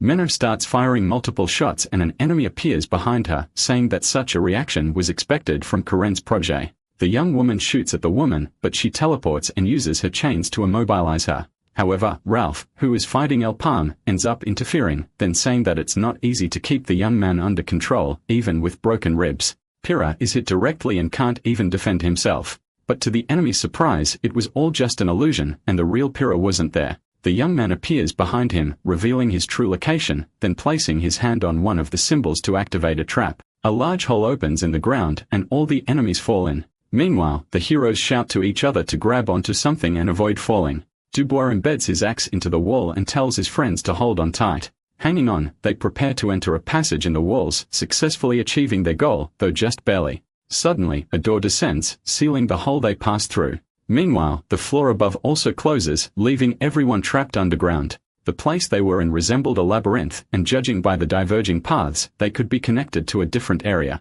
Curie comments that the routes through the openings in the walls would lead them there. Menno says they might find Elpalm if they were lucky, but the chances were slim. While walking, she steps on a trap. Immediately, bars descend from the ceiling. The adventurers dodge them but end up separated. Now they were sure they were screwed. The girl shakes the bars and ends up blaming Debo, calling him an idiot, but he says he didn't do anything. At that moment, a loud sound of gears turning can be heard. To their shock, the walls where Debo and Menno would begin to close in. Curie tries using Solar Slash to cut the bars. However, they don't even crack. The portcullis was protected by an energy barrier. Manhwa decides to use her weapon and fires the crushing bullet, which causes an explosion against the door. On the other side, Kari shields herself and the bars begin to bend as if they are about to give way. But even so, they don't break, and the explosion passes through them. Amid the smoke, she looks on hopefully, but is frustrated to see that it didn't work. As she stands up, she realizes that the walls are getting closer and closer. Debo places each hand on the walls to try to slow their advance. He screams and it seems that his strength is making a difference. Kari watches the scene and shouts his name. The adventurer says he refuses to fall that way. Minoru uses her legs and asks the woman for help because she doesn't want to join Leah so soon. On the other side, she wonders if there is any way to assist. Dripping with sweat, Debo says it's time to change plans. He says he hates owing favors to people and was planning to save her from a tough situation, just like she did last time. But since he has no choice now, she'll have to be the knight in shining armor once again. So he asks her to save him again. Smiling, Kari calls him an idiot for joking in that situation and grips her sword. She shouts for him to try holding on a little longer. The gate was probably operated by magic, meaning something must be supplying mana to the mechanism. Running, she tells her friend that he now owes her 2 favors and not to die before paying them back. At the same time, El Palm and Fur are fleeing from Kamiya and she comments that each of them is a beast. They end up at a dead end. The labyrinth is absurd and they wonder where they should go. Looking at their pursuers, he shouts for them to wait. Grabbing his spear, he activates his skill. To push them back, the two attack while retreating. Ralph yells that they shouldn't underestimate them. The woman says they have already cornered them and that they can't run forever. But above her, something appears. Causing an explosion, one of the members is hit, forcing the others to back away. She takes no damage, and the man tells her not to die until she pays what she owes him. One of them throws a knife at Fur and she uses the protection talisman. However, her opponent enhances the weapon with a shuriken explosion. Before she is hit, a sudden yank by the neck pulls her back away from the forming explosion. Ulpam escapes with her, dragging her by the clothes while the girl complains about the pain in her neck. When they get far enough, he throws her to the ground.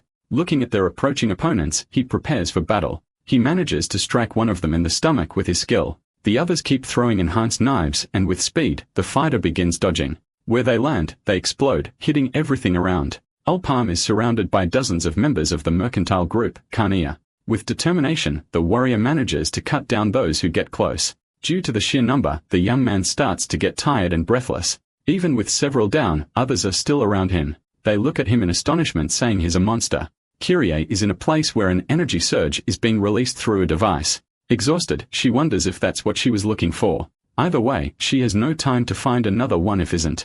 But that structure supplies mana to the entire area. Looking at the device, she notices a massive amount of mana and realizes she could free her friends if she destroys it. However, behind her, someone smiles and calls for her attention. The woman launches a Badger Jutsu at her, striking her directly. Stopping and turning to face her, she says Kari is lucky because she only needs to kill her to finish off the other two as well. To provoke her, she says that the girl is the weakest among them, that things couldn't get any easier than this. Kari tells the woman to get out of her way because she won't waste time. Keisha introduces herself and says she can't grant her request. She asks her not to be aggressive and to discuss the situation. Grabbing her sword, Kari uses the Rising Sun skill, telling her to be quiet and move along because she's busy. Grabbing her weapons, Kasha calls her foolish and stubborn. Throwing them all at once, she says she has no choice but to kill her. Defending herself, Kari wonders where she keeps so many throwing knives. Then she realizes that some of them aren't real. One comes straight at her, and when she dodges, she notices the destruction they cause on the ground.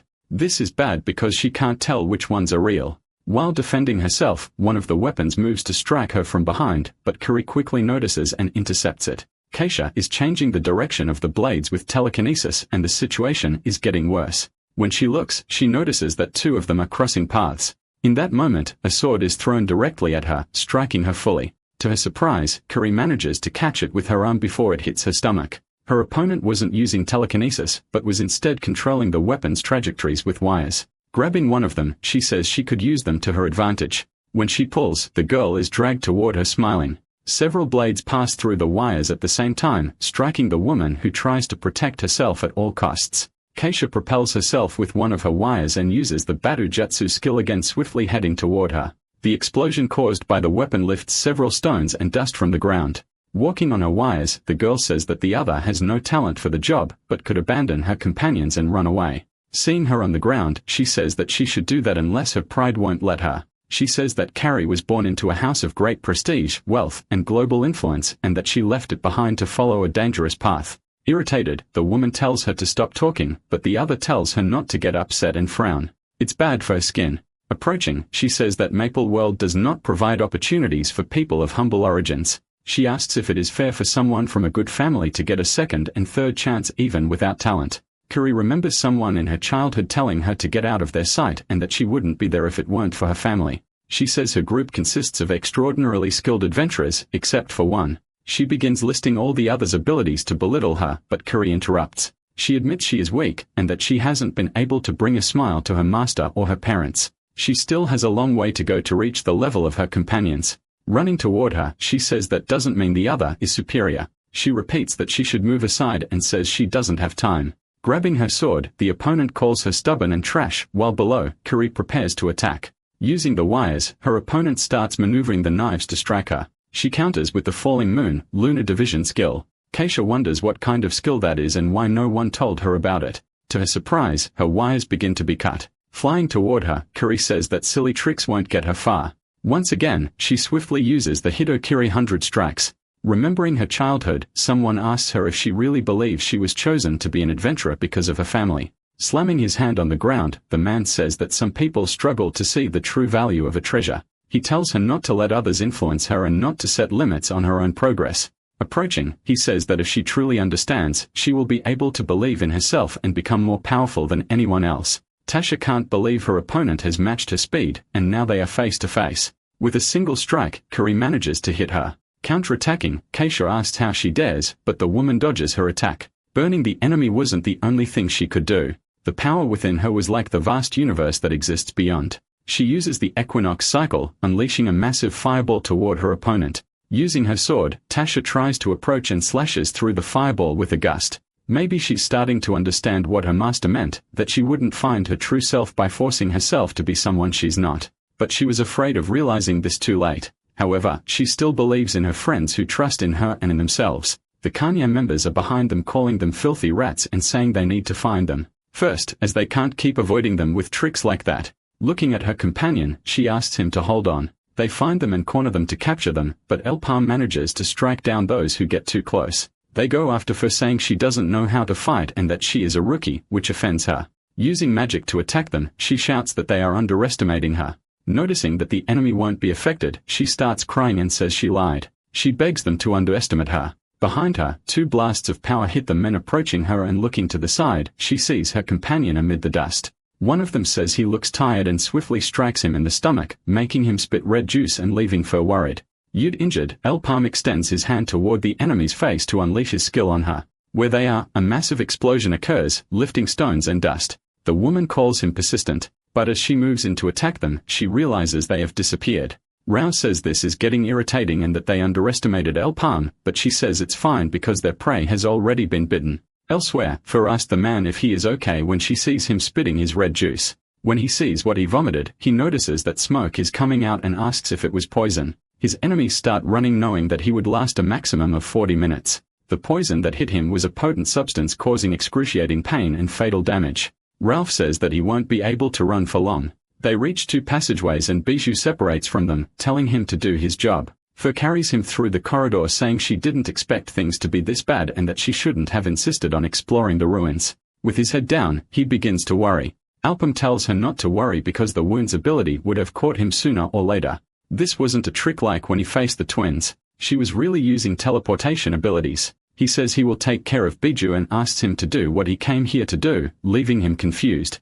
Looking up, he says that what was above them must be the door that only a device could open. If his guess was correct, solving the puzzle would provide mana to the device. Touching the stone, she tells him to hold on because she will try her best. Fur begins assembling the puzzle. Sitting behind her, the young man says there's no need to rush because he also has something to do, and begins activating his ability to look through the labyrinth's rooms. Running, Ralph tells everyone not to do anything because the young man is his. One of the members says they have no reason to listen to him. Turning around, he tells them to talk to the boss and doesn't notice a fireball heading straight for him. Lightning bolts are fired, and one of the men next to him is hit. The man says he can't see him anywhere. Ralph wonders if Elpalm is using the monocle to bring the entire structure within his reach. As he is thinking, one of the lightning bolts heads toward him, but he manages to escape before getting hit. At the same time, Fur completes the puzzle. Turning to the young man, she says that now the device should activate immediately. However, when she looks at him, she realizes he isn't responding and starts to panic. Something breaks behind her, and she wonders what's happening. She quickly realizes that the mana flow was cut off when someone arrived at their location. Ralph says he finally found them and places his hand on her shoulder. Dubois asks the others if they heard a noise behind them. Approaching one of the corners, he notices that the walls are vibrating. A massive wave of water rushes toward them and they start running desperately. They don't run fast enough and are caught by the wave. The water is strong and comes from all directions, thrown away. Beiju asks what that annoying sound is and says they need to hurry, but someone tells her she talks too much. He explains that the place is going to be flooded, and the woman comments that she thought he had run away. Carrying Fur and Elf Palm, Ralph says he suffered a lot. He talks about the other people who died and noticing a certain concern, asked if someone there was important to her. He says he finished the job and asks for the rest of the payment before handing over the warrior. She says the young man is still alive and the other responds that he couldn't kill him because of the deal. Throwing the money to Ralph, she comments that his attitude is annoying, but that she can trust him. The payment is 100 million mezzos. Throwing the two near her, he says it was good doing business with her. Approaching the young man, Beiju says that this is a pretty boring ending for him, considering what he did to the group, but that it was for the Black Mage. Then she corrects herself and says that it was for her master, Lord of Oak. Laughing, the woman begins destroying the bodies on the ground. But when she stops, she realizes she was destroying one of her men's bodies and not theirs. At that moment, Ralph shouts in surprise and jumps at her. She dodges the attack and says she shouldn't have trusted him. At that moment, she notices a jet of energy heading straight for her neck. Beiju keeps dodging, but the jet follows her, making her wonder how he dares to play with her. She doesn't need to worry as enough time has passed for the poison to spread through his body. She just needs to confirm the corpse. Turning around, she thanks El Palm for showing up and making her job easier, saying that he's almost dead. Behind her, the man uses his bow to launch flaming arrows at her. Looking at him, she wonders how he is still fine, but she doesn't have time as the attacks start getting stronger and a massive explosion occurs. Amid the smoke, Ralph asks them to take it easy. In front of them, the smoke wall begins to dissipate. Steam Beiju appear. They realize how resilient she is. She asks the man why, as she thought he would do anything for money. He explains that if they won, the world would be destroyed. In that case, all the money he worked so hard to earn would turn into rolls of toilet paper, so it wouldn't help. Joining her had been his master's plan from the beginning. El Pal knew that Kenya was cornered in the one assassin, and when he looked at him, the result was obvious. She asked if hurting the young man was also part of the plan to deceive her, but Ralph reveals that he is the best healer in Maple World and that the wound would heal in no time. Of course, he would have problems if he had actually attacked, and he says he doesn't want to brag. Smiling, he says he managed to get 100 million thanks to her, and now she was alone. Using her Beiju ability, she says she will make him regret that decision. Elsewhere, Curry was underwater when Debo swung toward her. He touches her, and she wakes up with a start. Surfacing, the young man asks if she is alive. Mena also appears, asking what happened. Debo says this is not a good situation. Water was gushing from all sides, and it wouldn't take even 30 minutes for the place to be completely flooded. Looking up, the girl says the only way to escape is by opening the ceiling, but there was no way to open the path because she had destroyed the power supply. Behind Mena, something appears spraying water everywhere. When Deval asks what happened, he is confused. Where they were, a statue begins to move. The girl is panting amid the fire surrounding the place. Looking at the fallen body on the ground, she calls him scum. She says that hell is too good a place for trash like him and that he merely paid the price for his actions. Behind her, a man says that her future is no better than his because she has blood on her hands. Amid the fire and all the dead bodies on the ground, he says that his revenge is over. He states that, as promised, his life now belongs to her. Bijou was destroying all of El Palm's and Ralph's clones. She wonders when they will give up and asserts that using clones is an outdated trick. Most of them are mere illusions and therefore, harmless. Seeing the young man, she realizes the real problem is that some of them are actually real. Fur tells them to hurry because she can't keep using her talisman abilities forever. El Palm uses his monocle to launch several arrows toward the woman. The arrows explode upon hitting the ground. She appears behind the girl and dodging the attack counter saying she almost got her. Far away, Fur comments that she bets Bijou can't tell which one is real. Ralph also appears and punches her, asking what happened to her confidence. Bijou tries to use her chains, but the man dodges her attacks. However, due to a mistake, one of them wraps around his neck. He says it was a good attempt, but that wouldn't work. However, the chains continue to tighten more and more. Then Elpam appears and cuts the chain, only be struck immediately afterward. The three stare at each other, and the girl calls him trash. Walking toward the girl, he says she will be the first, then suddenly dashes away, apologizing. The man uses his ability against his opponents, and the fight continues. Watching the battle, Fur thinks that all three of them are monsters. They fight fiercely against the girl who resists everything and counterattacks. The abilities they unleash cause explosions, lifting stones from the ground. Biju uses Flash of Darkness, creating a massive explosion of purple light, and attacks the two simultaneously, throwing them away. Dropping her weapon, she says she will kill them even if it is the last thing she does. She stops and observes the passages, which are making an increasingly loud noise. Behind her, water starts pouring from the passages, sweeping everything away. All of them are dragged away, unable to hold on to anything. Ralph manages to climb one of the pillars and comments that their time is up. Even underwater, the woman quickly rises and strikes him before he can retreat. He starts spitting his red juice due to the attack. Filled with rage, the only thing on her mind is that she will kill them all. From behind Ralph, the woman attacks again with force, piercing his body with her weapon. Emerging from the water, the two shout his name. Beiju and the man continue their fight, even underwater. He tries to punch her, but the woman evades. Savan he begins to feel unwell and realizes he has been poisoned. When he opens his eyes again, the only thing he can do is raise his hand in an attempt to stop her. Reaching into his pocket, he pulls out a shining object. The object glows intensely, and as she dodges an attack, the woman wonders how that was possible. She notices that it is neutralizing the poison, which means it has already healed Elpam. He starts making some movements with his back turned to his opponent, but when she tries to attack him, she realizes it doesn't work. Ralph had shouted about a sacred magic barrier. Behind it, he could attack freely, and then he clenches his fists to punch the girl, who dodges just in time. Surprise. However, she notices an object in his hand that makes her uneasy. As she flees, she wonders if the man figured it out because of her movement. From inside the barrier, he says he came close but couldn't resist because she was bragging about it. About her teleportation artifact, swimming toward his opponent, he says it's time to end this. Quickly, she dodges another punch, but then another one lands directly. Shoving the object in his hand, he tells her it's useless. Protected, the man swims in front of her and kicks her in the stomach, making her scream. Still hitting her, he says is not stupid, that he memorized her movement pattern and that it was fun while it lasted. Using her ability, Beiju swings her scythe to cut through the barrier, shouting at him to shut up, and a massive explosion occurs. Due to the explosion, he is thrown back and above. The woman tries to slash him, saying it was not fun at all. However, before she can do anything, he grabs her arm.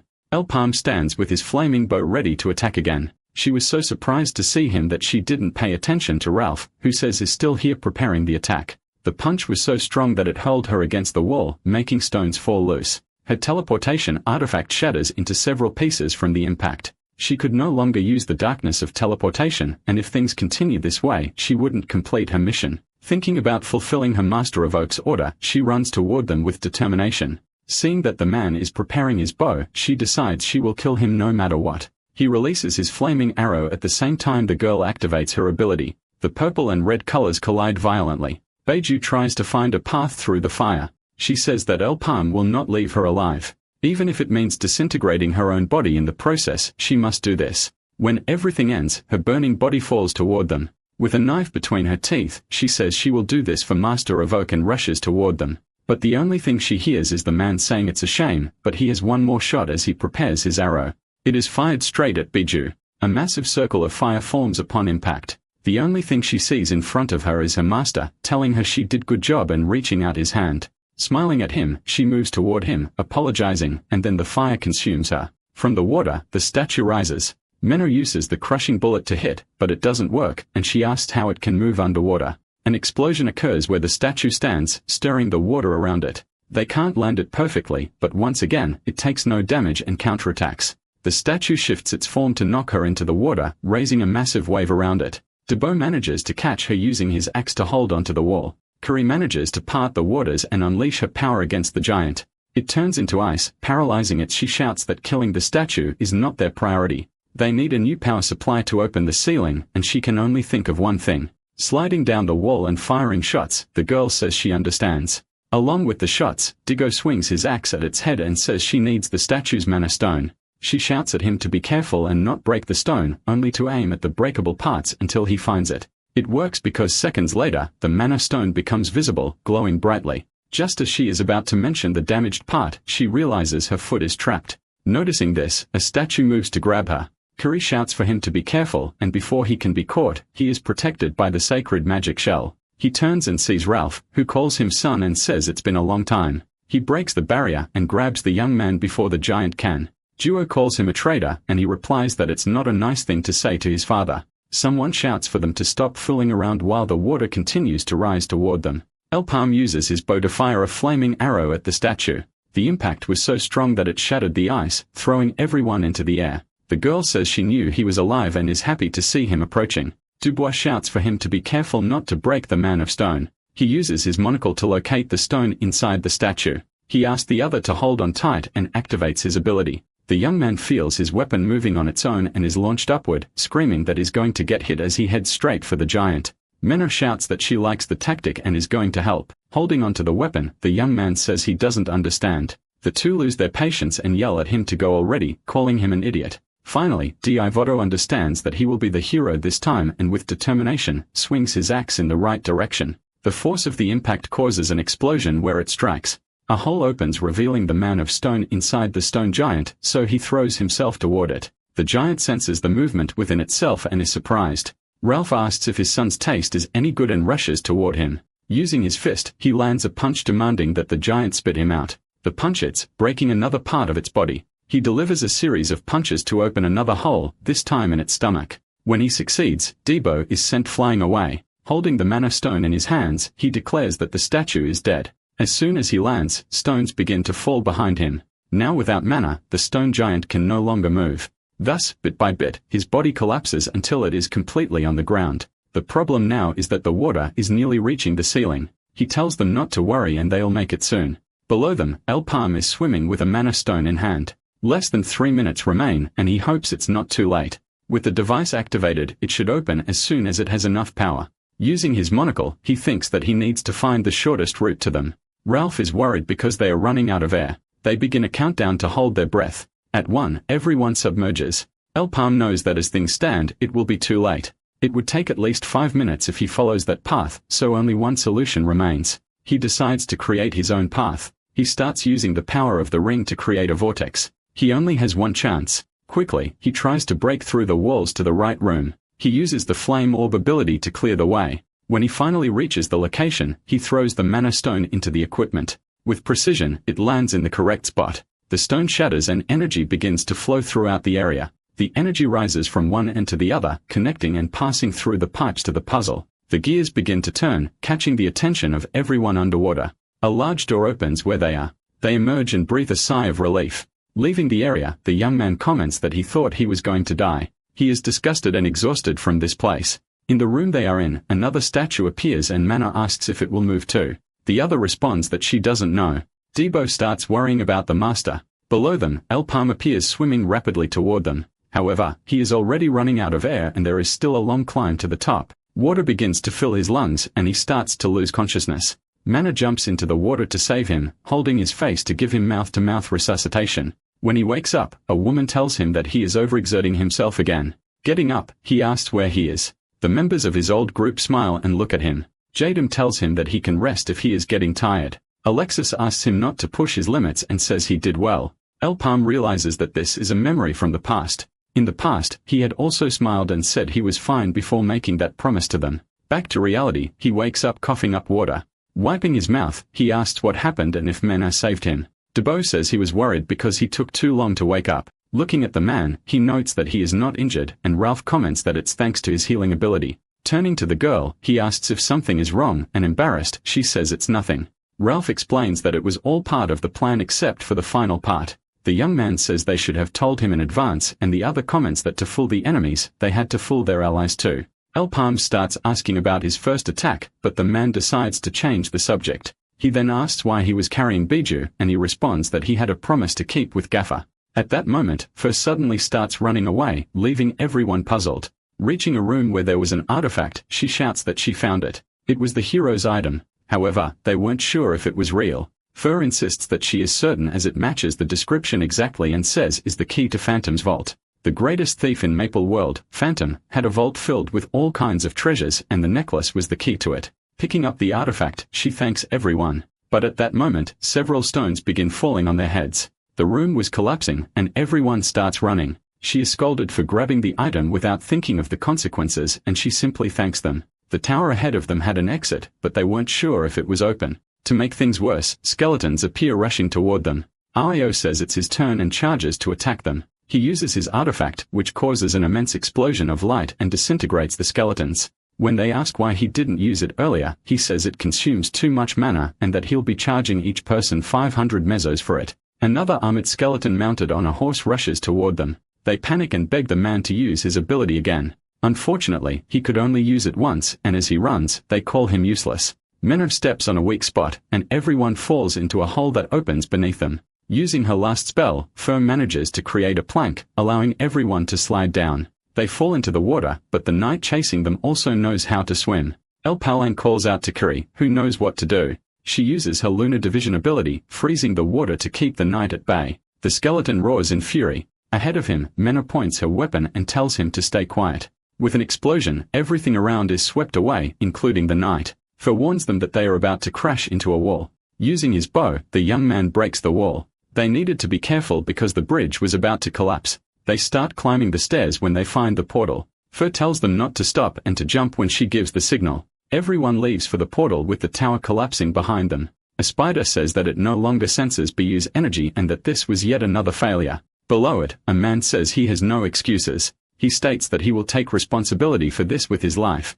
The spider says it can take his life whenever it pleases, but before that, it wants to show him something. It says it's time to switch players. The Lord says there is still hope. He comments to the young master that he is alive since the portal is still active. Fortunately, they were not yet a full team, meaning 6 more people could enter the portal. He volunteers to form rescue team. He becomes irritated and slams his fist on the table. A young man talks about a group carrying several items and having special bodyguards, just as expected from the son of the richest man in Maple World. The girl wonders if Canyard's afraid that everything will backfire. She says it's all very suspicious and that they should hire Goldrich. Chiru becomes suspicious when she hears someone entering, but she stops when she hears a voice. A person opens the door saying they couldn't let this go, and the girl becomes even more certain that she recognizes the voice. Fur asks Elpalm why he can't give her the ring, and he says it's simply because he doesn't want to. Excited, the woman is now sure she recognizes him. Running over, she cries tears of joy upon recognizing him, but she stops when she hears someone yelling loudly for her to shut up.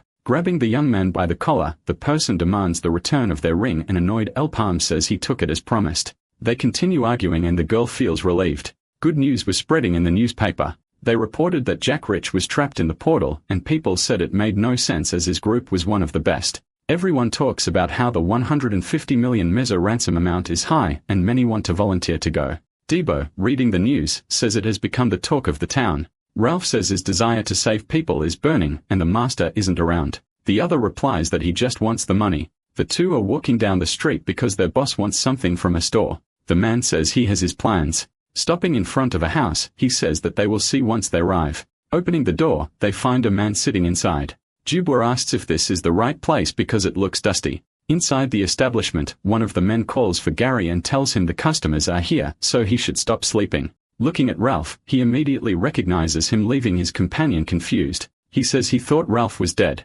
Pointing a knife at him, he says it's the first time he's seen him since he stabbed him, and the other man insists that he didn't do it. Seeing how the man was threatening him, the young man wonders what happened.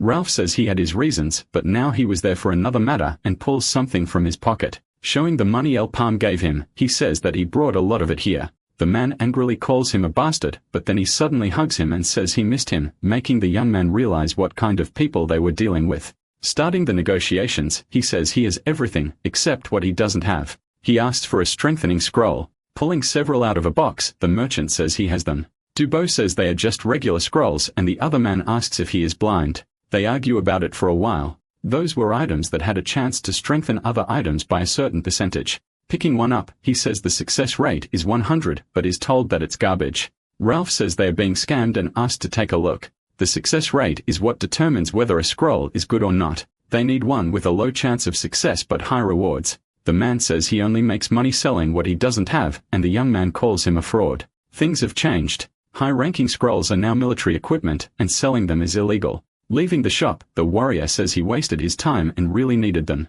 Smiling, he says he planned to buy 50 of them if they were available. Suddenly, he feels a hand on his shoulder. Also smiling, the merchant says he hadn't finished speaking yet. The Archmage, Freud, Dragon Master, or Draconic Mage was called by many names, but the most special was Master of Time Magic. However, he didn't appear of the last day. 800 years ago, when the Black Mage was about to be sealed away, he cursed 6 heroes, freezing their time at that moment. Freud remained unaffected and wandered the world looking for ways to save his companions. However, he could not find a solution and disappeared like the wind. That was all for Anu, as he must have made some arrangements. The only remaining part of him was the hero's ring, which was now in Elpalm's hands. The answer to the question of why he returned. It may lie with him if he could manipulate time, and he wonders how someone 800 years old could do that. Carol says he was chosen by Freud, but wants to ask something. Then she asks why he was fighting against the followers. He says he has his reasons, but then admits that he wants to save them at all costs. In the forest, someone is panting.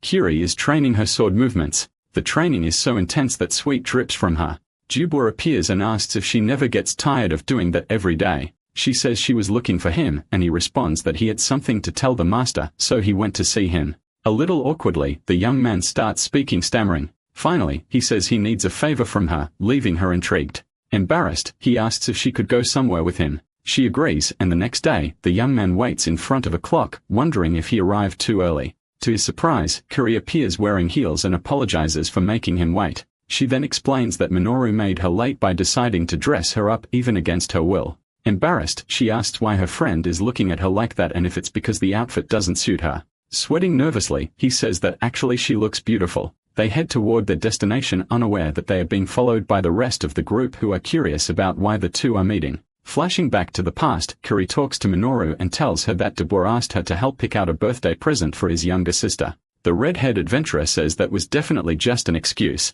But her friend says that since she isn't good at choosing gifts, she would like Minoru to come along and help. Returning to the present in a shop, the young man shows her a brass knuckle and asks what she thinks. He says it seems very useful for self-defense. The girl then asks why in that case he doesn't just get a sword. The day goes by as they move from stall to stall looking for the best gift. Happy, Kiri says that going out dressed like that was easier than she thought. Since she had started her night training when she was young, she was no longer used to going out without armor or weapons. Debo then suggests that they check out the explosive stall, and she agrees. Meanwhile, their three friends are watching everything from hiding, and Minoru is annoying that the two are so inexperienced in romance, even though it's obvious that they like each other. Sighing, the red-haired adventurer says that at this rate, both of them will end up alone forever. Suddenly, Dubois' sister says that this is why people call her brother an idiot all the time. Surprise, the bearded adventurer asks how she knew they were there, and the young girl says she was the one who cried for a present. Watching the two lovebirds, the man asks if he also looked good next to that other person in the past. But Minru says she doesn't care about his romantic stories. Jumping into the conversation, El Palm says they are wasting time, and his friend says he only said that because he doesn't care about these things. Surprising her, the young man says that actually he does care and has even dated once or twice before, but now he has no time. Curious, the red-haired adventurer asks what happened then. But her friend says it's all in the past and that his love is not even alive anymore. Thinking further, he remembers that he went back in time and realizes that maybe she actually is alive. Night falls and Debo thanks Kiri for her help. Saying that he thinks Denov will like the gift, the young woman smiles and says she's happy who helped. She says goodbye and prepares to leave, but the young man calls her to wait. However, when she turns around, he says it's nothing and that he will see her the next day. Overjoyed, the adventurer, with a big smile, tells him to let her know if he ever needs help again. When a young man enters his house, he finds his sister and his friends and asks what they are doing there. Meanwhile, elsewhere, someone screams for help. A hooded young man tells the monster to stop because he won't let it pass. However, a man with a mark of the wicked and a snake on his back unleashes his power, easily entering the place where there is a stone that seems to be his final objective. Smiling, he says that he has finally gotten his hands on the sealing stone of the hero Froe, which holds the power of time. But when he picks up the object to his surprise, he doesn't feel any magic coming from it. Furious, he starts breaking the place apart while questioning who dared to do something like that, concluding that he must find the person responsible at all costs.